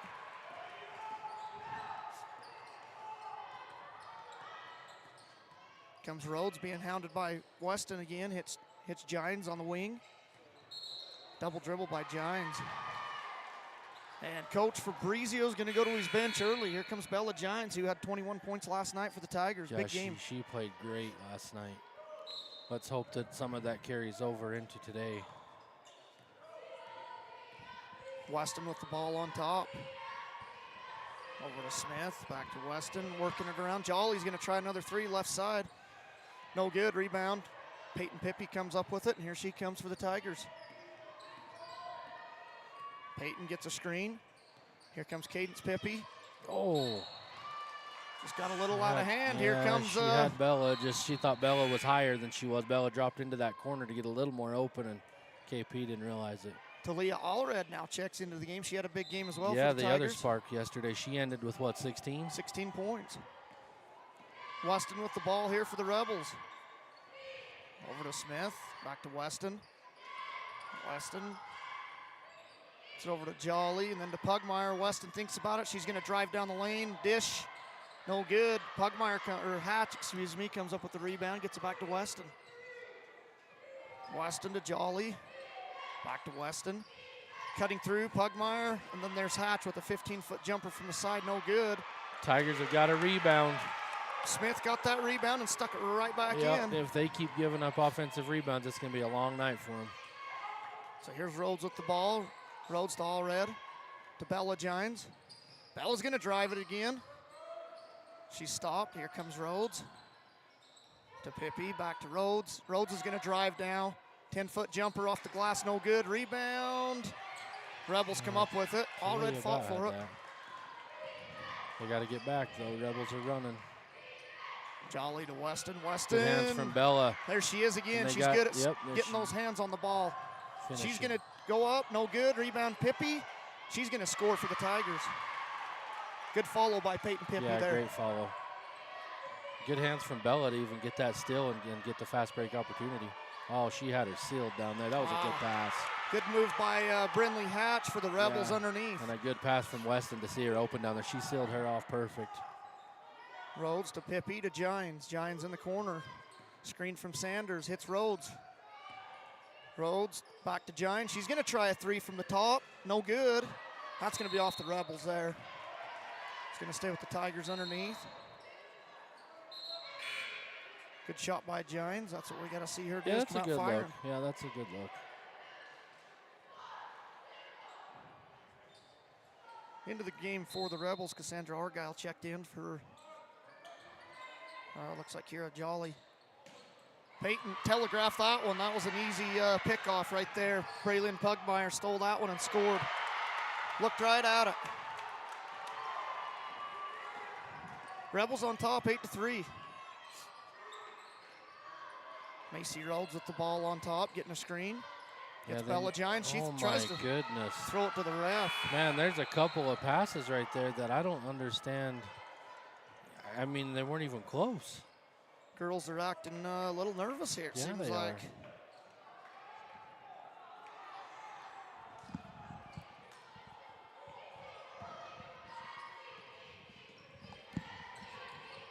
Weston with the ball. Weston gets it over to Smith. Smith gets it over to Argyle. Argyle holding. Get right side Weston. She thought about it. Nothing there. Pugmire. Skip across. Three from the corner for Smith. No good. Rebound Allred. Here come the Tigers the other way. Ahead to Rhodes. Rhodes is going to go right to the rim. It's going to be knocked out of bounds. That's what she needs to do in this game, I think, is get to the rim. She feels like she got hit there, and she may have done, but either way, just keep attacking. Because that's, as we said yesterday, that's her strong point, getting to the basket. They got to have a lot more of that from her today than they did yesterday. There's Gines. That's a good move underneath. Up, and no good. There's no link. Saying we don't have a link. Who? On. It's not even streaming? There's two different Look at, when I found it earlier, it was actually underneath day 1. Day 1, Gym B.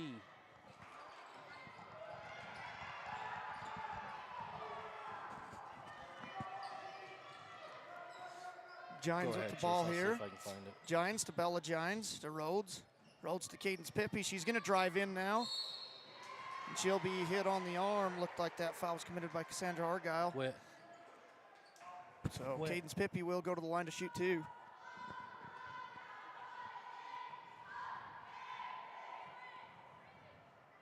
I just hit airdrop on accident, but that's it. Pippi's been to the line here twice already. This is 3 and 4. She's 1 for 2 on the day. First one, she'll get to go. Well, actually, see if the Tigers can shoot a little better here from the line than they did last night. Cadence, second free throw on the way. Up, no good. With the ball, Lacey McKinnon comes up with it for the Rebels. She just checked into the game. Down low, Pugmire's going to make a move inside. No good. She gets her own rebound. Tigers battling underneath. Outside with Argyle with the ball. Gets it over to Smith. Smith on top here. Smith to Weston. Weston's going to drive right. Being hounded by Bella Gines. They're going to get her for the hand check there. Good tough defense. Rebels on top 8-4 with minute 48 remains in this first quarter. McKinnon will inbound for the Rebels. Side out. Weston with the ball. Weston gets a screen left. Nowhere to go. Argyle over across to Smith. Right side, we drop it down low. Back out to Weston. Rebels moving the ball around here well. 3 on the way by McKinnon. Nothing but air, and KP comes up with the ball, gets it across to Gines, and here come the Tigers. Up ahead to Allred. Allred skips across, Bella Gines. Cadence Pippi's gonna drive now into the basket, and she's gonna score. Great move by Cadence Pippi inside. 8-6, Rebels on top. Crowd wanted to travel on that one. Might have got away with it. Pugmire gets it across to Argyle. Skip across to Weston, left side, drops it down low. And turnaround jumper by McKinnon is no good. Good defense by the Tigers. They're going to tag Joy Gines with another double dribble. That's 2. Her second double dribble. So sorry I haven't been much help. I guess there's been some confusion on the link. I've sent it to a few people. Are we good? Yeah, the one that I just sent Whitley, it is our broadcast. It's us talking. So she has it. I've got it. So I guess if anybody is on the correct one and somebody's asking, they can reach out to me or something. But there is 2 separate broadcasts. Weston with the ball. Weston over to Argyle. Argyle back to Weston. Weston, long 2-pointer. She buries it. Molly Weston, 4 points for the Rebels in this game. 10-6, Rebels on top. Chloe Pippi checked into the game for the Tigers. Chloe to Allred. Allred skips across to Bella Gines. Bella poked away by Hatch there. It's going to remain with the Tigers. 20 seconds on the shot clock. And I like what KP did right there. Bella's getting frustrated. She's kind of getting her head down, and KP goes up to her and says, hey, it's all right, you're good. So hopefully she can keep her head because we definitely need her. We do. Chloe with the ball to Allred to Gines. Gines being hounded. She's going to drive it, be pushed to the floor there. Got tripped up there. Her and McKinnon tangled feet there, so the Tigers are going to inbound underneath. 9.5 seconds on the game clock. Rhodes will inbound for the Tigers. Chloe drops it down low to Rhodes. 3 Rebels around her. She gets it back. She got tough on that one. She did. Tigers have got to get it off. Allred does. Almost nails it. Almost goes. That one in, yeah. So a good first half here. Rebels on top 10-6 over the Tigers. Rebels, 4 different players have scored for them. All right, we got to turn it over to My Local Radio. They're going to run their ad. We'll be back. This is a Rocky Mountain Power Watt Smart Homes presentation of the Utah High School 1A Region 22 basketball tournament on mylocalradio.com. WattSmart is Rocky Mountain Power's energy efficiency program. WattSmart provides rebates to residential customers for energy efficiency upgrades made around the home. Devices and appliances that use electricity in your home can usually be made more efficient, and that can save you money and energy. When you decide to make upgrades, we have rebates available for you. Visit wattsmarthomes.com today.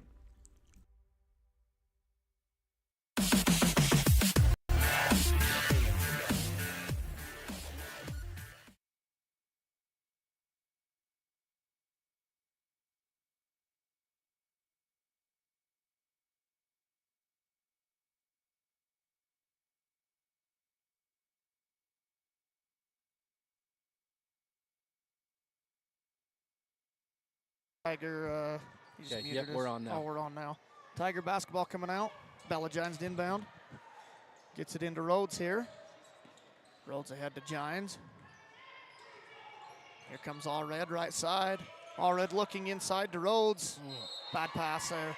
Trying to force it too much, kick it back out, move it to the other side, set up KP on the other side. I mean, I like what she's doing. She's trying to go in, but tried to force it a little too much. Get it moving a little, I think. Weston now for the Rebels with the ball. Weston over to Smith. Smith to Hatch, back to Smith, to Weston on top. Weston to wow, what a great pass inside there. Tigers got lost on that one somehow. Pugmire dished that right down to Hatch, and she scored, so Hatch will add 4 points for the Rebels. Rhodes to Pippi. Over to Gines, Rhodes with the ball on top to Bella. Gines on the right side. Bella gets a screen. Over to Joy Gines, back to Bella. And throws it away. Weston seen it coming. Yeah, and she was reading that one. Here she comes. KP with the steal now from Weston. Push it. I don't know why the Rebel fans are screaming foul. That was a great steal by Cadence Pippi. That was a good steal. Weston crossed it over right in front of her, and she just reached out and took it. Kira Jolly enters the game for Cassandra Argyle. Joy Gines inbound for the Tigers. Into Rhodes. To KP. Trying to get Gines a three out here. She's going to take it. And no good. Rebound Hatch. She's been struggling a little from outside the last few games, too. We got to get her to find her stroke. My goodness. And they find Pugmire wide open underneath. Tigers fell apart on defense there. Yeah, they've got to get back. They're just being too slow getting back to the other end of the floor. Rhodes to Pippi. Pippi to Bella Gines. Double screen. Bella, 15-foot jumper, no good. Rebound Chloe Pippi. To Bella Gines. Looks like the Rebels are getting out in the passing lanes here. Cheating it a little bit. Pippi, 15-foot jumper. There she gets one. She's good. So Chloe with her first 2 points of the game for the Tigers. 14-8, Rebels on top. Weston over to Smith. Gets over to Hatch. Hatch, 15-foot jumper. That is not a smart foul from Joy either, and Coach Fabrizio kind of letting her know she was late. That's not a smart foul. Just get your hands up and let her shoot it. That's going to put Hatch on the line to shoot two for the Rebels. First trip to the line for the Rebels tonight. Hatch, first free throw on the way. No good. Here comes, looks like Peyton Pippi and Michaela Sanders back in the game for the Tigers. A couple of taller girls underneath. We need some rebounding more than anything right now. Yeah, definitely need to get better on the boards. Yep. And Sanders has been working pretty hard when she's been in there too, so. Missed both free throws. KP comes up with the rebound. Here she comes. She doubled on that one. She touched it, she did. She thought she had a pass up here ahead and then realized she didn't have it, but it's kind of interesting the official that was behind her seen it and not the one that was right here in front of her. Yeah. She almost got away with it. Weston with the ball. Weston up high, gets the screen, drives down right, poked away by Pippi. Jump ball. Possession arrow will favor the Rebels. Good hands from Chloe to knock that loose, though, and get the jump ball. Jolly's going to inbound underneath for the Rebels. Jolly out to Weston. Weston to Smith. Smith comes up top. Back over to Weston. Weston looking inside, gets it to Pugmire. To Hatch. Jolly, 3, left side. No good. Rebound, Peyton Pippy. She's going to be fouled by Smith.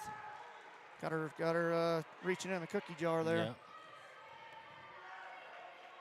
That's what Pippy needs to do. Peyton needs to come in there and rebound. Both Pippies. Rebound and be strong with it, just like she did there. Don't just let him come in and knock it out of your hands.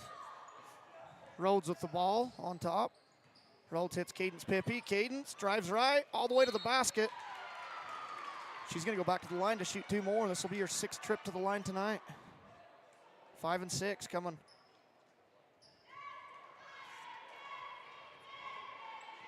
Foul was committed, they say, by Kira Jolly, her first of the game. Pippy, free throw, up, no good.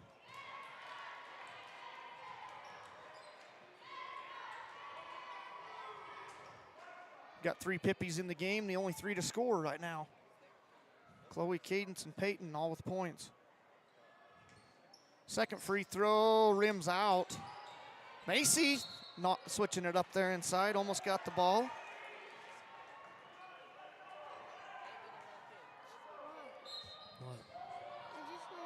Pugmire will inbound to Weston. Here comes Weston with the ball, gets across the timeline for the Rebels. To Jolly, drops it down low to a cutting Hatch. She can't hang on to it. KP comes up with it, almost loses it. Yeah, she about lost it off her own leg.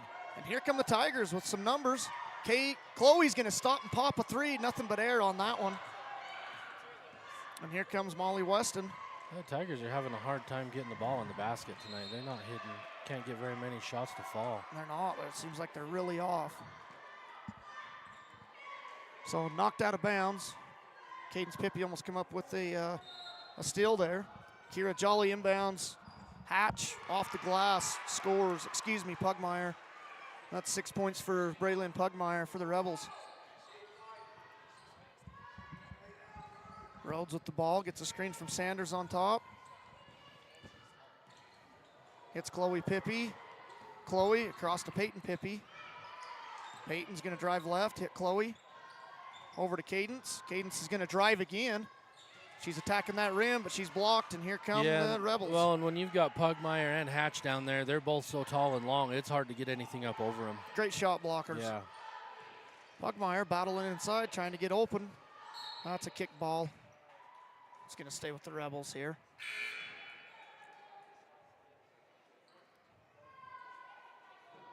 Chloe. Pippy will come out of the game. Bella Gines will enter.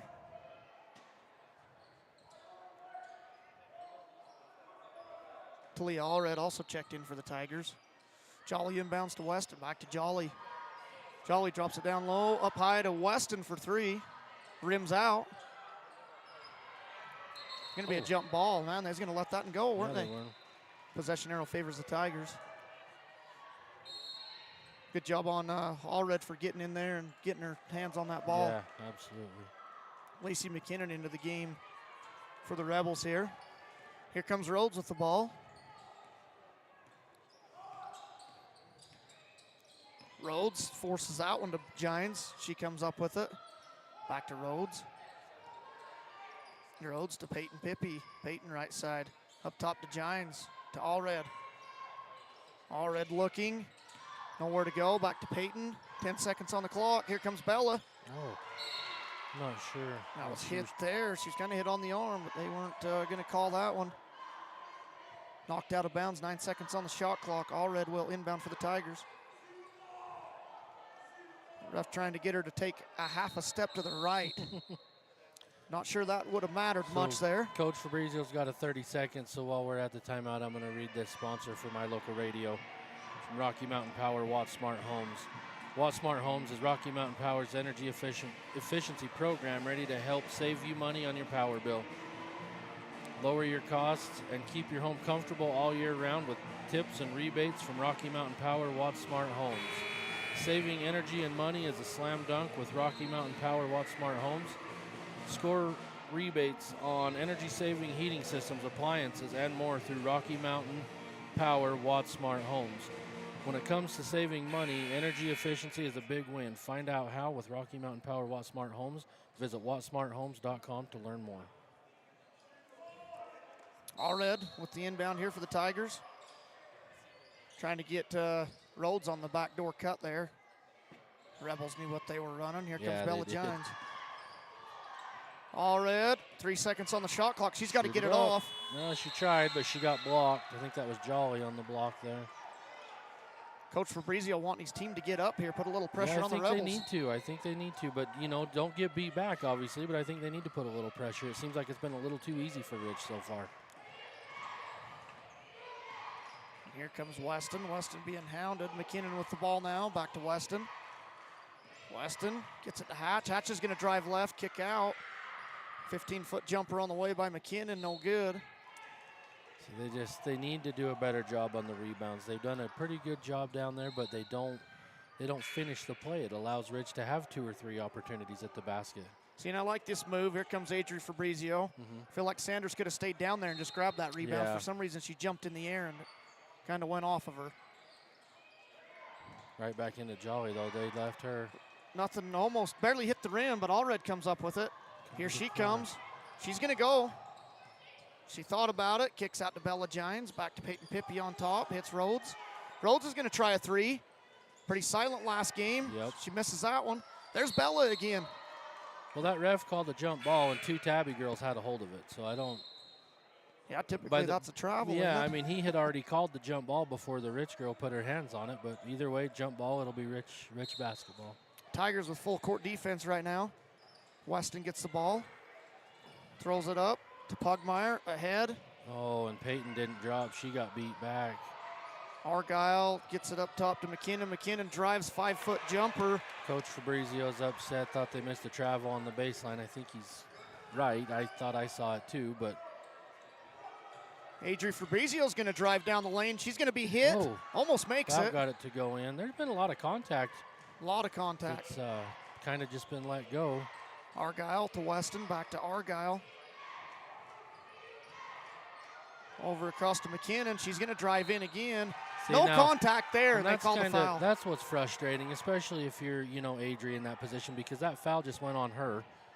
Down here on the other end, there was a lot more contact on her than what she just provided there. So, I mean, the call's the call, and I think that's what Coach Fabrizio's asking the ref about too, but that's frustrating. I guess it looks like they gave that foul to Bella, but either way, that's a lot less contact than what we've seen on the other end. Gets that one to fall. I guess the bank's open at 3:30 on a Saturday. Absolutely. However you got to do to get it in the hole. Yeah. So McKinnon makes her first free throw. Second one on the way. Second one up. No good. Rebound. Going to be a jump ball, ain't it? I believe so, yep. It's gonna Once again, the Tigers did not box out, and Pugmire come up with that rebound. Rebels right now with more intensity and outworking the Tigers is what it comes down to. Yeah. Here comes Rhodes for the Tigers. Rhodes to Gines. To Bella Gines. Bella wants to drive. She stopped. Here comes Rhodes down the middle. She's going to scoop, and no good still. Cannot take the lid off of that basket. Pugmire with the ball. Gets it to Weston. Weston sees a lane. Good pick from Bella. Oh, that That's should off be the Tabby Rebels. basketball. Yep, that's off the Rebels. Good poke from Bella. She reached in right at the last second and poked that away from her. So Allred's going to inbound for the Tigers here. Allred. Weston's going to, back door. Nice play. Here comes Take it Rhodes. all the way in. She kept looking behind her. Giants for 3. Oh, nothing but air. She has been really off. She's been struggling. She got to just kind of settle down.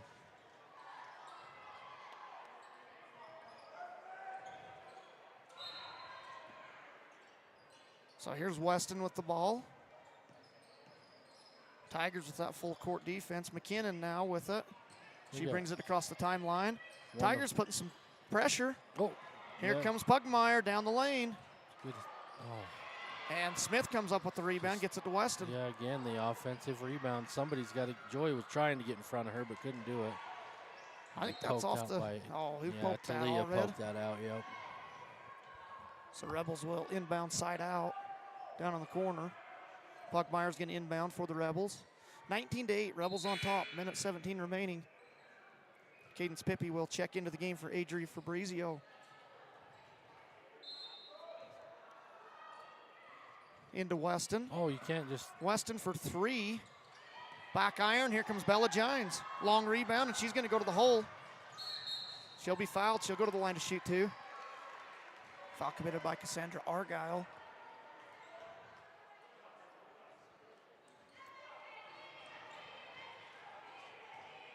So Bella Giants at the line. Neither team shooting great from the line. The Rebels 1 for 4 right now, and the Tigers are 2 for 6. 25 and 33%, easy math.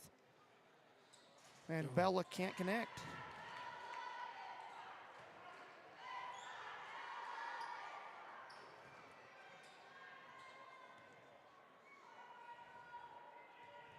Second free throw. She nails that one. Coach Fabrizio is going to take a full timeout here.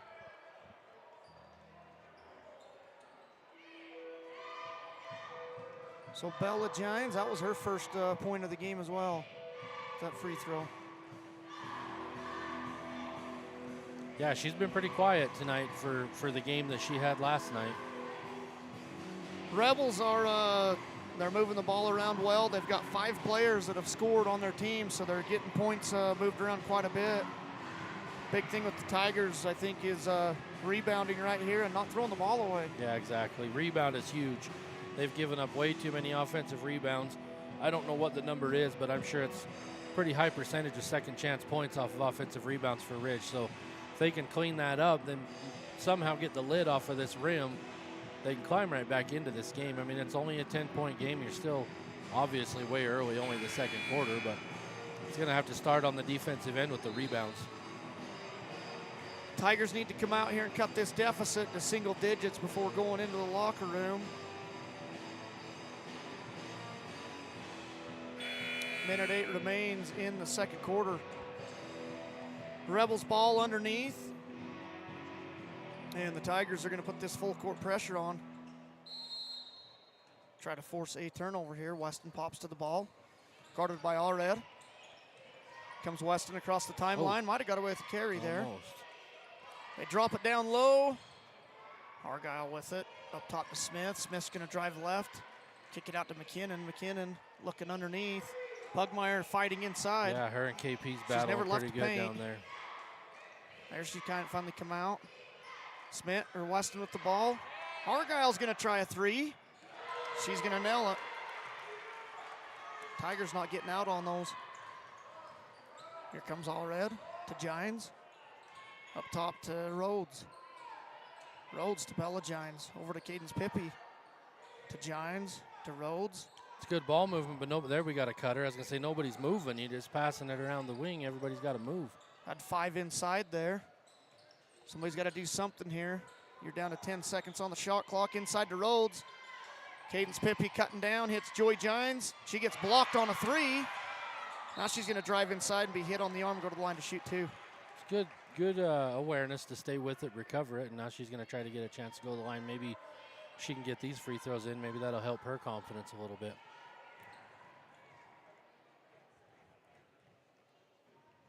Gines, first free throw, back iron, no good.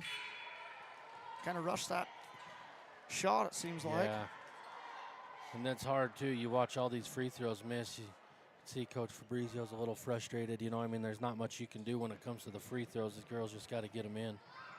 Missed them both. Missed them both. Tigers 3 for 10 from the line.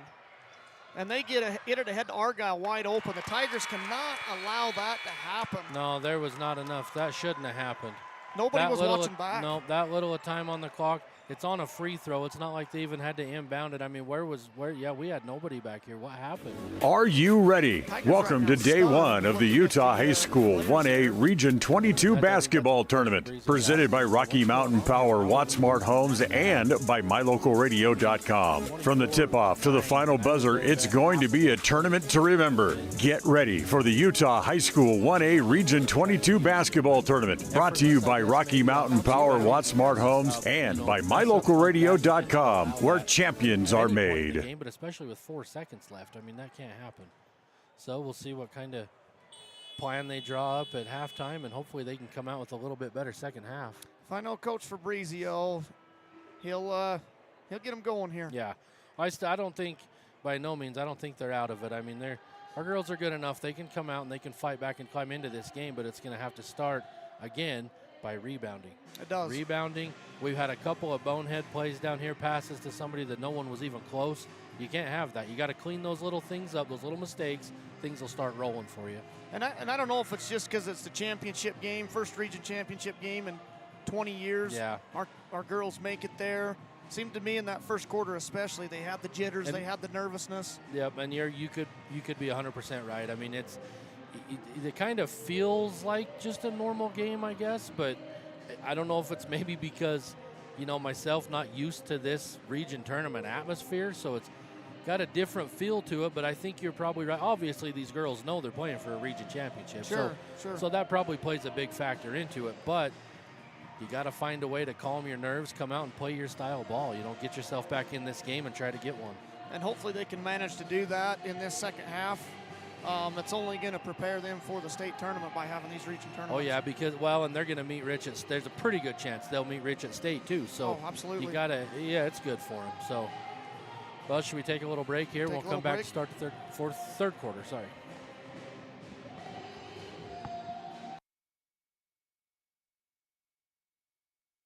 This is a Rocky Mountain Power Watt Smart Homes presentation of the Utah High School 1A Region 22 basketball tournament on MyLocalRadio.com. We offer rebates on energy-saving products and equipment for our customers. For example, your home's heating and air conditioning system draws significant amount of electricity during certain times of the year. We offer cashback for heat pumps, which use energy-efficient technology to heat and cool your home. We also offer rebates on appliances and smart accessories like smart plugs and smart switches. Really, for anything that draws electricity in your home, we usually have some type of rebate to offer you. Visit wattsmarthomes.com today. And now a message from the experts at Bear Lake Realty. Welcome to Bear Lake, the Caribbean of the Rockies. We are your Bear Lake experts. We have everything from Eden Ranch, which you see here, to 7 Mile up in St. Charles, the Water's Edge in Garden City, and Legacy Beach, and the Reserve. It's been with us forever, and what a beautiful access to the lake that is. So anything you need Bear Lake wise, make sure and contact us, Bear Lake Realty. Ready has provided safety and excellence in industrial construction and support services since 1982. Our experts self-perform all phases of construction on new or existing structures, such as site excavation, access road creation, concrete foundations, welding, and the installation and maintenance of piping, tanks, metal buildings, and more. Our turnkey services will have your facility operational quickly and safely. Interested in joining our team? Visit ReadyUSA.com. We are ready. MyLocalRadio.com would like to thank today's broadcasters for taking time away from their regular daily jobs and professions to help us bring the Region 22 basketball.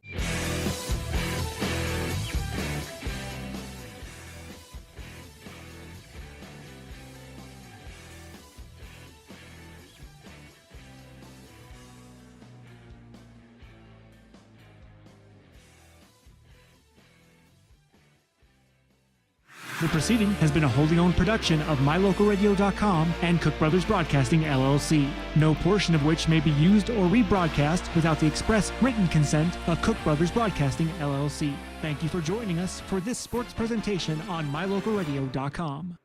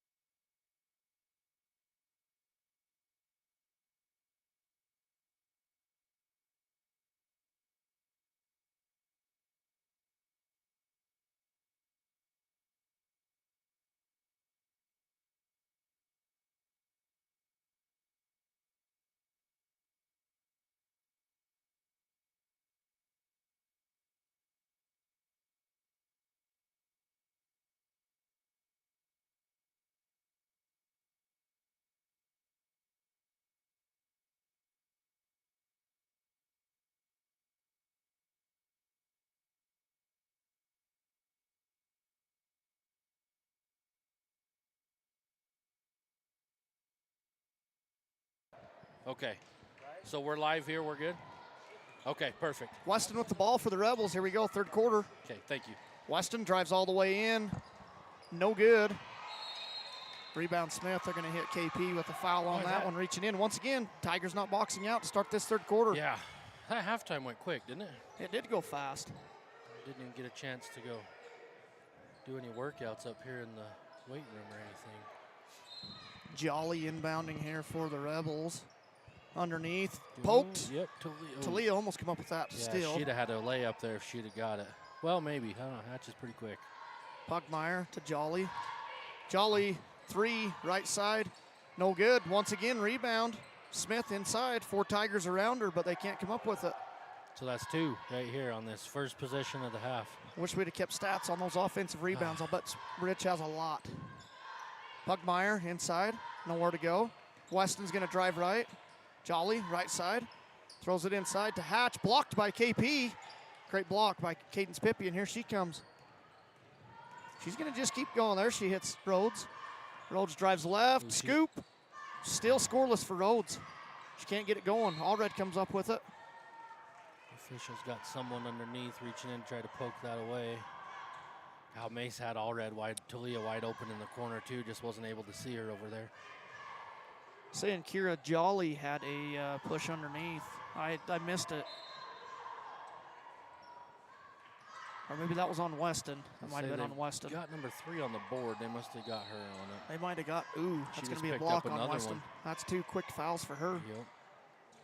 They could have got Macy there for a hook, but they did not. Looks like Weston may come out for a minute. Yeah, they're going to bring her out. I'll bet she don't sit long. No. Big part of their offense. Allred inbounding for the Tigers. Rhodes with the ball. See if we can get Talia going right here. If they can get her. See, Sanders, you got to set that pick. She just stood there in the motion to set a pick, but didn't even touch the Rebel player at all. That's kind of what you and I were talking off camera yesterday. That's what I'm talking about. Talia is not going to get open if they don't set her a pick. She's just going through the motions. Yeah, you've got to find that girl, put a body on her, and set a screen. I mean, we've ran that play for 35 years. If you set the screen, it'll work. It'll work. Jolly, here comes Allred. She's got the steal, and here come the Tigers. Watch behind her, though. She's going to go to the rim. Nope, she kicks out to Peyton Pippi. Peyton to the rim. Oh, I don't. Wild shot. Sanders, good work in there. She had good position, I think, on Smith. Maybe she was in front of there. See who they give that one to. Smith is Pugmire? 15, 42. Oh, they give that one to Hatch. To Hatch, okay. So Allred will inbound here. This is where the Tigers, they try to throw it to KP. She needed to come in right there. Needed to come in, and they need to stood put back. a little more on that pass. Here comes Pugmire with the ball. Those are the kind of turnovers that just drive a coach crazy. Smith up top for the Rebels. Smith over to McKinnon. Back to Smith. Over to Jolly. Jolly to Smith. Smith's going to drive now. Kick out to McKinnon, who's going to shoot a 3. No good. No box out again, and the Rebels find Hatch underneath. Easy play for the Rebels. No box out from the Tigers at all. Rhodes with the ball. Rhodes to Cadence Pippi, to Peyton Pippi. Peyton holds left wing. No movement here from the Tigers. Not much on offense. Sanders, little 5-foot jumper. She's going to score. You know, I was going to say something earlier. She's had a couple of looks. I mean, in the first half, I seen her down here, and I don't know. I haven't seen her shoot much, so I don't really know. But if you're that open and they're not going to guard you, and what you're doing is not working, you got to shoot the ball. You do. Absolutely, you do. At least a couple of times, see what's going to happen. She finally shoots one. She makes it. Maybe that'll give her some confidence. But as we've said, I feel like we're beating a dead horse. But, man, the offensive rebounds are killing them.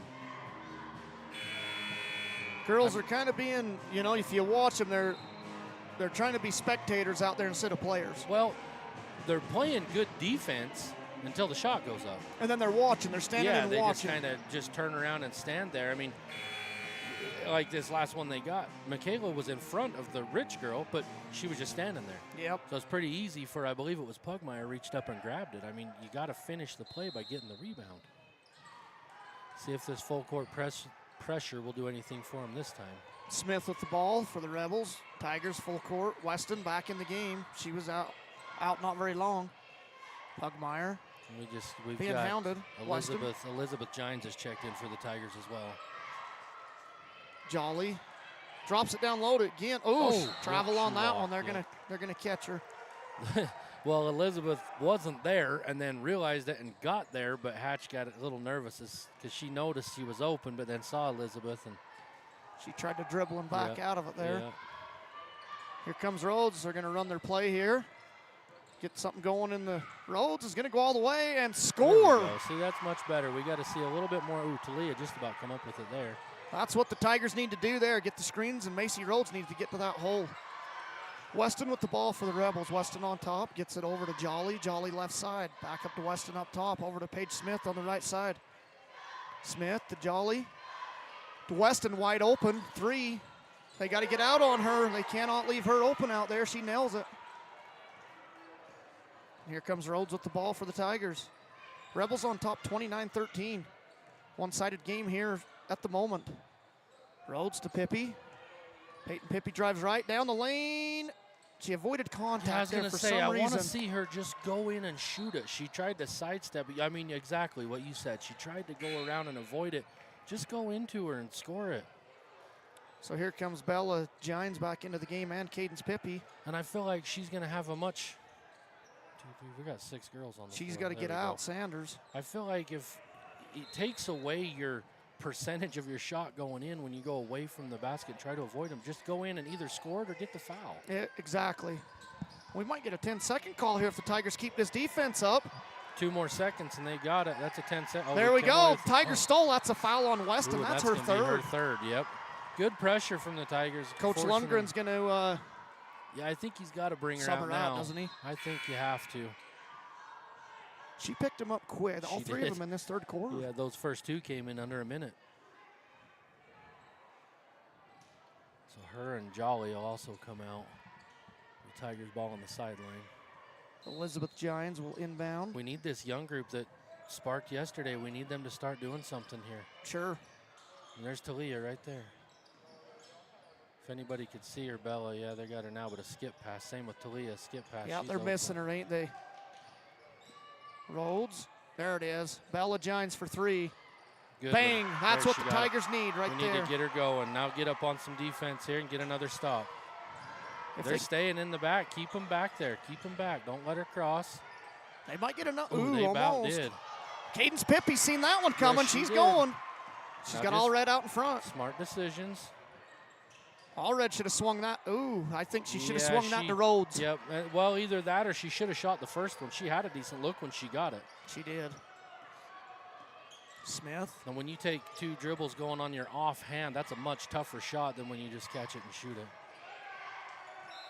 Timeout by Coach Lundgren. He's going to call a full timeout. You can see his team's kind of down a little bit. He's got to get him back on track here. You know, and I can see Talia with that shot coming off of her game last night. She knows she can shoot. I understand what she's trying to do. They're trying to get in the mix, trying to help her team get going. Maybe the wrong decision on what shot to take. Sure. But I kind of like to see her being a little aggressive instead of just running back and forth out there. Can't you, what's the old saying? You miss 100% of the shots you don't take. Exactly. If we can't get our girls shooting the ball, it's hard Yep. to score here. And I'm sure Coach Fabrizio's telling her, you know, that's probably not your best shot you can get. Either shoot the first one or kick it back to Macy and maybe try to get open again, you know. But I don't think he's going to be terribly upset with her shooting the ball right there because that's what she does. So. And I've noticed on the fast breaks, too, I'd like to see Bella, I think I mentioned this yesterday.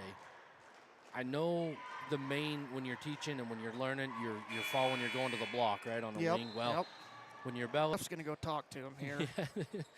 Looks like Elizabeth, Dottie Morse. Elizabeth's holding her ground. Elizabeth ain't gonna let her just. She's doing it again, then that's perfect. Here comes don't Elizabeth. Don't just let her bully you. That's good defense. That's great. Look defense. at that. All great red with defense. the steal. Here we go. Here comes all red. Hits Elizabeth Gines. Bella Gines, left side. Bella's gonna drive now. Oh man! Wild she should've shot. just stopped. Macy Yeah, kind of got in her way there. Yeah, it's not. I mean, she's got to see that though and just pull it back out and reset.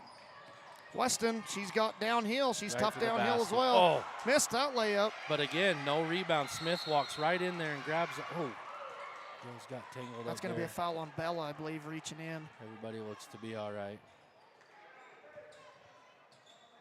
Gosh, it's the same story though. Just rebound the ball, girls.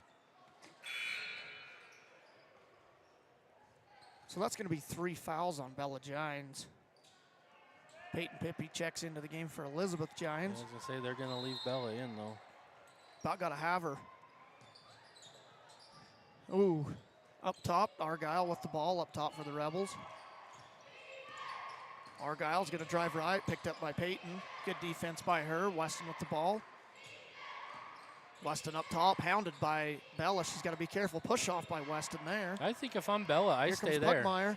Pugmire, turnaround jumper, no good. Rebound again. Smith, no box out. Smith saves it somehow, gets it to Pugmire. Backdoor cut. Argyle is not there. Well, she was there, just a little bit too high of a pass. Tigers will control. What I was going to say, though, when you're Bella and you got a player like that, Weston's obviously frustrated, giving her that little nudge. If I'm Bella, I stay right there. Stay right up on Try her. to get in her head. Play clean, stay there, but try to get in her head a little bit. Both girls with 3 fouls. KP's got to get the butter off them hands. All red. Pippy. Pippy's going to drive left now. Peyton to Bella to Macy Rhodes. Need some cutters or something. Macy's going right down the middle.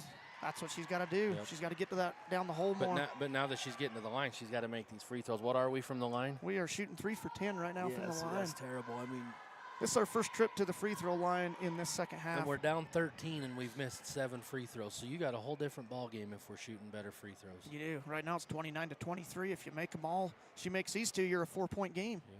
Missed it.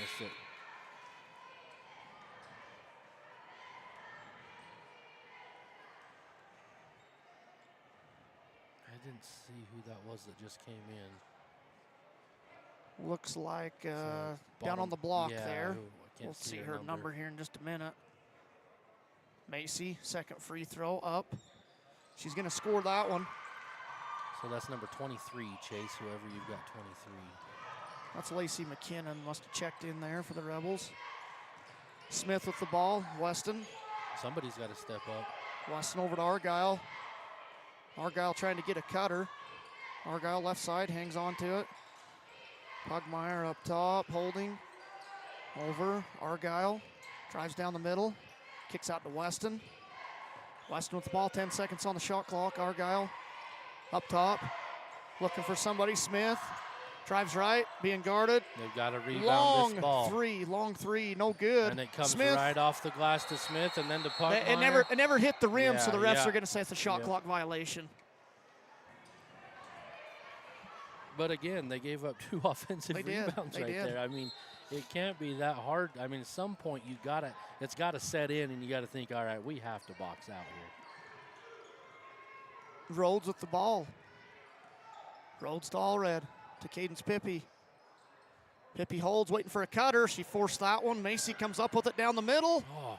She had to reverse her shot there. I think they hit the ball out of her Well, hands. Maybe so. I was going to say one more dribble. She's got a left-handed layup, but maybe someone did get a hand on it. And then Smith looky here. underneath to Argyle, who was wide open. Good thing.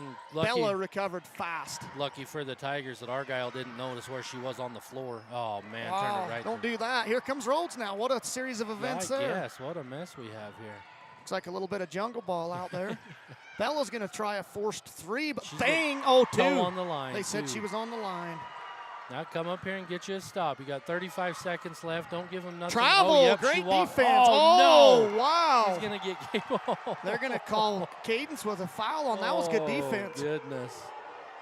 The crowd not happy with that one on the Tigers. Coach Fabrizio not either. He's kind of letting the ref have it a little bit, and rightfully so.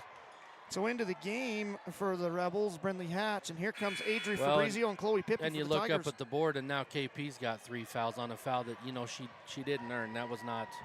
And she had position, too, on her. Yeah, and I'm not here to criticize the officials, but that's a tough call. I mean, KP's just standing there. The girl tries to take off, sees her there, stops, runs into her, and KP gets the foul.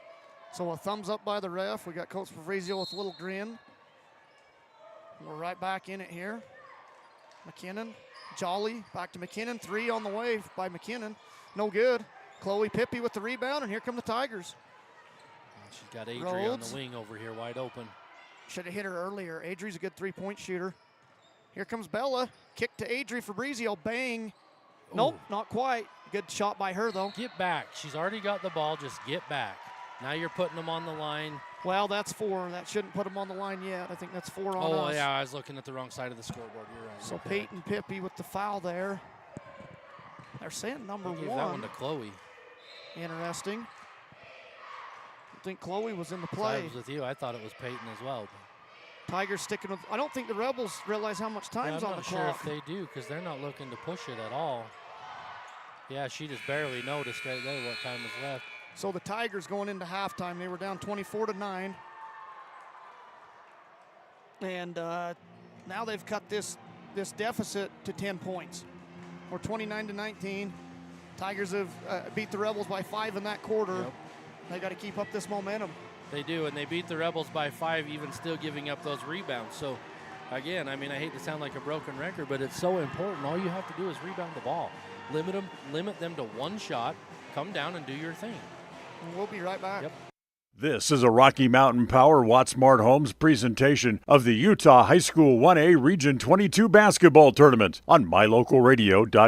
Ready is committed to providing superior services to our customers by requiring individual accountability for excellence in quality, safety, and dependability. We are a growing company that is currently hiring across Wyoming, Colorado, Texas, Nevada, Idaho, and elsewhere. Our valued team members receive competitive wages, full benefits, and weekly pay. Interested in joining our team? Visit ReadyUSA.com. We are ready.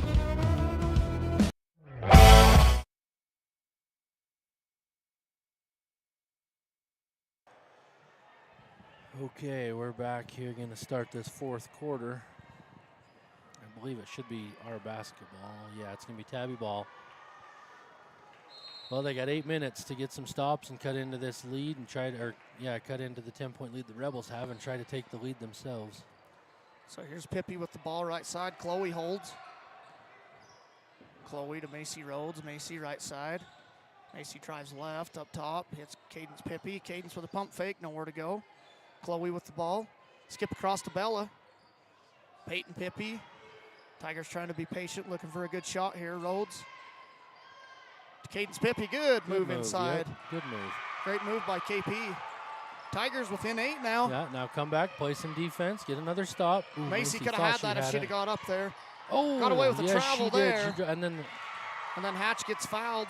I think that was on Bella. That might be her 4th if it is. If it was, that's 4 on her. Yep, that was on Bella. So Coach Fabrizio probably ought to sub her out. He's thinking about it right now, trying to decide what to do. I mean, do you sub her out? He might gamble here. I mean, if I'm Coach Fabrizio, I think I just leave her in because last night, and she's hit a 3 tonight, it looks like maybe he is going to bring her out and bring Talia in. But either way, yeah, you gamble or you can always bring her back in. And Talia's a good support as well, so we'll see what happens here. And when she does come back in, make her aware you do have 4 fouls, yeah, Bella. Exactly. Watch yourself. Move your feet, get your hands off, and play D. So Brindley Hatch connects on the 2nd free throw, missed the 1st. Rebels 2 for 6 from the line tonight. Not shooting great either. KP back to Rhodes, gets a screen. Chloe thinks about it, kicks it back to Rhodes. Rhodes to Pippy. Right into KP. All red to Rhodes. Not much presence inside. Rhodes about throws that one away. She did. Good hands from Weston. Tigers within 9 here. They're within reach. They've got to get a couple big plays here in the next 2 or 3 minutes and a few stops. All red, looking, gets it into Rhodes. Rhodes gets a screen by Pippy. She uses it. There's Chloe. KP hits Chloe Pippy for a great shot. She can't connect. Oh, good hustle from Mace. Try to save that. Here comes Pugmire, gets it ahead to Smith. Smith up to Jolly, to Weston. Back up to Jolly. Oh, and KP Chloe got her hands on it, Macy's and here comes gonna Macy. Just go to the basket, Wow, Mace. great move. She's going to go to the line on that one. We got to get these free throws in here. You know the length that Chloe Pippy in there, those long arms? Man. Well, and I don't think a lot of the opponent's players realize that because she gets her hands on a lot of passes that she does. Normally, I don't think you'd get your hands on. Her arms are a lot longer than what people think. First free throw's a miss off the front of the iron. Elizabeth Gines is going to check back in, replacing Peyton Pippy.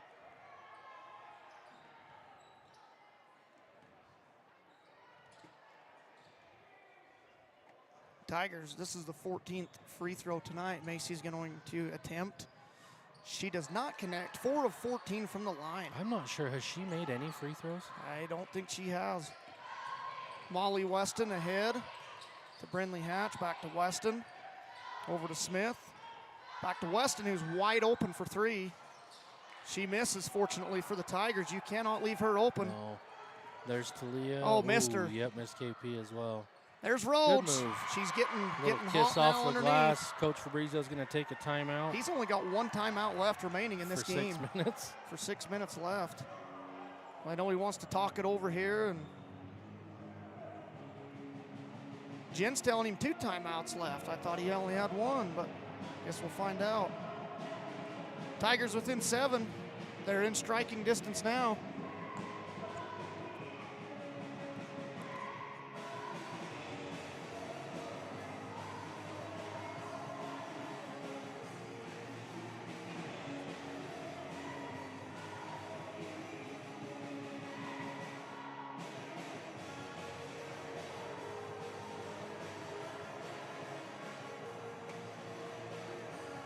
If you're just joining us, hopefully you're not at the end of this game, but stay tuned next.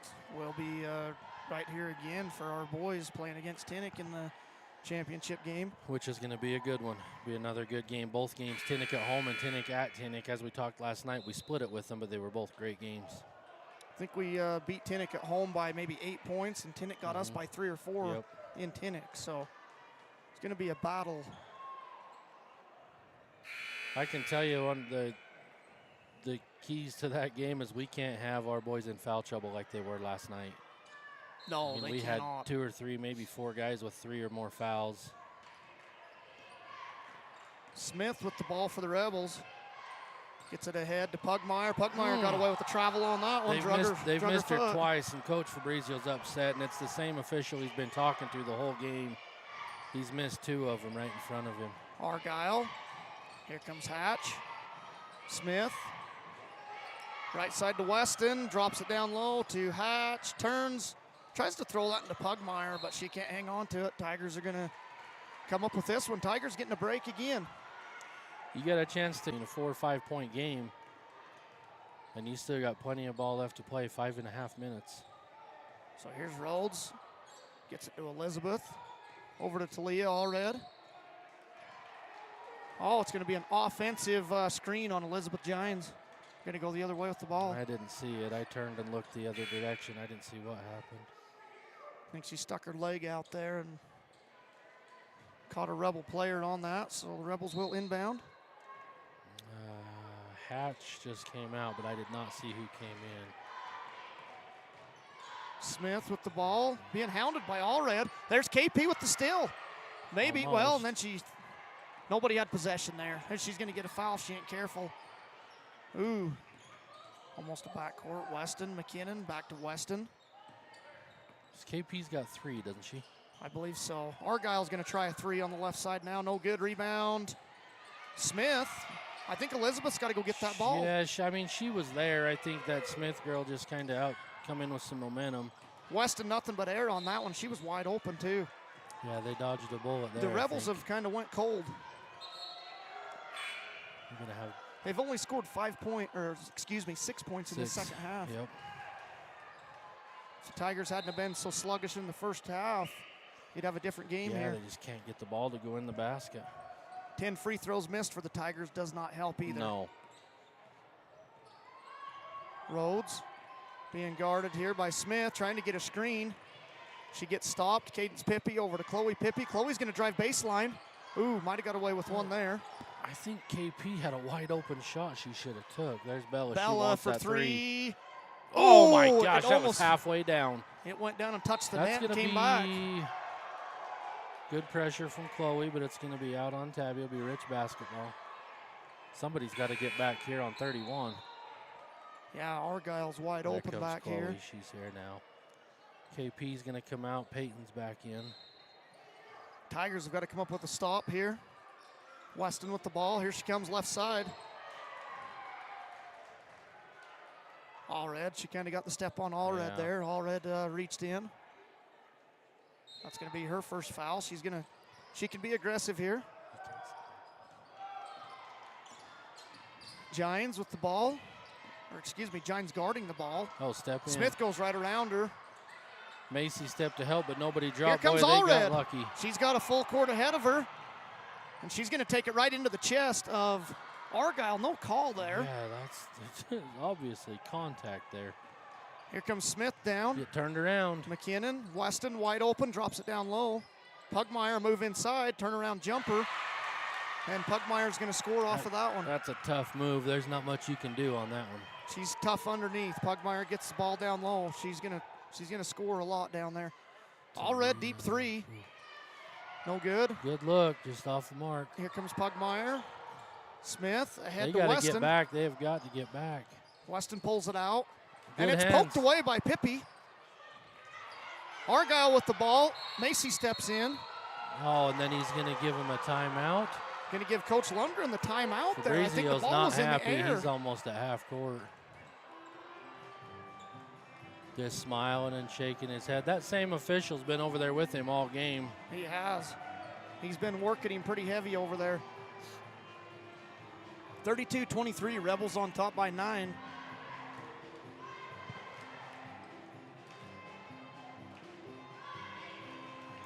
Tigers just a few mistakes there. They were right in striking distance, and they still are, but they got to keep going here. Yep. Looking ahead into that next game, I guarantee you Tinnick's going to be coming out fired up. They've never had a chance that I know of at a region tournament championship. Yeah. So I guarantee you they're ready to play.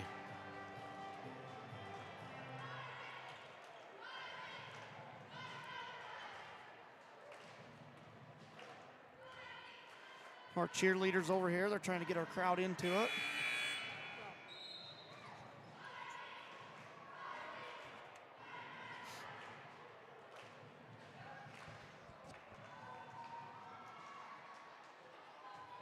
So out of the timeout, the Rebels will inbound the ball.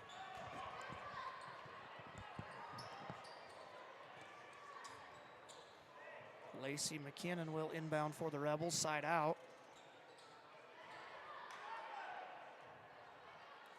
Tigers with a young lineup.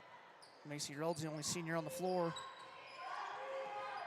Freshman and sophomore, Smalley Weston, here she comes. Gets it to Smith, right side. Cuts through. Smith gets a screen left. She's going to drive down the middle, kick out.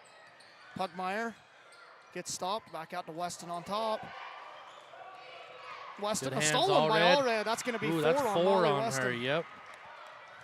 You know, and that's another one of those. That's just a bonehead foul if you're Weston. It is. They've already stole the ball. They already have it. You know you're now in real foul trouble. You got to just get back on that, I think. Well, she was frustrated. Oh, yeah, absolutely. She's been frustrated since that third foul. So here come the Tigers again. They've got to score on this possession. Yeah, they do. KP with the ball, turns, Corner kicks. Bella. Bella's going to drive. I like that move. And one. Oh, and they're going to tag her with an offensive I foul. think she slid in under her after she was It looked to me airborne. like she slid. Yeah, I didn't think she was already set. Crowd not happy with that one. Assistant coach Fabrizio was even up on that one. That's I don't know. To me, it didn't look like she had the position, but maybe he felt that she did. So that's 5 on Bella. Bella's going to come out. Huge part of the win last night for the Tigers. Tonight, she finishes the game with 6 points before she fouls out. Peyton Pippi will come into the game for her. Tigers on their heels right now. They've got to get a stop right away and get something going to the rim. That's a huge momentum blocker, too, because she goes in a 2-on-1. If she makes that, the Rebels are Travel, gonna break got it free. away with one there. There comes Pugmire inside. Can't score, gets her own rebound, dishes to Smith. Kicks it out to Jolly, who shoots a 3. Rims out. We're going to say the other way now. I think that was on Smith, it looked like. Yep, it was. She was pushing underneath there. Tigers catch a break. Here comes Rhodes. I'd like to see her go to the rim here and get a couple screens. Get downhill. KP sets her. She does. She must have heard me. There she went right to the rim. Yes, she did. And Coach Fabrizio's going to take a quick one. That's maybe his last timeout. Might have been his last. Maybe he's got one left, but I think that might have been his last timeout. We should see a signal from the table here. Yep. 0. Yep. 0 timeouts left for him, and I believe Rich has. He's just going to tell him he's not going to second. But anyway, yeah, Coach Fabrizio's out of timeouts with that one, so they're going to have to play from here on out without any timeouts. I was trying to read his lips. It almost looked like he said 4. I don't know that Rich has taken many timeouts. He might have all his timeouts. I don't know. Maybe this one right down here below us was the first one Coach Lundgren's called, but yeah, I can't imagine. Right. I forgot about that one. So, yeah, he did call the one. Tigers here within 7 again. As close as they've been since the first of the game. They've got to keep up this full court defense. That's what I was getting at earlier with that momentum breaker. I mean, if that's a block call, she goes to the line, she maybe makes the free throw. Right now you're a 4-point ball game if that's the case. Absolutely. But it is what it is. It was called an offensive. We move on. We pick up, play defense, and rebound. Again, they got to rebound. Moving forward for the Rebels, if they do get fouled, they will go to the line the rest of the game. I was thinking I'd like to see Coach Fabrizio go man. I don't know if he did or if they're just kind of in their positions. It looks to me like they're in man now. Smith, drops it over to Pugmire. Jolly, left side. She's going to be patient with it. Weston up top. She come back into the game. She's got 4. KP about picked that away from her. Tigers, that's off Jolly's foot there. That's good. I like that move by Coach Fabrizio, coming out, throwing a man defense at him. Sure. Kind of threw him off a little bit, and I think it's going to give him a better opportunity for maybe KP or whoever to actually box out Pugmire instead of trying to find her in that zone. Yes, I think so too. Screen right, left, and then right. Macy's got to use it one way or the other. Chloe's going to shoot that 3. If that goes, that's huge. She can't get it to fall. Peyton Pippy, though, comes up with the rebound. Back to Allred. Allred to Rhodes. Coach Fabrizio calling out a play here. Tigers trying to get set. Screen from Pippy. She's going to try to roll off of it. Nothing there. Allred left side. She's going to drive right, skip across to Pippy. Pippy to KP. Chloe. Macy's going to get downhill again. Scoop and score! And one for Macy Rhodes. Great move inside. She's going to go to the line to shoot 1. Oh, she got to get this free throw. I don't know that she's made one yet tonight, and this one would be big for the scoreboard and for her confidence to get a free throw to fall. Tigers again, 4 of 14 from the line. 10 missed free throws tonight. This is trip number 15 to the line. You make half your free throws, and it's a tied ball game right now. Macy's going to sink that one.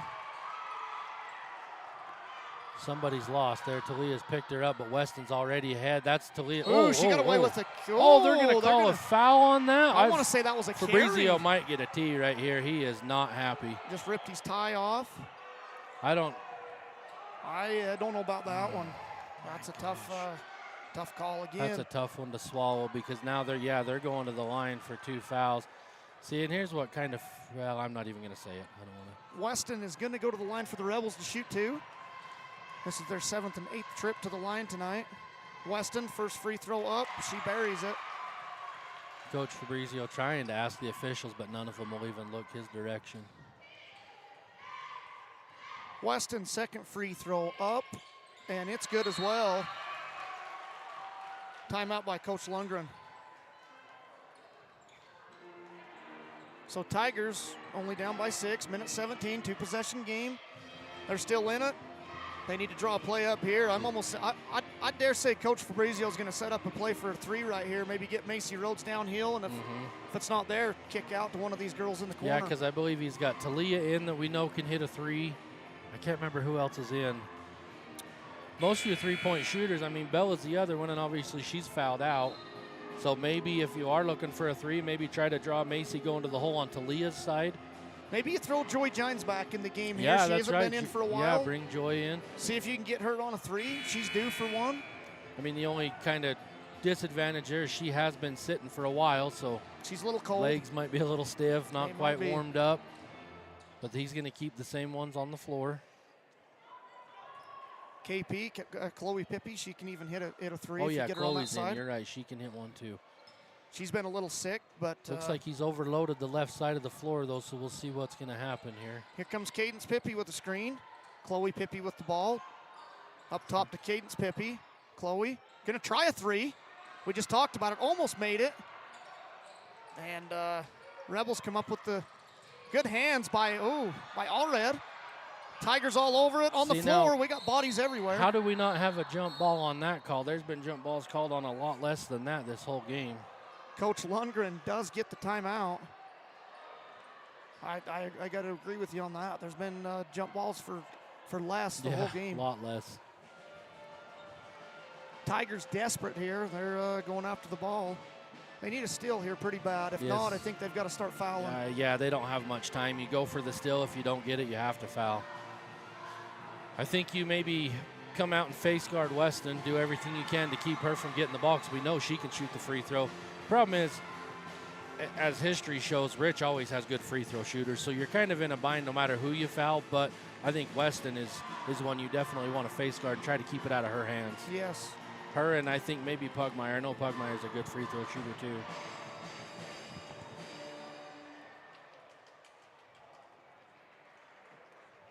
I believe we're around 50-something seconds left in the game. Yeah, I think it's just under a minute. Rebels will inbound.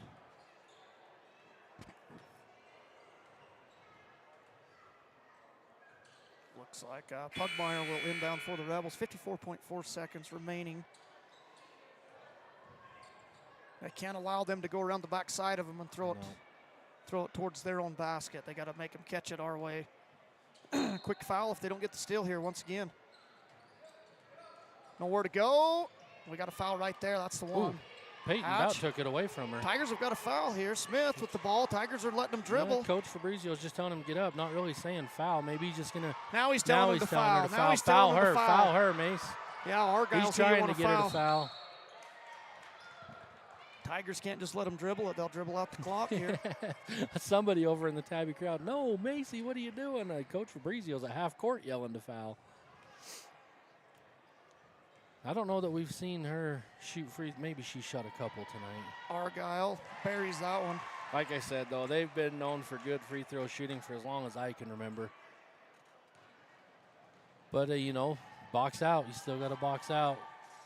And they are 6 for 10 from the line tonight, so much better shooting than the Tigers. Oh, we had Talia wide open in the corner down there. Nobody's seen her. Rhodes, Chloe's got to hit that. She's got to just pull it. You don't have enough time to dribble and weave. You got to get a shot up. Macy's going to get downhill again. They're going to call a foul on Argyle on that one. Coach Fabrizio's telling Chloe the same thing. Shoot the ball. She's missed a couple, and I'm pretty sure that's what's going through her mind. She's maybe in her own head because she can shoot, and she had a good look right there, but she didn't even look at the basket. Rhodes has got to make both these free throws, and the Tigers have got to continue that pressure up top. Rhodes does. Rhodes actually leads the Tigers now with scoring for the day with 11. She can make it 12 right here with this make. And remember, Coach Fabrizio has no timeouts, so they've got to get something quick, whether it's a steal or a foul. Rhodes, she's going to miss that second one. They got to foul him quick now. They got to foul him here. They can't let him go with it. No, they're trying to, but they're not. The Rebels were able to pass it away before we could get a foul on them. So I think this same girl going back to the line, isn't it? Yep, Argyle back again. Argyle made them both last time, and she makes that one, the first free throw. 15.9 seconds, Rebels on top by 8. Argyle's going to miss the second, and they get their own rebound. So Tigers, Rich Rebels are going to be your region champions here. Tigers couldn't get it done. 6 of 17 from the line just isn't going to cut it with all the offensive rebounds. Yeah, and I mean, credit Rich. They came out to play. They crashed every single offensive rebound. I mean, when you go in there and you get 2 or 3 right at the start of the game, your girls they want it. They're going to go for it. Rebounds killed Tabby tonight. Going into state, they need to keep this in the back of their minds. You got to rebound the ball. chances are they could meet up with the Rich Rebels again at state. So Rich, or you could see a Panguitch or any of those southern teams. Heck, you could see Manila. I mean, any of these teams they play, the tournament's going to be stacked with good teams, and they've got to figure out that rebounding end of the floor. But with that, we'll take a little bit of a break here, and then we'll be back in, I don't know, probably 10, 15 minutes. We'll start the boys' game.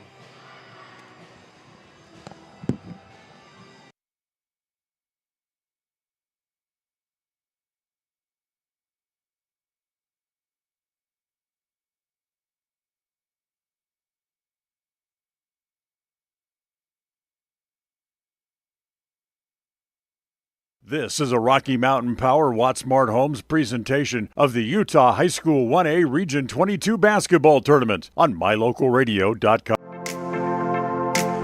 Wattsmart is Rocky Mountain Power's energy efficiency program.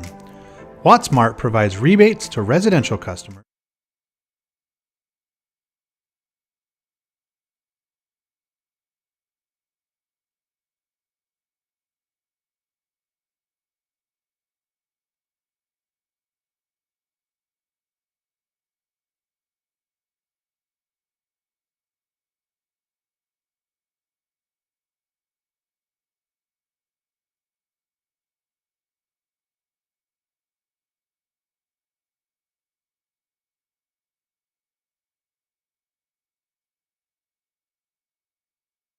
This is a Rocky Mountain Power Wattsmart Homes presentation of the Utah High School 1A Region 22 basketball tournament on mylocalradio.com. Wattsmart is Rocky Mountain Power's energy efficiency program. Wattsmart provides rebates to residential customers for energy efficiency upgrades made around the home. Devices and appliances that use electricity in your home can usually be made more efficient, and that can save you money and energy. When you decide to make upgrades, we have rebates available for you.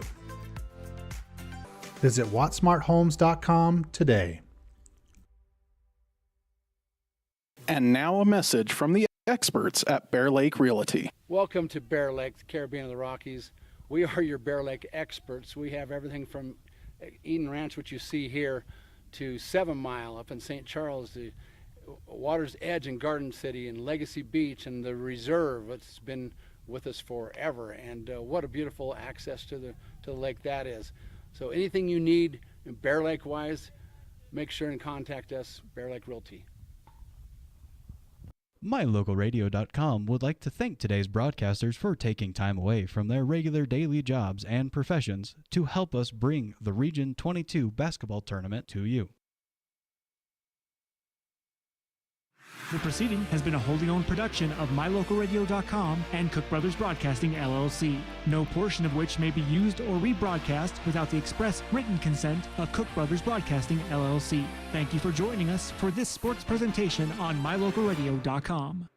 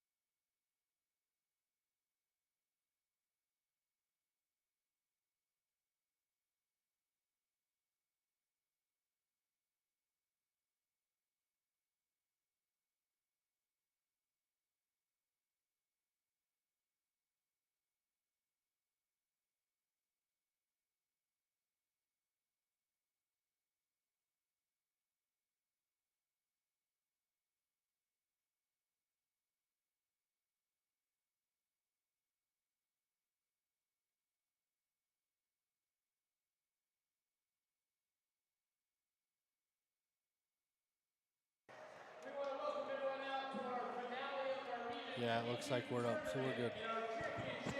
All right, everybody. Now we're going to play the boys' region championship game. Our Tabiona Tigers will play the Tinnick Miners. And I'm sure most of you remember we just played Tinnick, what, a week ago? Yeah, it wasn't very long ago. They ended up getting us by, I don't know, 3 or 4 points. But so for the Tinnick Miners, we've got Stockton Hansen is going to start. Number 3, Cole Ward. Number 11, Hagen Jameson. Number 12, Luke Larson. And number 31, Hagen Barton. They've got 2 Hagens on their team. They do. They've got 2 Lukes as well. And then for your Tabiona Tigers, it's going to start this region championship game tonight. You got number 2, Dayton Giles. Number 3, Bryson Fabrizio. We've got to have a big game from him. He's got to figure out how to get to the hole. Number 15, Dallin Park. If he can play like he did last night, we've got a great shot at this game. Yes, we do. And then we've got number 32, Gavin Rhodes. Again, with him, we need him to stay out of foul trouble. We've got to have him on the floor. He's got to be smart. And number 34, Vertus Wender. And I thought last night Vertus did extremely well on the rebounds. He did. He got his hands on a lot of rebounds, and most of the ones he got his hands on, he ended up with them. So hopefully we can get some production out of our bigs. You know, I'd like to see a little bit of high-low come here. Put Gavin in the high post, Vertus on the bottom. I mean, you got 2 big guys right there to run that. You've got 3 shooters on the wing. I mean, high-low. It'll work great. That's a perfect offense with the lineup they've got on the floor right now. Tigers 17-5 coming into this game. The Miners 15-6. Great matchup here. We expect a good one coming your way. Yeah, this will be a good battle. Here we go with the jump ball. It's up. Gavin will win the tip over to Bryson. He's going to push immediately to the left. Bring it back to the top over to Dayton. I'd like to see Dayton get some shots fall tonight. We know he's going to get some looks. Hopefully he can get something figured out. Burns his dribble right there to Gavin. Good pass underneath though, and kiss off the glass for Gavin. Good find from Dayton. Tigers on the board first, 2-0. Here come the Miners right back to the left side. Got number 3 up top is Ward. Over to Jameson. Over to the corner to Larson. He's going to throw up a 3, miss it. Bryson will grab the rebound, and he's going to look to push. He's got Gavin underneath. He missed him there if Gavin would have been looking. Vertus back to Bryson. That's not a very good spot to give Vertus the ball. Ooh, he should have given it to him down there. Yeah, he still wants to go to the corner now. I'd give it to him. Now it looks like Barton's Bryson from way back. I don't think that's the look that Coach Gines wants to see. I mean, he was a good 4 feet behind the line. That's not his shot. It's not his game. Jameson's going to swing it over to Ward. Ward's going to, it'll take me a minute on these names. Larson. Number 2, Stockton Hansen. He's going to pull a little jumper and knock it down. 2-2. Bryson will bring it back up the floor on the right side. We'll be careful with that crossover. Dallin's looking in. He's going to drive and pull up a little jumper. It's coming off short, and Jameson with the rebound. Ward will bring it up for the Miners. Swing it over here to Barton, back to Ward in the middle to Jameson. He's going to drive and kick back. Bryson tried to take a charge and no call there. Might have got away with almost a travel. He put the ball down just in time. Yeah, Ward putting up a 3. Bryson can't come up with it. Park's going to pick that one off and push it. He's going to look to score. Good left hand. He just can't get it to fall. Good rebound, though. Yep. So, see, and that's Gavin's strong point. That is why we need him in this game out of foul trouble. For a big man, I'll bet you he's the fastest big man to get back down the floor. Over on the wing is Larson. Sorry, that wasn't Larson, 31. That's going to be Barton for 3. That's coming short. Park's going to get it and push. Good decision. Pull it back out. Vertus at the high post. Nice right pass. to Gavin. Beautiful pass. He should have went up with that right off the bat, but either way, great pass from Vertus. Man, that kid sees the floor so well. For a big guy, Vertus sees the floor just so good. Great pass by him. Gavin Rhodes to the line here. You know, and that's the story we talked about yesterday, too. The boys have not, they did shoot yesterday good from the free throw line. Previous to that, not so great. So hopefully it's a little bit of a replay, and I'd even like to see an improvement. I mean, they shot better yesterday, but they can still shoot better. Gavin misses 1 for 2. Dayton Bout had that rebound. It's I like to see Dayton going in like that, though, right out from the gate. Instead of just standing back watching. You already had Vertus back here watching back, so you don't need Dayton. So we got Cole Ward's going to bring it up for the Miners, center court. Over to the right side to Hanson, back to Ward, back to Hanson in the middle, a little short jumper. It's going to come off hard. Bryson's going to Good rebound rebound that by one. him. He can't take, he's got to take the ball with him there. Burtis will clear it back to him, and here we go. He's going to go ahead to Park. Park's going to go right around him. Good pass. Oh, that was a good idea. He had Vertus. Miners just got a hand on it. Park's going to take it right back. Good hustle from Dallin to come back and take that back from him. Bryson's got him beat right Nice down there pass to Rhodes. again. Good pump fake, good pass. That's a good pass. That's going to cause Tinnick to take an early timeout. Gavin's fired up. The Tigers are fired up. Pretty good start so far. Well, Gavin, first 7 points of the game for the Tigers. Well, and he's, like I said before, he's getting down the floor. Sure. I mean, some of his easiest baskets and a lot of his baskets this year come from offensive rebounds. I mean, it's so important that he stays out of foul trouble to stay in this game because like you and I were talking off the mic, I don't think we can win this game with Gavin sitting on the bench. We can't. He's got to be in the game. He's got to be out there for us. And the Tigers right now, they're seeing the floor really well. Gavin in the right spot at the right time. I'm being told you guys are really quiet. So just turn Well, up whatever the headsets would be. This mutes the headsets, I know. Sounds like we're a little quiet on our end. See if we can get a little volume here.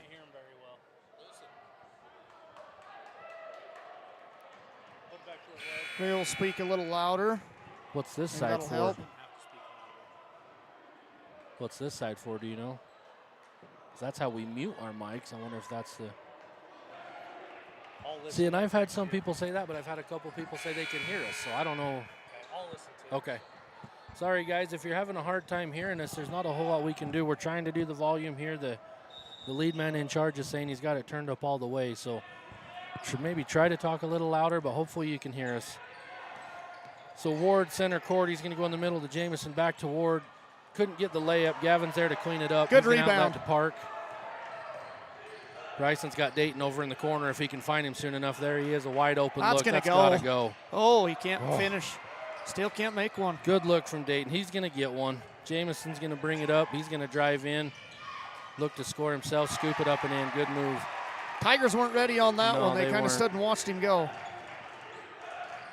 Bryson's going to go to the right side, hand off to Dallin. Dallin comes to the top, over to Bryson.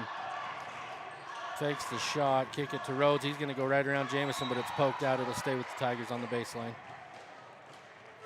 7-4, Tigers on top here. 4:22 left in the first quarter. Kind of play they, wow, what a play here. I haven't seen that one. There you go, good. Oh, Oh, Rhodes, you got to hold him off. He wasn't ready for it. No, he's got to be, he's got to hold him off. It was there, I guess. Good rim protection by Winder again there. That was 31 there. He's got to box out though. Barton. Hanson comes up with the rebound. He's going to go up top to Ward. Back to Hanson at the foul line. Looking to go around. Vertus can't do it. Number 12. Ooh. Larson's off on the three. Bryson will rebound that one. Look to push. He's going all the way. Yep. He kind of didn't know what to do right there at the last second. Had nowhere to go. He's going to get a foul Yeah, here if he Dayton don't get back around off. him. Dayton. Pretty good D. Hand it over to Barton.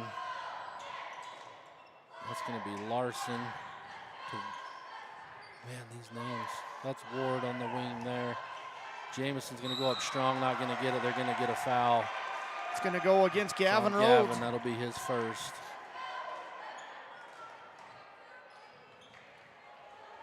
Pretty clean game so far. Both teams only committing a foul apiece. Boy, I don't know where all this stuff on the floor is coming from, but I'll bet I've watched officials in the last two games pick up 15 things off the floor. Little white, it's almost like they're streamers or something. So that's Jamison, I believe, at the line. He's going to miss the first one. Vertus is going to come out. Strand will come in and replace him. You know, here again, like we were talking yesterday, I'd like to see him use Strand in that high post. If he hits a couple of those jumpers, they have to start committing, then he can dump it down to Rhodes. Jamison's second free throw's up and good. Bryson will bring it up right side of the floor, waving everybody over. They got, looks like maybe white for Gavin here. Dayton's going to look into him. Oh, they got him on the arm there. He's calling it down, but he tried to shoot the ball there, but it looks like it's going to be down. Interesting call there. So I just got a text from my sister. She says she can hear us fine. So I wonder if maybe, I don't know, some people, maybe their TVs are. They got to turn that volume button well, up. Dally told me his is on 99, and when the ads for My Local Radio comes on, it about blows the roof off his house. He's got to get his hearing aids in, maybe. Yeah, maybe that's what it is. Gavin a little short off the glass there. Jamison will throw it cross court to Barton. Barton's going up top. Good Hanson rebound. missed that one. Gavin will clear it. Bryson's going to push it over to Strand. He's got to go to the hole there, doesn't he? He does. Ooh, a little bit short. He Now, kind of how is he hesitated called- out there. Hold on, and he called that on the floor as well. I don't understand how that's not a shooting foul. I don't either. Strand clearly put the ball in the air. There's no way that call is on the ground. Unbelievable there. Coach, yeah, Giants is hollering at the ref, but he won't even turn around and look at him. I don't know what else you got to do to get a shooting foul. I'm not sure. Strand will inbound underneath, though. Good pass to Gavin. That's going to go to the line. Is that going to be down, too, though? I don't know. He's got up 2 shots. Oh, Gavin puts that in his left hand. He might finish at a 2-1, but he's going to go to the line. He made his last 2, or did he go 1 for 2?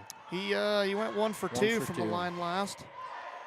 Another text from faithful listener Aunt Teresa down in Arizona. She says she can hear us fine as well. So, folks, if you can't hear us, I'm sorry. There's nothing we can do on this end. Hopefully you can manage to get through here. So, Gavin will put up the second free throw. He's going to miss it. He's going to go 1 for 2 again. Dayton got a hand on it, and Park's going to come up with it. Reset. Bryson's going to drive in. He's got a lane there. Good Wow, challenge good block, there huh? from Hanson. Yeah, good challenge. That kid's long.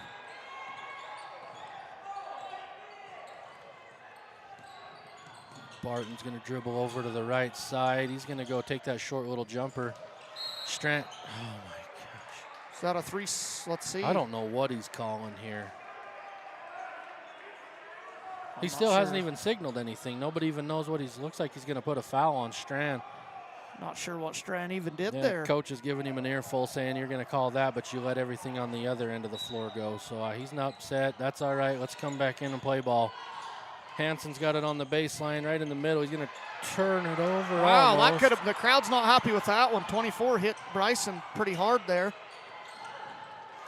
Look at Larson's that. Tigers trap. all over him. Jump ball. We're going to have a jump ball. Dayton right in on that one. Good Looks for like him. the arrows stay in here, though. It's going to be Tenix basketball. Tigers being aggressive early. I like to see that. Yep, they are. So Hanson's going to look to inbound.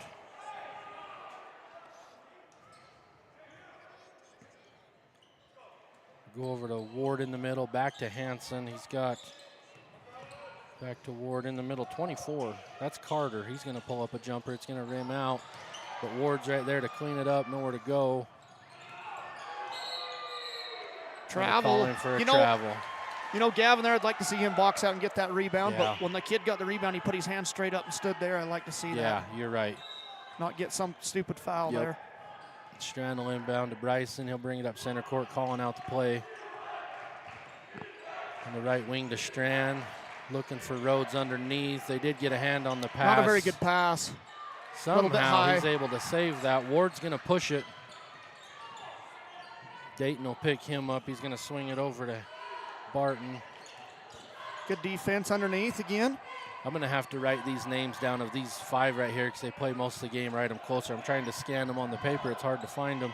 I think the Miners play about 6-7 players. Yeah, Carter's going to get that one to rim in for him. That's going to put the score 8-7. Tigers up by 1. Bryson's going to go all the way to the basket with the left hand, 2 and 1. He's going to go to the line for a 3-point play. Bryson has got to do that, man. If he just pushes it, because Tinnick was still getting back, they hadn't turned. And as fast as he is, man, he needs to just keep attacking. He does. See if he can get the. And I can't remember if it was either Tinnick or Wendover at home. He scored 30 points, and I'll bet 20 of them. That was against Wendover. Was it Wendover? I mean, just getting to the basket at will.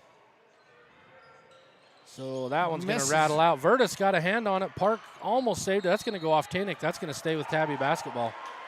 Way to mix it up by the Tigers. Yeah, good there. hustle from Vertus to get his hand on it. Park tried to save it, went right off Tinnick. So Strand will inbound at the baseline. I haven't seen this play either. Good back screen from yes, I have. I just didn't recognize it. Bryson will pick that up in the corner out to Strand. Strand will swing it up top to Dayton. Dayton's going to try to hand off, but Ward's going to pick that off, come back for a layup, and Bryson's going to get him at a 2-and-1. I think if you're going to foul him there, you got to foul him, make sure he doesn't make that. He was about a step behind him. So for as fast as Bryson is, I mean, Ward pushed that up pretty quick himself. He got from one end to the other and pretty quick. So he'll go to the line. He's going to try to get one and tie this game up. It's going to come off hard, but it comes over the top of Vertus's head.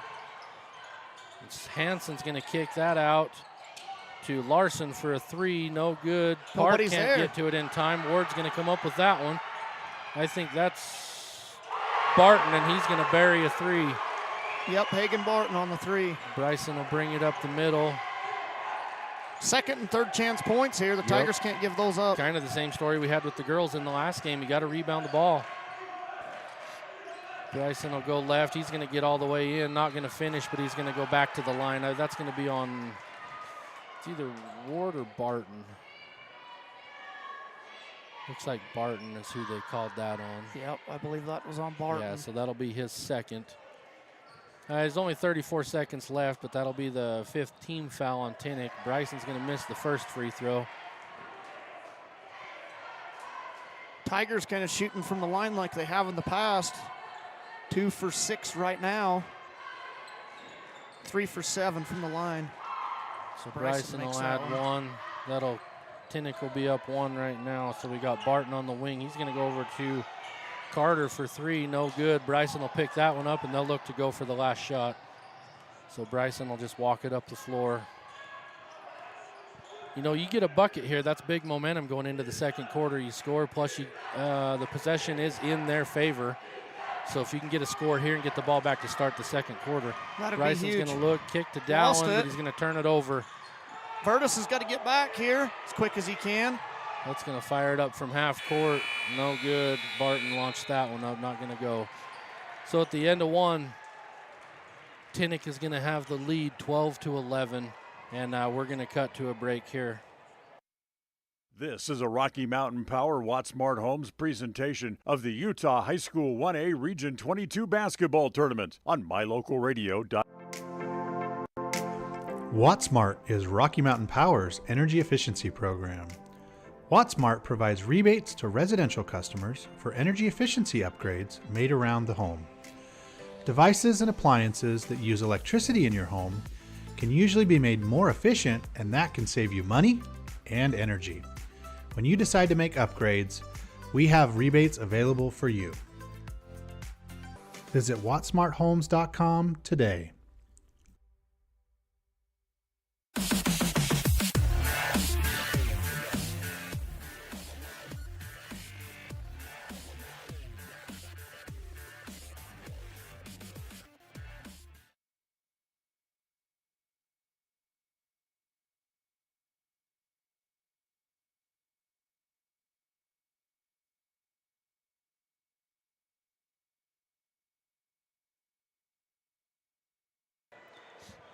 All right, here we go. Start of the second quarter. Tigers will inbound on the sideline.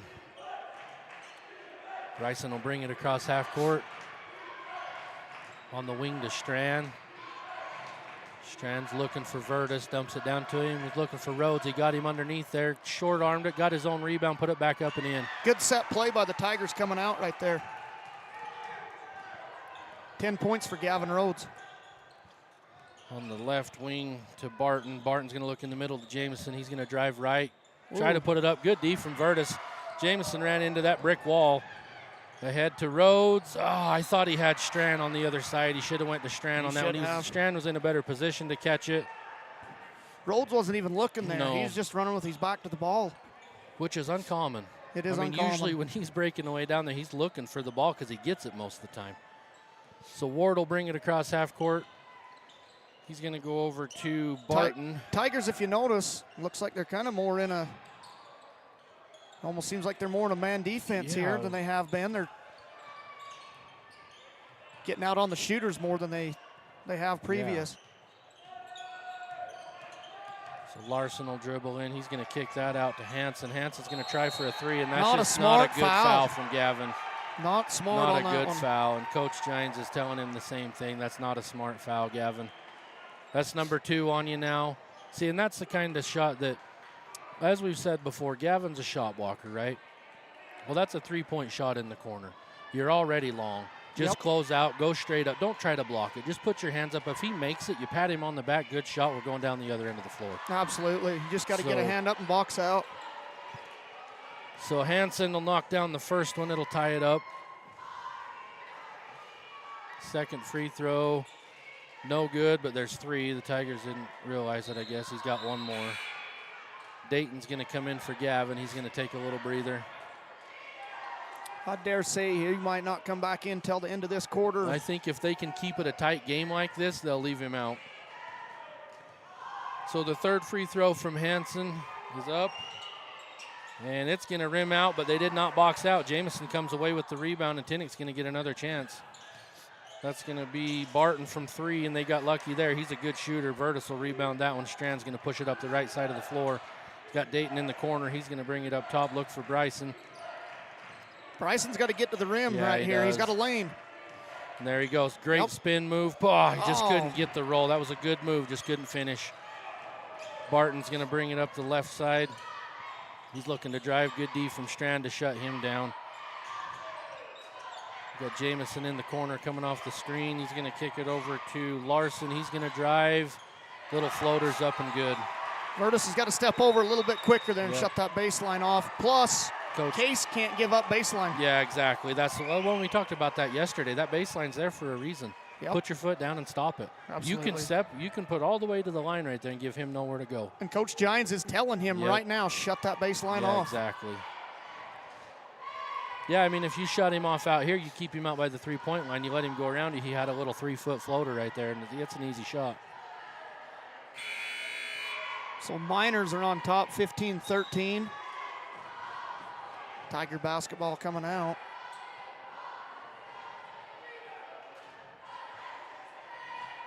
And you can hear Coach Gines down there pleading the same thing we are, rebound.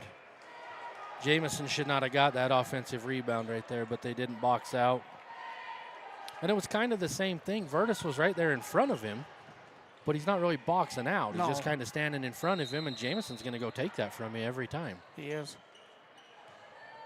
I'd like to see the Tigers, though, spread the floor here with Gavin out to where Bryson can get to the rim. Clear that inside out a little more. Strand take it over to the right side. He's going to try back up. Bryson's going to get the step on him right there. Go in. It was poked out of his hands. It'll go off Bryson's knee, he says. He made to me on that one, Bryson looked like he was a little bit out of control, not quite as controlled as he normally is. He has a couple, once a game gets in there, but that's his game. He's so dang fast. He is. It's kind of hard to just stop. Park's going to run into that screen. It's going underneath two hands. Strand got his hand on it there. Bryson ain't stopping here, I'll bet you. He's got a full head of steam. Oh, he's going to turn around and kick it back to Strand. That's a good look for Strand. That's his game. That is his game. You get him right inside that three-point line by the high post, he'll hit that all day long. Great mid-range player. Ward will bring it up top. Going to look for a screen from Jamison, but he picked up his dribble. Jamison back over to Ward. Over to Barton. Barton thought about it. Jamison's going to swing it over to Ward. He's going to take the three. It's going to come off hard. Park's got his eyes on it. He's going to come down with it. Push it ahead to Bryson. He's got Dayton up ahead. He throws it up to him. We'll see what Dayton's going to do. A little reverse. Oh, just rims out. There's something on the ball. Bit too much. There's something on the ball, it looks like. I'm telling you. A sticker. It's like tape or something. All night they've been the game before this, constantly picking up little white pieces off the floor. Wow.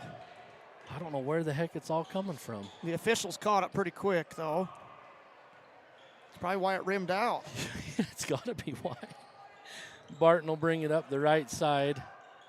Park's on him. Up to Ward in the high post. Jamison's cutting through the middle. Good find. He had the English. He's going to 2-1 to the free throw line.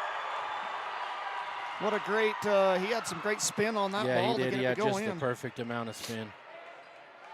That's going to put the Miners up by 2 with 4:56 left in the second quarter, and Jamison's going to go to the line for 1. As great as Virtus is at, protecting the rim, he's just a little bit slower than Gavin. With Gavin out, the Miners are taking advantage. Yep, and Jamison will complete the three-point play, and that'll give them a 3-point lead. So Bryson will bring it up back to center court.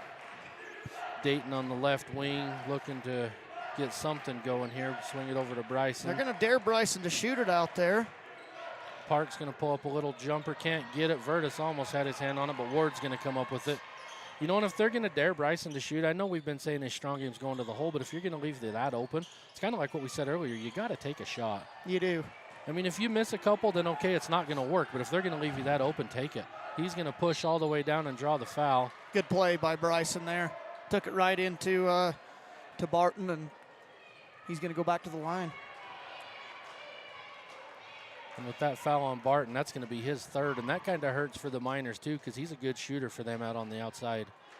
First one from Bryson's going to be off the back iron. Still struggling from the line. Who's that? 21. That's going to be Luke Hansen that just checked in. Second free throw, no good either. Good. Tigers 3 for 9 from the line. Stockton Hansen's going to get that rebound. Clear it to Jamison. He's going to bring it up the left side. Park will pick him up on the wing. Behind the back dribble off his almost foot. Had it. Larson inside to Hansen. Hansen's going to pull a little jumper. It's going to come up short, but Ward's going to come for the rebound. He's got, I'd say, 3 or 4 offensive rebounds, but he throws it right over Jamison's head. Yeah, he crashes the rim every single time a shot goes up. And it's paid off for him most of the time. Nobody puts a body on him, and he's going to get a bunch of offensive rebounds until they do. Looks like Luke, well, he backed up. Luke Hansen was going to put some pressure on Bryson. He's going to back it up. Bryson will dribble over to the right wing, over to Dayton. Vertus is posting up in there. They're going to get it to him. We'll see what kind of move he can put together here. Good footwork by the big fella. And that's a good shot. That didn't go, but I'll tell you, Vertus, that's a good look for him, that little baby hook. Hansen's going to go up top to Ward. Ward looking around. He's got Larson over there. He's going to take a three. He's going to rim out of nowhere. But there's Jamison following up. Couldn't get it to go. Bryson's going to push. He's got numbers. He's got to hit him. There's Dayton. He hit him a little too late. Yep, and that was a good block from Ward, and that's just not a good foul from Dayton. And I think that's frustration. We seen Dayton frustrated last night. He's a little frustrated again tonight. But that play right there, as you said, he got it late. He did. It was behind him. Still tried to make something of it. He got blocked. You can't be frustrated over stuff like that. That's kind of a play that's a little out of your hands. You tried to make something happen, but you can't be getting that foul laying on the guy 90 feet away from the basket. Sure. So Ward will kick it over to Hansen. Hansen's going to come over to Stockton Hansen in the middle to Jamison. Right back down to Stockton on the baseline, and he's going to lay it in. Tigers have got to watch that backdoor cut right there. Bryson's looking to push again. Miners have got a 5-point lead with 3 minutes left. Bryson's going to spin right. Oh, man. He doesn't miss those very often. He's had 2 or 3 of them just roll right off the side of the rim there. Ward will kick it over to Hansen. Hansen's looking. He's going to go to Stockton Hansen in the corner. I can't see him. Luke Larson. He's got Ward underneath. There's Jamison on the wing. He's going to drive left side. Kick it out. Good ball movement. That's one thing about it. The Miners move the ball around very well. And drop to Jamison, and there's that same thing. That baseline back cut got beat on the same one again, and Coach Gines is not happy. He's telling Strand, second time in a row you got beat on that same play. I mean, it's simple.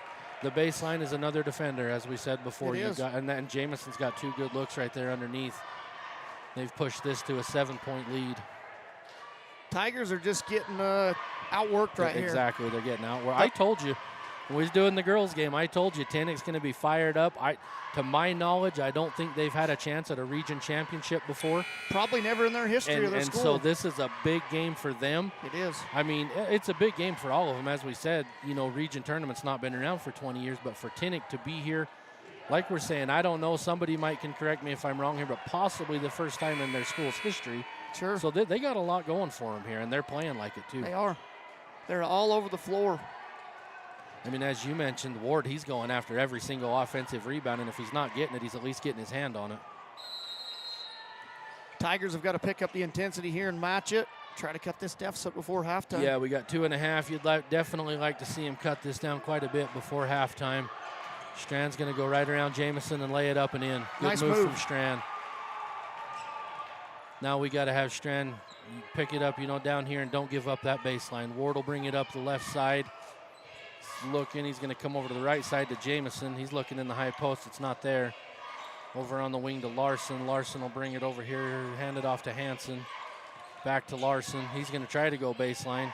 Strand shut him off that Yeah, time. and Bryson got his hand on it. He's going to come away with it. He's got numbers again. Now, not now. Good recovery from Tinnick. Ooh, he might have got away with the travel on left that one. hand. Put it back in your left hand and shoot it up. Ward's going to push it right back at him. Tigers have missed a lot of layups underneath. Yeah. Ward's going to kick it out to Stockton Hansen. He's looking up top to Jamison. He's going to take a three right at the now, top of the too. key. He's going to bank that one in. He's hot right now. He even looks over at the bench, kind of shrugs his shoulders. Well, I'll take it how I can get it. It's going to be an 8-point lead for Tinnick with a minute and a half left in the second quarter. Bryson's got a lane here if he'd take it. He's not going to. Park's going to look, kick it back out to Bryson. Got to get something going here. There's too much standing there. Strand with that good little jumper again. Not going to get that one. Stockton Hansen will clear that out to Ward. Even still, that's a good look from Strand. He didn't get it to fall, but that's a pretty good look. It is. They got to hit him right there and get him more touches on that 15-foot jumper. Ward's going to stand up, dribble over to Jamison on the left, back to Ward. Back to Jamison. Ward cuts through the middle. Larson's going to kick it to Jamison. He's going right back in, runs right into Virtus. Jamison's hot right now. He's fired up, and he's taking most of the shots and going to the hole. It's almost like he's just kind of taking control here for Tinnick. He's playing unconscious for the Miners right now. And he get that three. I mean, yeah, he banked that three in, but either way it went in. I mean, his confidence has got to be through the roof right now. He's just playing a good ball game. First free throw is going to be a little short. Dayton's going to check back in for Strand. We got 50.8 seconds left in the first half. Got to box out here. Jamison's second free throw is up. It looks hard. It is. It's going to come off. Case is going to grab that, and Dayton's going to push it up the right side, come back to the middle. Find Bryson on the left wing. He's going to drive in. Dayton gets stuck, almost travels, gets rid of it in time. There's Case with a good look from three, and that's going to go. That's what we need from Case. We didn't see last night. Now we got to pick it up, though. Tinnick's going to come right back at you. Don't start celebrating. They're going to go for one here, I would bet. Larson's going to hand it over to Jamison. He's going to go up top, get around Dayton, back out to Stockton Hansen. He thought about it. They're going to go for the last shot. Ward cuts through right in the middle, and he's open. He's got it there. They're going to come back out to Hansen in the corner to Maybe Jamison not. for Jamison's another three. going to shoot it instead. But there's Ward again with another offensive rebound. He's everywhere. He's got to have 5 or 6 of them. And if you're the Tigers, you should have had the last shot here, but instead, Hansen's going to take it, air ball. Case is going to save that into Dayton, but it's too late. He's going to heave it anyway. Well, they cut it down a little. You go into halftime, you're down 5. It's not that bad. So go in, regroup, figure out the mistakes you're making, the baseline, the rebounding, couple little things here, and they can get right back in this game. Absolutely. We'll be back here for second half action shortly.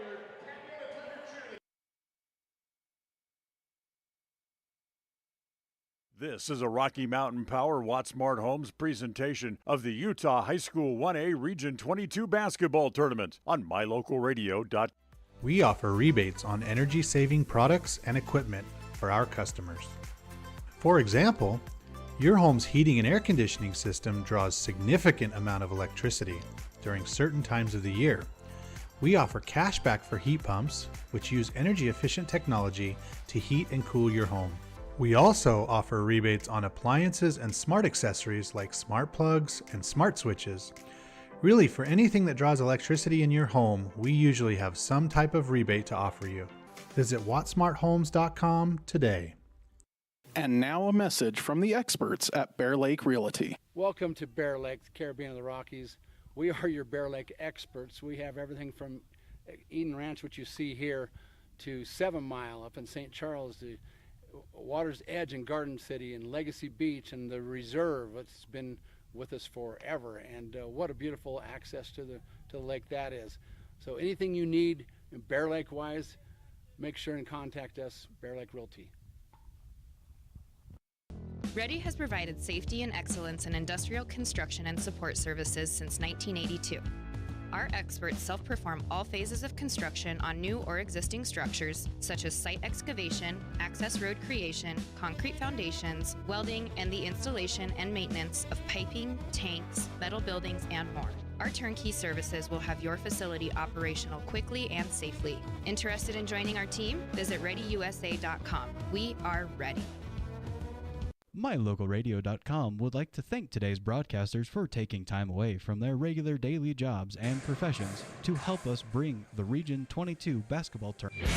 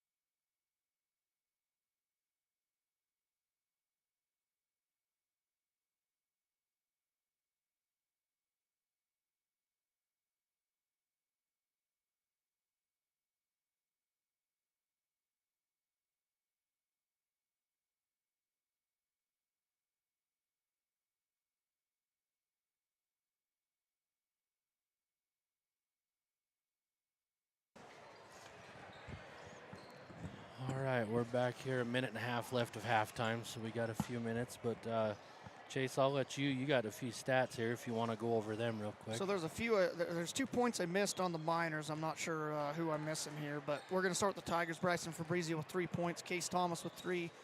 Strand Giles with 4. Gavin Rhodes with 10. On the minors side of things, you got Stockton Hansen with 3. Cole Ward 2. Hagan Jameson with 9. Easton Carter 2, and Hagan Barton 3. Once again, I'm missing 2 points on somebody there, but you know, the minors shooting 3 for 9 from the line, not very good. Tigers, same thing, 3 for 9 from the line, not shooting very good, 33%. One thing to note with the Tigers, you know, down 5 here, Gavin Rhodes sat out most of that second quarter. About 6.5 minutes, he came out of the game and did not come back in. So it'll be good to see him back in this third quarter. Hopefully give the Tigers a little boost here. And it was good of them to be able to cut this down to a 5-point lead with him on the bench, saving him some energy, some time, you know, saving him from fouls. So, yeah, we'll see what he can do coming back in here. The key, I think, for Tabby is what we've been saying all day in the girls' game in here. They've got a rebound. Cole Ward has, I don't know how many, but I'd dare guess 5 or 6 offensive rebounds. He's allowed Tannick to get probably 3 or 4 more offensive rebounds just by getting his hand on it. So they've got to find him. Well, they need to find all of them. They've got to do a better job at rebounding, take care of the ball. And I would dare say that was a big discussion in the locker room, yeah, rebounding. I think so. And not allowing them to get that many offensive rebounds on Well, us. and we know it is because we both played for Coach Gines, and that was something that he preached day in and day out was rebounding. Absolutely. You know, he'd always tell us there's 2 things, 2 most important things that can help you win a game is your free throw shooting and your rebounding. So here we go. We'll start the second half. It'll be Tinnick's ball, 20-25 in favor of Tinnick. So we'll see what the Tigers can do in the second half. For some reason, Coach Gines is having a discussion with an official. He doesn't seem to be too happy. I don't know what they were talking about, but anyway, here we go. So Ward will go to the high post to Jamison. He's coming out hot again. Almost looked like he double dribbled there, but he must not have. So he's going to go in and lay it in. That's 11 points for him. Dayton's going to hand it off to Dowling, over to Bryson. He's going to try to go around him, can't do it. Going to take that little high post jumper, and he's going to knock it down. We got to get him going. I think I heard you say he's got 3, so now he's got 5, and he's usually good for 10 or 12 in the first half, so we got to get him going. Jamison's going to have it up at the top. Going to all the way deep in the corner. I think that is Larson, and he just hit a 3. That's his first 3 points of the game. So Bryson will bring it back up. Try to get set up, go off the screen from Rhodes. Rhodes is going to roll, but there's nothing there. Now he's got him in there. Dayton can't get it to him. Bryson's going to get it into him. He's going to make a move, go up strong, and score it. They can't stop Rhodes underneath like that. They got to get him the ball more. Ward will bring it back up for Tinnick. Dayton's going to put some pressure on him. Coach Gines yelling, get up. Barton back to Ward. Ward's looking baseline. He didn't have him. Got Jamison on the 3, wide open, and like you said, he's feeling it. That one didn't go, but there's Barton, I believe, pulling in that rebound. And that's going to go off Tabby, so it'll be their ball. Barton will inbound on the baseline. Once again, offensive rebound. Throwing it right up to Ward. He flips it up, doesn't go. Virtus is going to pull that down, almost throws it out of bounds. Bryson will bring it up. Going to go all the way to the basket on the left side. He had it there. He did. Virtus up top. Bryson's going to take that 3. It's not going to go. Ward's there on the rebound. Yeah, Bryson had that down there. If he'd have seen what we seen, he'd have scored that. Jamison right into Virtus. Good no call. He just kind of fell down. Park's going to push it. Sell it. Yeah, he did. Dayton, get you one, buddy. Sideways. Nope, that's right off the back side of the back. But he's going to come up with it, though. Bryson, Gavin stepped right in his way and cut him off. That's all right. Slipped it over. Gavin's up and in. There. They're not going to stop him down low. They don't have a big enough kid to stop him. Ward will bring it up. Tigers are looking to put a little bit of pressure on him. Maybe they're going to back up to half court, it looks like. Tigers staying in their zone. Yep, they are. Stockton Hansen. Virtus is going to challenge that. Good challenge. Good Rebound box from out Gavin. Too, from Virtus. Gavin will clear it up to Bryson. He's going to look to push. He's going to go all the way to the basket here and lay it up. There he is. There he is. Good move from Bryson. See, now he's up to 7. He's feeling a little bit better about the game. They've cut it to 2. You forced Tinnick a timeout. This is a good start to the second half for Tabby. Absolutely. Bryson Fabrizio coming in with a spark to start. Gavin Rhodes in there. Couple quick baskets. Yep. Gavin's played well in this third quarter as well. Like you said, though, he was out most of that second quarter. And it just goes to show you that he is needed on the floor. He is. Whether he's Just the his one presence. that's scoring or not, his presence, it's almost like everybody just kind of, they work better when he's out there. And I think right now he's still only got those 2 fouls. I don't think he's picked up a third. If he can get through this third quarter without picking up another foul, the Tigers are going to be in good shape. That's a huge point for them to go into the fourth quarter with him still having 3 fouls to give. And I would dare say when he was sitting on the bench during that second quarter, I would say that assistant coaches probably looked over at him a few times and said, look, you got to be smarter. Keep them fouls to a minimum. We got to have you on the floor. Yep. And I know he's had some words of advice from some people, you know, good basketball-minded people telling him kind of that same type of thing. Coming back out on the floor, you can see Bryson. He's giving all his guys a 5 here, saying, let's go. You know, he's feeling good. Fired up. He's ready to go. Bryson or Dallin and Dayton, same thing at half court. They know what they've got to do here, and I think they're feeling pretty good about it. So we'll see if they can keep that momentum going. I don't think they've had the lead for quite some time, so if they can get a couple of stops here and get the lead back, that'll do a lot for them. So Barton will bring it up. He's going to get a screen, go left. 2 screens, nowhere to go. Good hands by Dayton. He almost had the steal. They're going to call him for a travel. I thought they was going to call Dayton there. I was going to say, man, come on. You know it was a loose ball. Yeah. But that was good defense on Dayton's part. Bryson will bring it back. Here's a chance for him to tie or take the lead. Dribble to the right side, come off the screen from Rhodes. There he's on the roll. Up top to Dallin, back to Bryson. I think so. He's got a big mismatch, and there he is. Going up strong. Oh, just couldn't get the roll. Good move, though. Take advantage of it. That's all right. Up ahead to Larson. He's going to pull up a short jumper, and he's going to bury it. Bryson's going to push it right back at him, though. He's crossing half court on the right side, going back to the middle. Little bump from Virtus. There's a screen from Rhodes. Down at the top of the key. He's going to think about a 3. Got Virtus there. There's Dayton with a good look. Short. Dallon's going to come up with it. Bryson thought about it. Pump fake driving in. Good play. Good pass to Rhodes. Oh, he didn't need that dribble. He should have just went up. He didn't need that dribble. Just catch it and go up. Yep. Good defense by Dayton there. Yeah, putting a lot of pressure on Ward. Barton at the top. He's going to cross over and go right around Park in the corner to Hansen. I believe that it. Larson. No good. Good Virtus rebound by will clear Virtus. that rebound. Bryson's going to look to push back up the left side. Surveying the floor to see what he's got. Fake pass to the corner. He's going to take it in and miss it. And Stockton Hansen will get that rebound. He'll clear it out to Ward. Both teams here up and down the floor, not really much control. Yeah. I think they got to slow it down and set something up. With a good back. Dallin just got caught sleeping right there. That is a good play, a give and go, an easy play. That was just a meltdown from Tabby on the defensive end. Miners have had a lot of them this game. Yes, they have. Well, when you see it work 2 or 3 times, you keep going to it. You do. Dayton at the top. He's going to hand off to Bryson. Bryson's going to come off the screen from Virtus out to Park in the corner for 3. Nope. Park's been pretty quiet in this game. Yeah, he has been really Hasn't quiet. scored a bucket yet. Jameson's looking to push it right up the middle. There's Virtus. Good defense by Virtus. Oh, and nobody wanted the ball. Gavin thought Dallin was going to get it. Dallin thought Gavin was going to get it, and they both took off. I missed who put that up and in. Was that Barton? 31? That was Barton, yeah. So all of a sudden, they've got this back up to an 8-point game. Kind of took the wind out of Tigers' sails here for a minute. Gavin turning right into defense. You're going to call a jump ball. I thought maybe he had him on the arm. The official right there. underneath has got a foul. Yeah, I thought he had his arm there pretty heavy. The official underneath, it's his call. He had the foul. They're going to give him a jump ball. They're going to call a jump ball. Tigers will keep possession.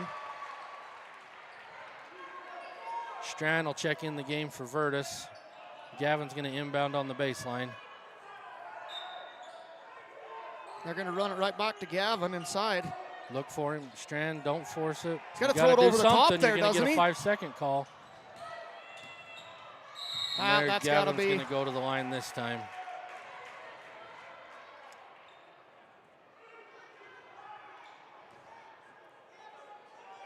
Jameson's pleading his case down there.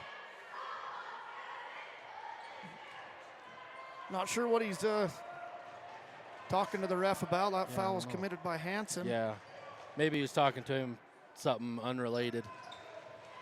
Gavin will step up. The first free throw. It's going to be good. Gavin Rhodes, 15 points in this game for the Tigers.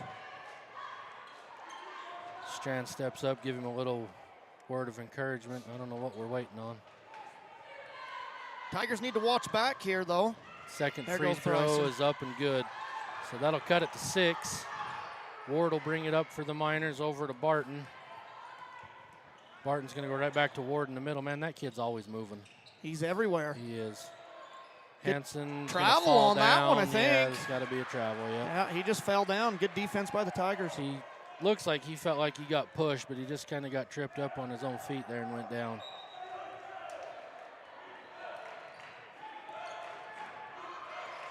Bryson will cross half court for the Tigers, calling out his offense. Get out of there, he Yep, says. yep. Tells Dallin move.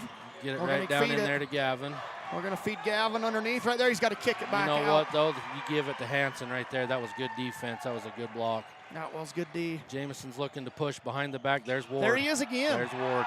Nobody I'm telling touches you, him. that kid does not stop. He is constantly moving, and that's the cause for a lot of his easy baskets. Coach Gines is going to take a timeout. The Miners are back up by 8. Tigers being a little lazy here on defense. They're just letting the Miners go right down the floor and do whatever they want with the ball to the rim. Well, the guards up top, when Ward gets rid of it, he's gone. And they're Yes. just kind of standing there. He's sneaking right behind him, gets in the middle, and he's wide open. But that's the same kind of stuff that I would like to see from Tabby.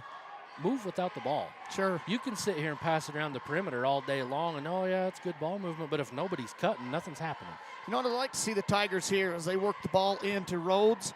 Rhodes is getting doubled, sometimes triple teamed. That's when our guards need to cut back door. But not only that, Rhodes has got to look up and see players cutting and dish it off there. Exactly. Sometimes he gets it in his head that when he gets it, he's going to score.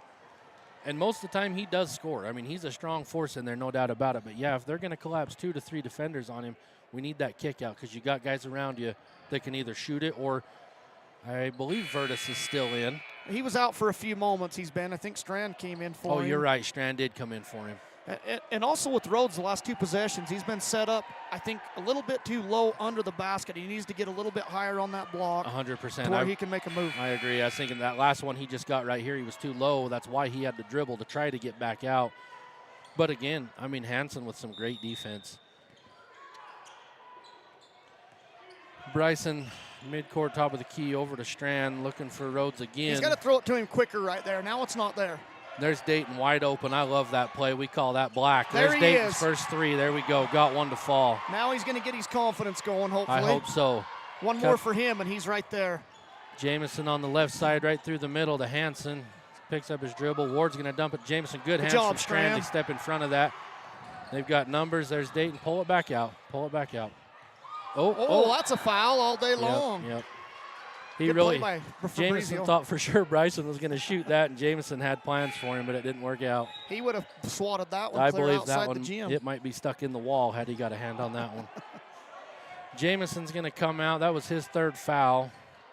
Minute 55 left in the 3rd. Bryson will inbound on the baseline. They need Jameson in the game, too. He's a big help for the Miners. Tigers need to take advantage. I don't know how he Well, was how able to about get that that down hang to time? Gavin. Yeah, Gavin's going to go back up. Can't get finish. it. Still battling. Throw Good it up save. high. Good Dayton's going to save. come up with it. Clear it over. You got Strand there. Now reset. You got almost a fresh shot clock. Reset. Run your offense. Bryson on the left side. Screen from Rhodes. Up top to Dayton. Strand's cutting through. Nothing there. Bryson's going to drive through the middle and lay it up. Nope. Ooh, but a he lot got of fouled. contact. A lot of contact. Yep, that one will be on number 24, Carter. So Bryson will go to the line for 2. Not a bad play. I'd still like to see him hit Strand as he's cutting around that free throw line right there in the middle. Anytime we can get Strand in the high post, you can almost count on it. Good turnaround jumper from him. Oh, the free throws, though. Free throws just are killing us. us. Killed the girls in the last game. They shot very poorly, and the boys tonight shooting very poorly from the line. Bryson will put the second one up. It looks good. It is. 6 of 13 is not going to cut it for the Tigers. Nope.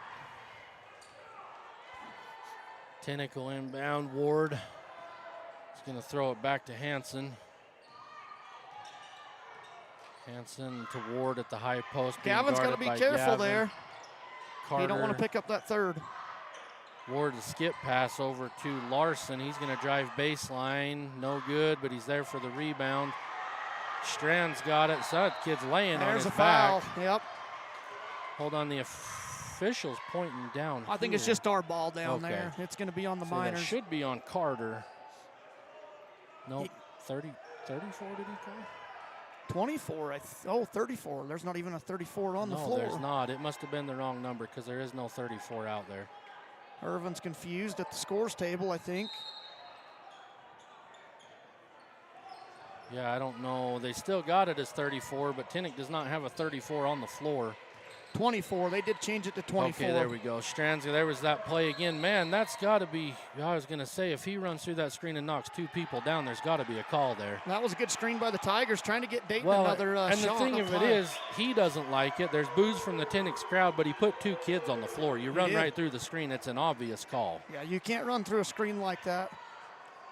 The official's explaining it to him now. Dowlin's going to shoot 2 with the being in the bonus. That's 3 on Hansen now. So Yep. they got a few, I think they got 3 different players with 3 fouls apiece. That's Dowlin Park's first point of the game.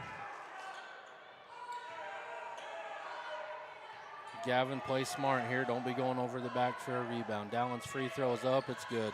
8 of 15 from the floor for the Tigers. And now you look up and we've cut this to a 2-point game with 50 seconds left in the third quarter. Barton's going to bring it up. He's going to throw it over to Ward. Back to Barton. Somebody's got to get out. Over to Larson. And he just kicked him there. Lefts missed that one. Barton.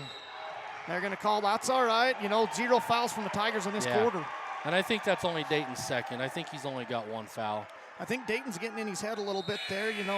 Barton is trying to get around him, and Dayton's playing pretty good D on him. And they're going to bring him out. Case Thomas is going to come in for Dayton for the last 37.5 seconds of this quarter. Ward will have it up top for Tinnick. Just kind of surveying the floor a little bit over to Barton. He's going to drive. Nope.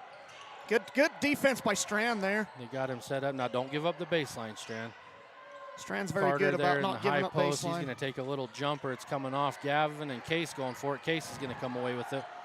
Dowlin's going to clear to Bryson. They're going to go for 1 shot. Now, last time they had 1 shot, they turned it over. So let's see if they can execute a play here, get a shot at the basket, either tie or take the lead going to the 4th. Bryson's kicking back to Case. Good look from Case, and he got it. So that'll give the Tiger. Oh, and Bryson almost gets a steal right here at the bottom. Oh, he threw it from the floor and almost got it to go in. Wow. Threw it from sitting on the floor. I'll tell you what, you talk about a momentum shift. Right there, did it. They come in here. Case has come in and hit 2 threes He's for 2 him. for 2. And that's a big one right there to end the quarter. Gives them a 1-point lead. We're going to go to the 4th quarter. This is going to be a game. And we'll be back in a few minutes. This is a Rocky Mountain Power Wattsmart Homes presentation of the Utah High School 1A Region 22 basketball tournament on mylocalradio.com. Ready is committed to providing superior services to our customers by requiring individual accountability for excellence in quality, safety, and dependability. We are a growing company that is currently hiring across Wyoming, Colorado, Texas, Nevada, Idaho, and elsewhere. Our valued team members receive competitive wages, full benefits, and weekly pay. Interested in joining our team? Visit ReadyUSA.com. We are ready.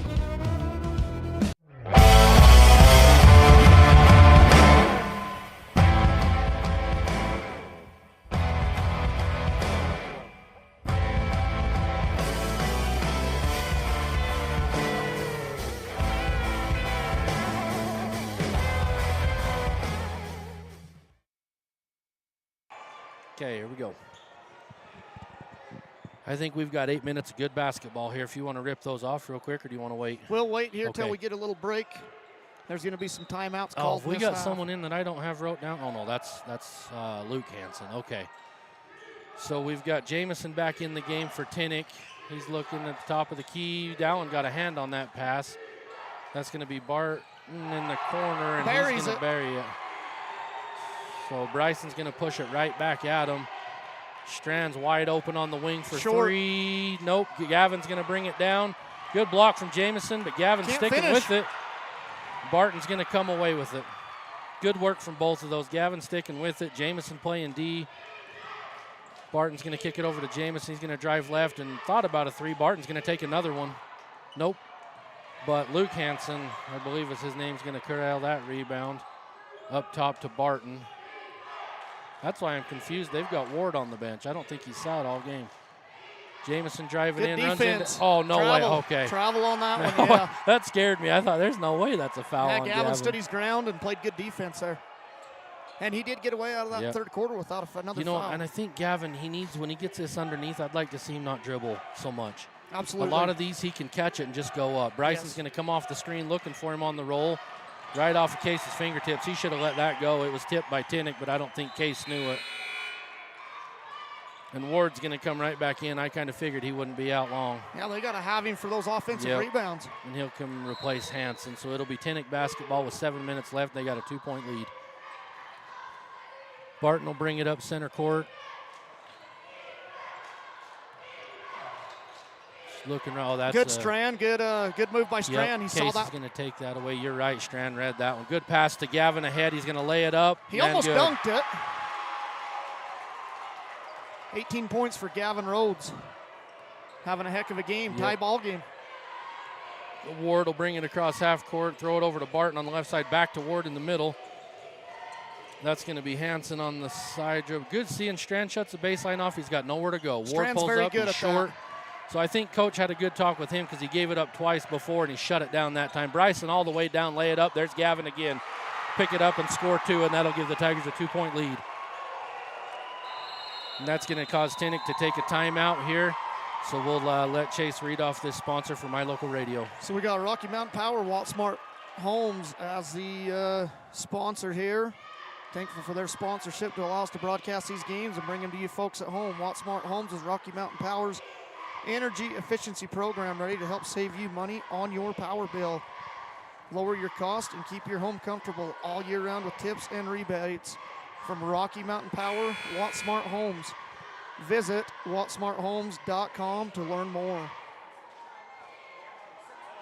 Great sponsor.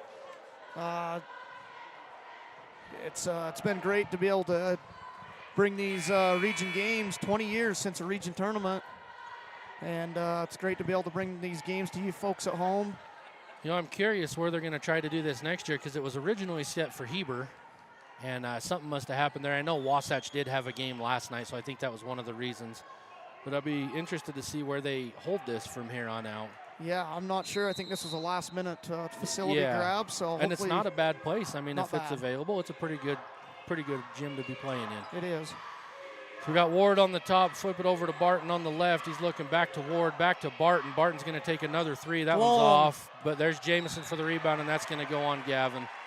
Was that Gavin or was that Park on that one? So it looked to me like it was Gavin, but I could be wrong.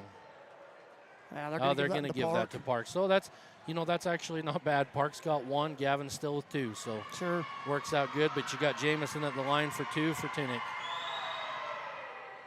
That one's going to rim out. Jamison seems to be getting a little frustrated with himself. I've noticed this 2 or 3 minutes in this fourth quarter. He's only scored 1 point in this second half. Yeah, he seems to be a little frustrated. He was hot last half. Second free throws up, and it's off too, and Strand will bring that one in. Jamison, see, he's with Bryson. Oh, he scoop it up with the left hand and in right around Barton. Good play from Bryson. Barton's going to push. He's going up ahead to Hansen. Hansen in the middle to Jamison. Jamison over to Barton. Back to Hansen. He's going to try to go baseline in case lets him around. And there's Got him Ward. in the air, but they played good D. Good box out by Gavin Great Rhodes box out from Gavin. See, but the scary thing is there, Case gave up that baseline again. Every time. And he goes around him, and you're putting Gavin in a tough spot to where he's got to try to defend that rim, which could allow him to get a foul. Yes. So these guards have got to do a little better job of shutting down that baseline. Bryson will bring it across, trying to set up the offense, come off the screen from Rhodes. He's going to go all the way and lay it up with the left hand again. Man, he's getting hot now. Yep, he's starting to come into his element of the game here. Hansen's got it on the right wing. Back up top to Ward. He's going to go over to Larson.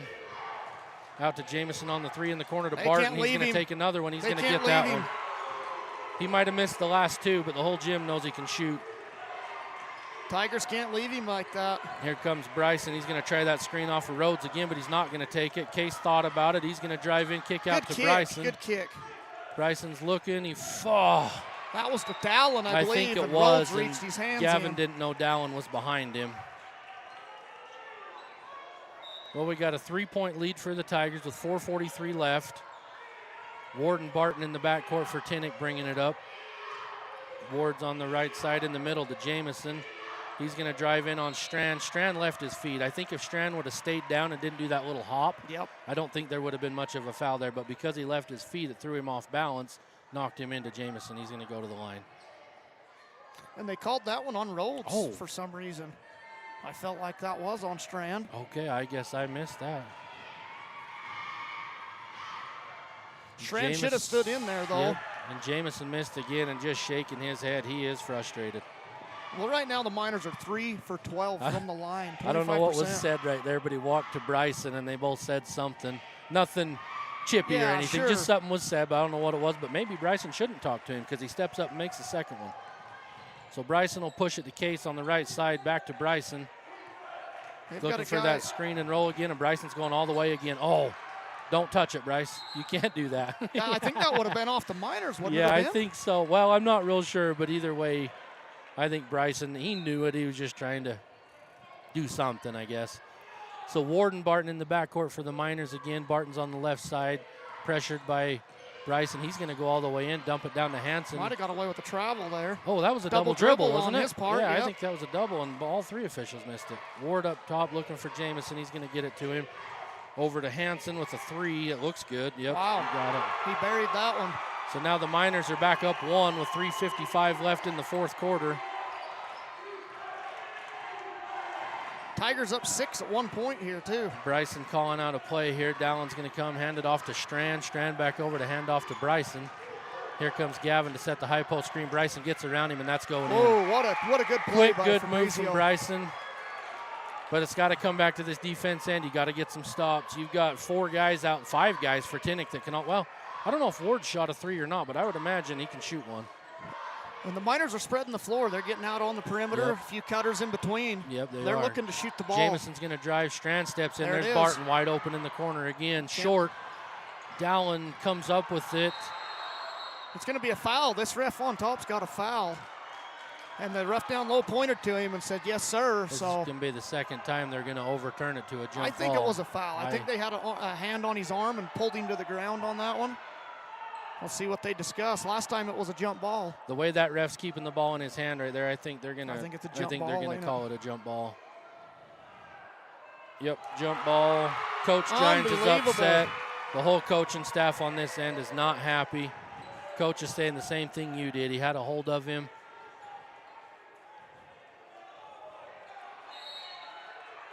Tigers will have possession, though, so. So here we go. Bryson will bring it across half court, look to set his team up in an offense here, see if they can get another basket. Over to the right wing to Dayton. Dayton's looking, nope. Plowed Bryson ran Bryson there. right over. No Back call. to Bryson's screen. Good screen. Good ball movement. Dayton's that's a foul all day. There's got to be contact. I was going to say, I heard a whistle there. It's got to be something, yeah. He had him with the body, and this ref called it out here on the outside. I'll tell you, there's a lot of booze coming from that other side anytime the whistle's blown. There sure is. Somebody over there hasn't been happy the whole game. No. So we got Dayton's going to go to the line for 2. Coach is talking to his guards over there, trying to line something out. First one's up and good. Tigers needed that one. Looks like they're kind of trying. They might be going to a man defense right here. It looks like they're trying to match up, so I think they might switch to a man. Might not be a bad idea with them shooters on the outside. Yep. Dayton's second free throw. Somebody's got to get back on Barton. Second free throw's good, but he's still back there. There's Strand's going to pick him up. 10 of 17 from the line, Tigers. Dayton's going to get Ward crossing half court. Ward's going to hand off. Oh, try to hand off. Good hands from the Tigers. Dayton's going to come with. Just slow it down. Just slow it down. Get it to Strand. Set up your offense. Here we go. Bryson in the corner, looking for Rhodes underneath. Got to give it to him. You got to give it to him. Not there. Back up top to Dayton. Don't force it. He Gavin's telling him, yeah, he wants it. And there it is. Great drive, great kick, and Jamison. Ooh, hard foul. He hit his head on that one. Yeah, he come down and hit his forehead on that the floor. He kind of wiped him out a little bit there. Didn't mean nothing by it, but just a good physical game. You know, and it's funny, a lot of people, they don't see it, and I've been guilty of this myself. Up top, Jamison's hands were clear. Sure. He was clean up top, but there was a lot of body that forced Gavin out from under. And Jamison's fouled out. That's going to hurt the Miners. That's going to hurt them, and I don't know. you know, this is just me. I don't think you can do this. And maybe I'm wrong, but Jamison just left the gym. He's gone. He left. Yeah, he walked right out the door. I thought you had to stay in, but I could be mistaken. He just There had to go he's cool coming off for a back minute. in. Rhodes. Gavin's first free throw's good, but I think Coach Gines is asking the same thing. Maybe not. He's talking about something else. Looks like if Gavin makes this free throw, we're going to get a timeout. I don't think either coach has called many or any. So that one's hard off the back. Barton's going to get the rebound. He wants him to pick him up. It looks like they're going to stay in this man defense. So Barton up top being guarded by Bryson. There's a screen coming. He's going to use that screen. Ward's going to try to go around Strand. Good help from Gavin. Good block from by Gavin. Great block. Can't recover it, but good defense. Carter's on the side. Up top to Barton. He's going to try another three way off. Oh, good. He was way off on that Gavin one. will get that rebound and clear to Bryson. Now Tigers I in think if control right now. You're the Tigers here. Come down. You got 2 minutes left. You're up 4. Run a play. See what you can get. Run some time off the clock. Dayton's going to be on the right side. He's going to look up top for Strand. Strand over here to Dallin on the wing. Hand off to Bryson at the top. Bryson's going to dribble over to Dayton. Doing a little bit of a weave here. They're doing just what I was saying. Run some time off the clock, but you got to be strong with the ball. 7 left on the shot clock, and there goes Bryson all the way to the basket. Good move by Beautiful Bryson. play from Bryson, and you executed it perfectly. You ran almost 30 seconds off the clock. You ended up scoring. Stay in your man defense here and get another stop. Good defense by Dowling there. That's a How travel. did he get from the clear out there to the basket without a dribble? Not sure on that one. He I covered a think the lot refs of missed ground that with one. no dribble right there. Bryson way ahead to Dayton across half court on the right side. Go back up to Bryson. Tigers are going to use the shot clock here. Yep, and they need to use every single bit of it. You're up 4. You got a minute left. Bryson's looking to go around him. Coach Tynes is going to call a timeout. That's a good timeout right now. Get him settled down a little bit here. Yeah, come in. You know, I think you bring him in here. You got a minute left. You got a 4-point lead. Tinnick only has 2 team fouls, so they've got to foul 3 more times to try to slow this game down. So that's going to kind of work in Tabby's advantage here. So they just need to come out, play smart, try to get another score. Absolutely. Well, the cheerleaders are down there for the Tigers, getting the crowd going. Rocky Mountain Power, Watt Smart Homes is the sponsor here through My Local Radio, this Region 22 tournament. Saving energy and money is a slam dunk with Rocky Mountain Power, Watt Smart Homes. Score rebates on energy-saving heating systems, appliances, and more through the Rocky Mountain Power, Watt Smart Homes. When it comes to saving money, energy efficiency is a big win. Find out how with Rocky Mountain Power, Watt Smart Homes. Visit wattsmarthomes.com to learn more. Great sponsor for My Local Radio and the Region 22 tournament here in Park City. Championship game being played by the Tabiona Tigers and Tinnick Miners. Yep, good game. And I feel like the energy just in the building is a lot higher than it was in that girls' game. It is. The girls' game just seemed a little quiet, kind of slow, but this one seems to have a whole different energy to it. So Tabby will inbound here with a 4-point lead and a minute left. And they can't throw the ball away here. No. The Tigers have got to get it in. Got to get it in, and they've got to be tough with the ball. It looks like Tinnick's going to let him get it in. Barton's going to back way up. Bryson into the backcourt. Bryson's going to stand there with it. Oh, and get he got picked off by Barton, and Bryson's going to come back. He missed the layup, but no one was back to help. Missed it again. There's Ward. Oh, he traveled. He fell down. Well, I think he tried to lean back into Rhodes, and Rhodes wasn't as close as he thought, and he fell to the floor. It's going to be down, though. Nobody was going up, so it's going to be a down underneath. That's 4 on Rhodes now. Is that who they called it on? Well, and now with 4, with Gavin, here's where you just calm down. You know, just straight up. Bryson got too lax with that ball. Yeah, he did. Just got picked clean. So Ward over on the right, he's looking up top for Barton. I think they want Barton to get a look at a 3 here. You don't want him shooting and getting going. That's who they want to shoot at it. the top of the key. He's going to swing it over to Ward. Ward takes a deep one over Strand, not there. Good Gavin's rebound by gonna come Rhodes. away with that rebound and clear it to Dallin. Dallin's got Dayton way up ahead. There he finds him. He's going to lay it in. There it is. That's going to give him a Giles. 6-point lead with 25 seconds left to go. They got to protect the 3. Good defense by Dallin. Good Gavin's rebound. going to clear another rebound, and that should do it. And there's Strand breaking free, but Dayton doesn't see him. But that's all right. They're going to foul Dayton down in the corner. He's going to – nope, they're not in the bonus yet. They're throwing it down here like it's in the bonus, but that's only 3-team fouls. That's only 3 on either side. Yeah, so the Miners still have one more to give, and then we're shooting free throws after that. And this official down here, he is still 100% confused. He's looking at the players, pointing at the free throw line like, where are you? He's still doing it. He's still backing up. Not sure what's going on. I mean, only 3-team fouls. He must have not looked at the scoreboard and just kind of figured we were bonus time. Typically at this point, maybe you are in the shooting free throws. Well, and like you said before, they've got to get it inbounds because now they're on Tinnick's side, so they cannot turn it over. You've got to get it in right here, and he's going to clear it into Dayton. He's going to get fouled right there. Now that's 4-team fouls on Tinnick. You know, I'd like to see Dayton get it again right here and have them foul him. He's pretty good from the line. He's been pretty solid from the line. Gavin hasn't been too bad from the line. What I want to see here is all of Tinnick's guys are up there. Somebody to run back. I think you take Bryson and roll him around the back and just have Strand baseball pass it down here to him. Sure. Because every one of Tinnick's guys are up there. Break one guy free. Here goes Gavin. He is going to break free, but they can't get it to him. Get it into Bryson. Bryson's going to dribble, and he's going to be fouled by Barton with 12.1 seconds left. That will be bonus. So Bryson will come to the line for 2 free throws. Bryson can almost seal this game right here if he can make both these free throws. If you get both these free throws, you got an 8-point lead with 12 seconds left. It don't matter. You let them bring it down. Even if they score, you're not going to have to even inbound the ball. No, you don't. The clock's going to continue to run unless Tinnick takes a timeout. They probably would at that point. It'd be a smart thing to do. But we saw a game like this earlier. Well, I guess it was Dowie and I. Was it Strand, I believe? Really close game. The other team came down and scored, and Strand knew the time, knew the clock. He didn't even touch it.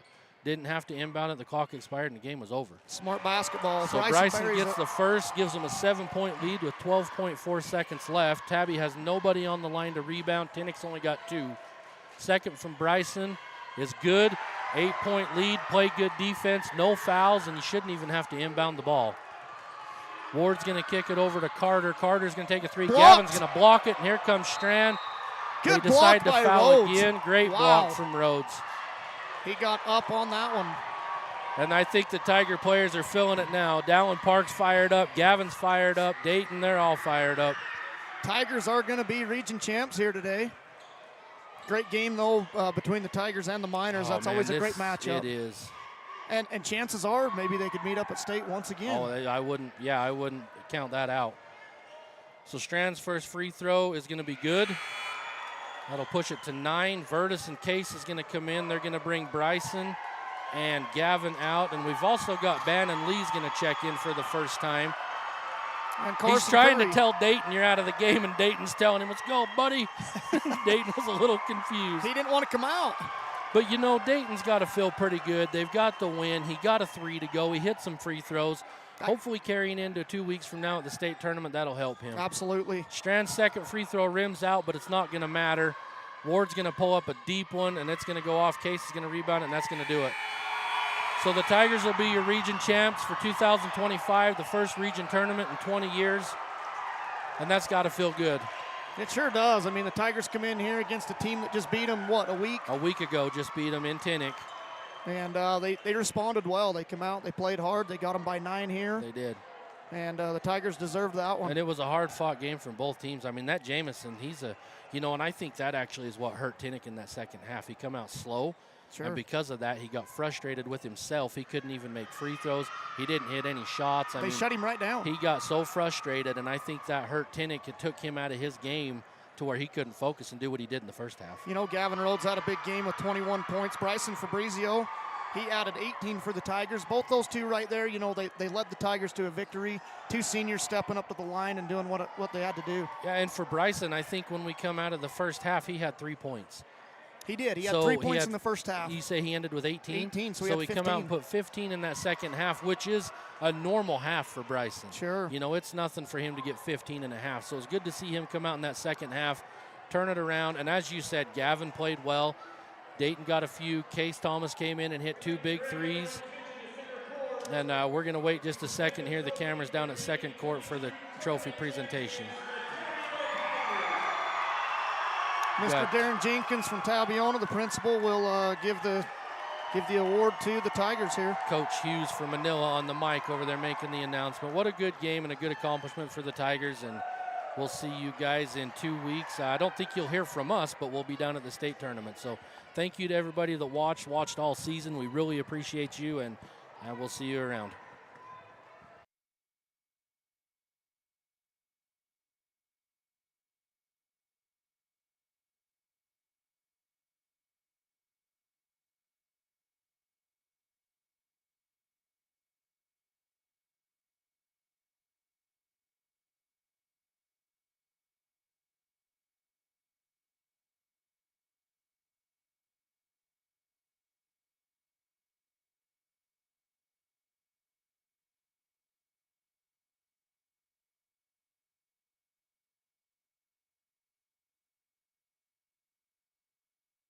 This is a Rocky Mountain Power Wattsmart Homes presentation of the Utah High School 1A Region 22 basketball tournament on mylocalradio.com.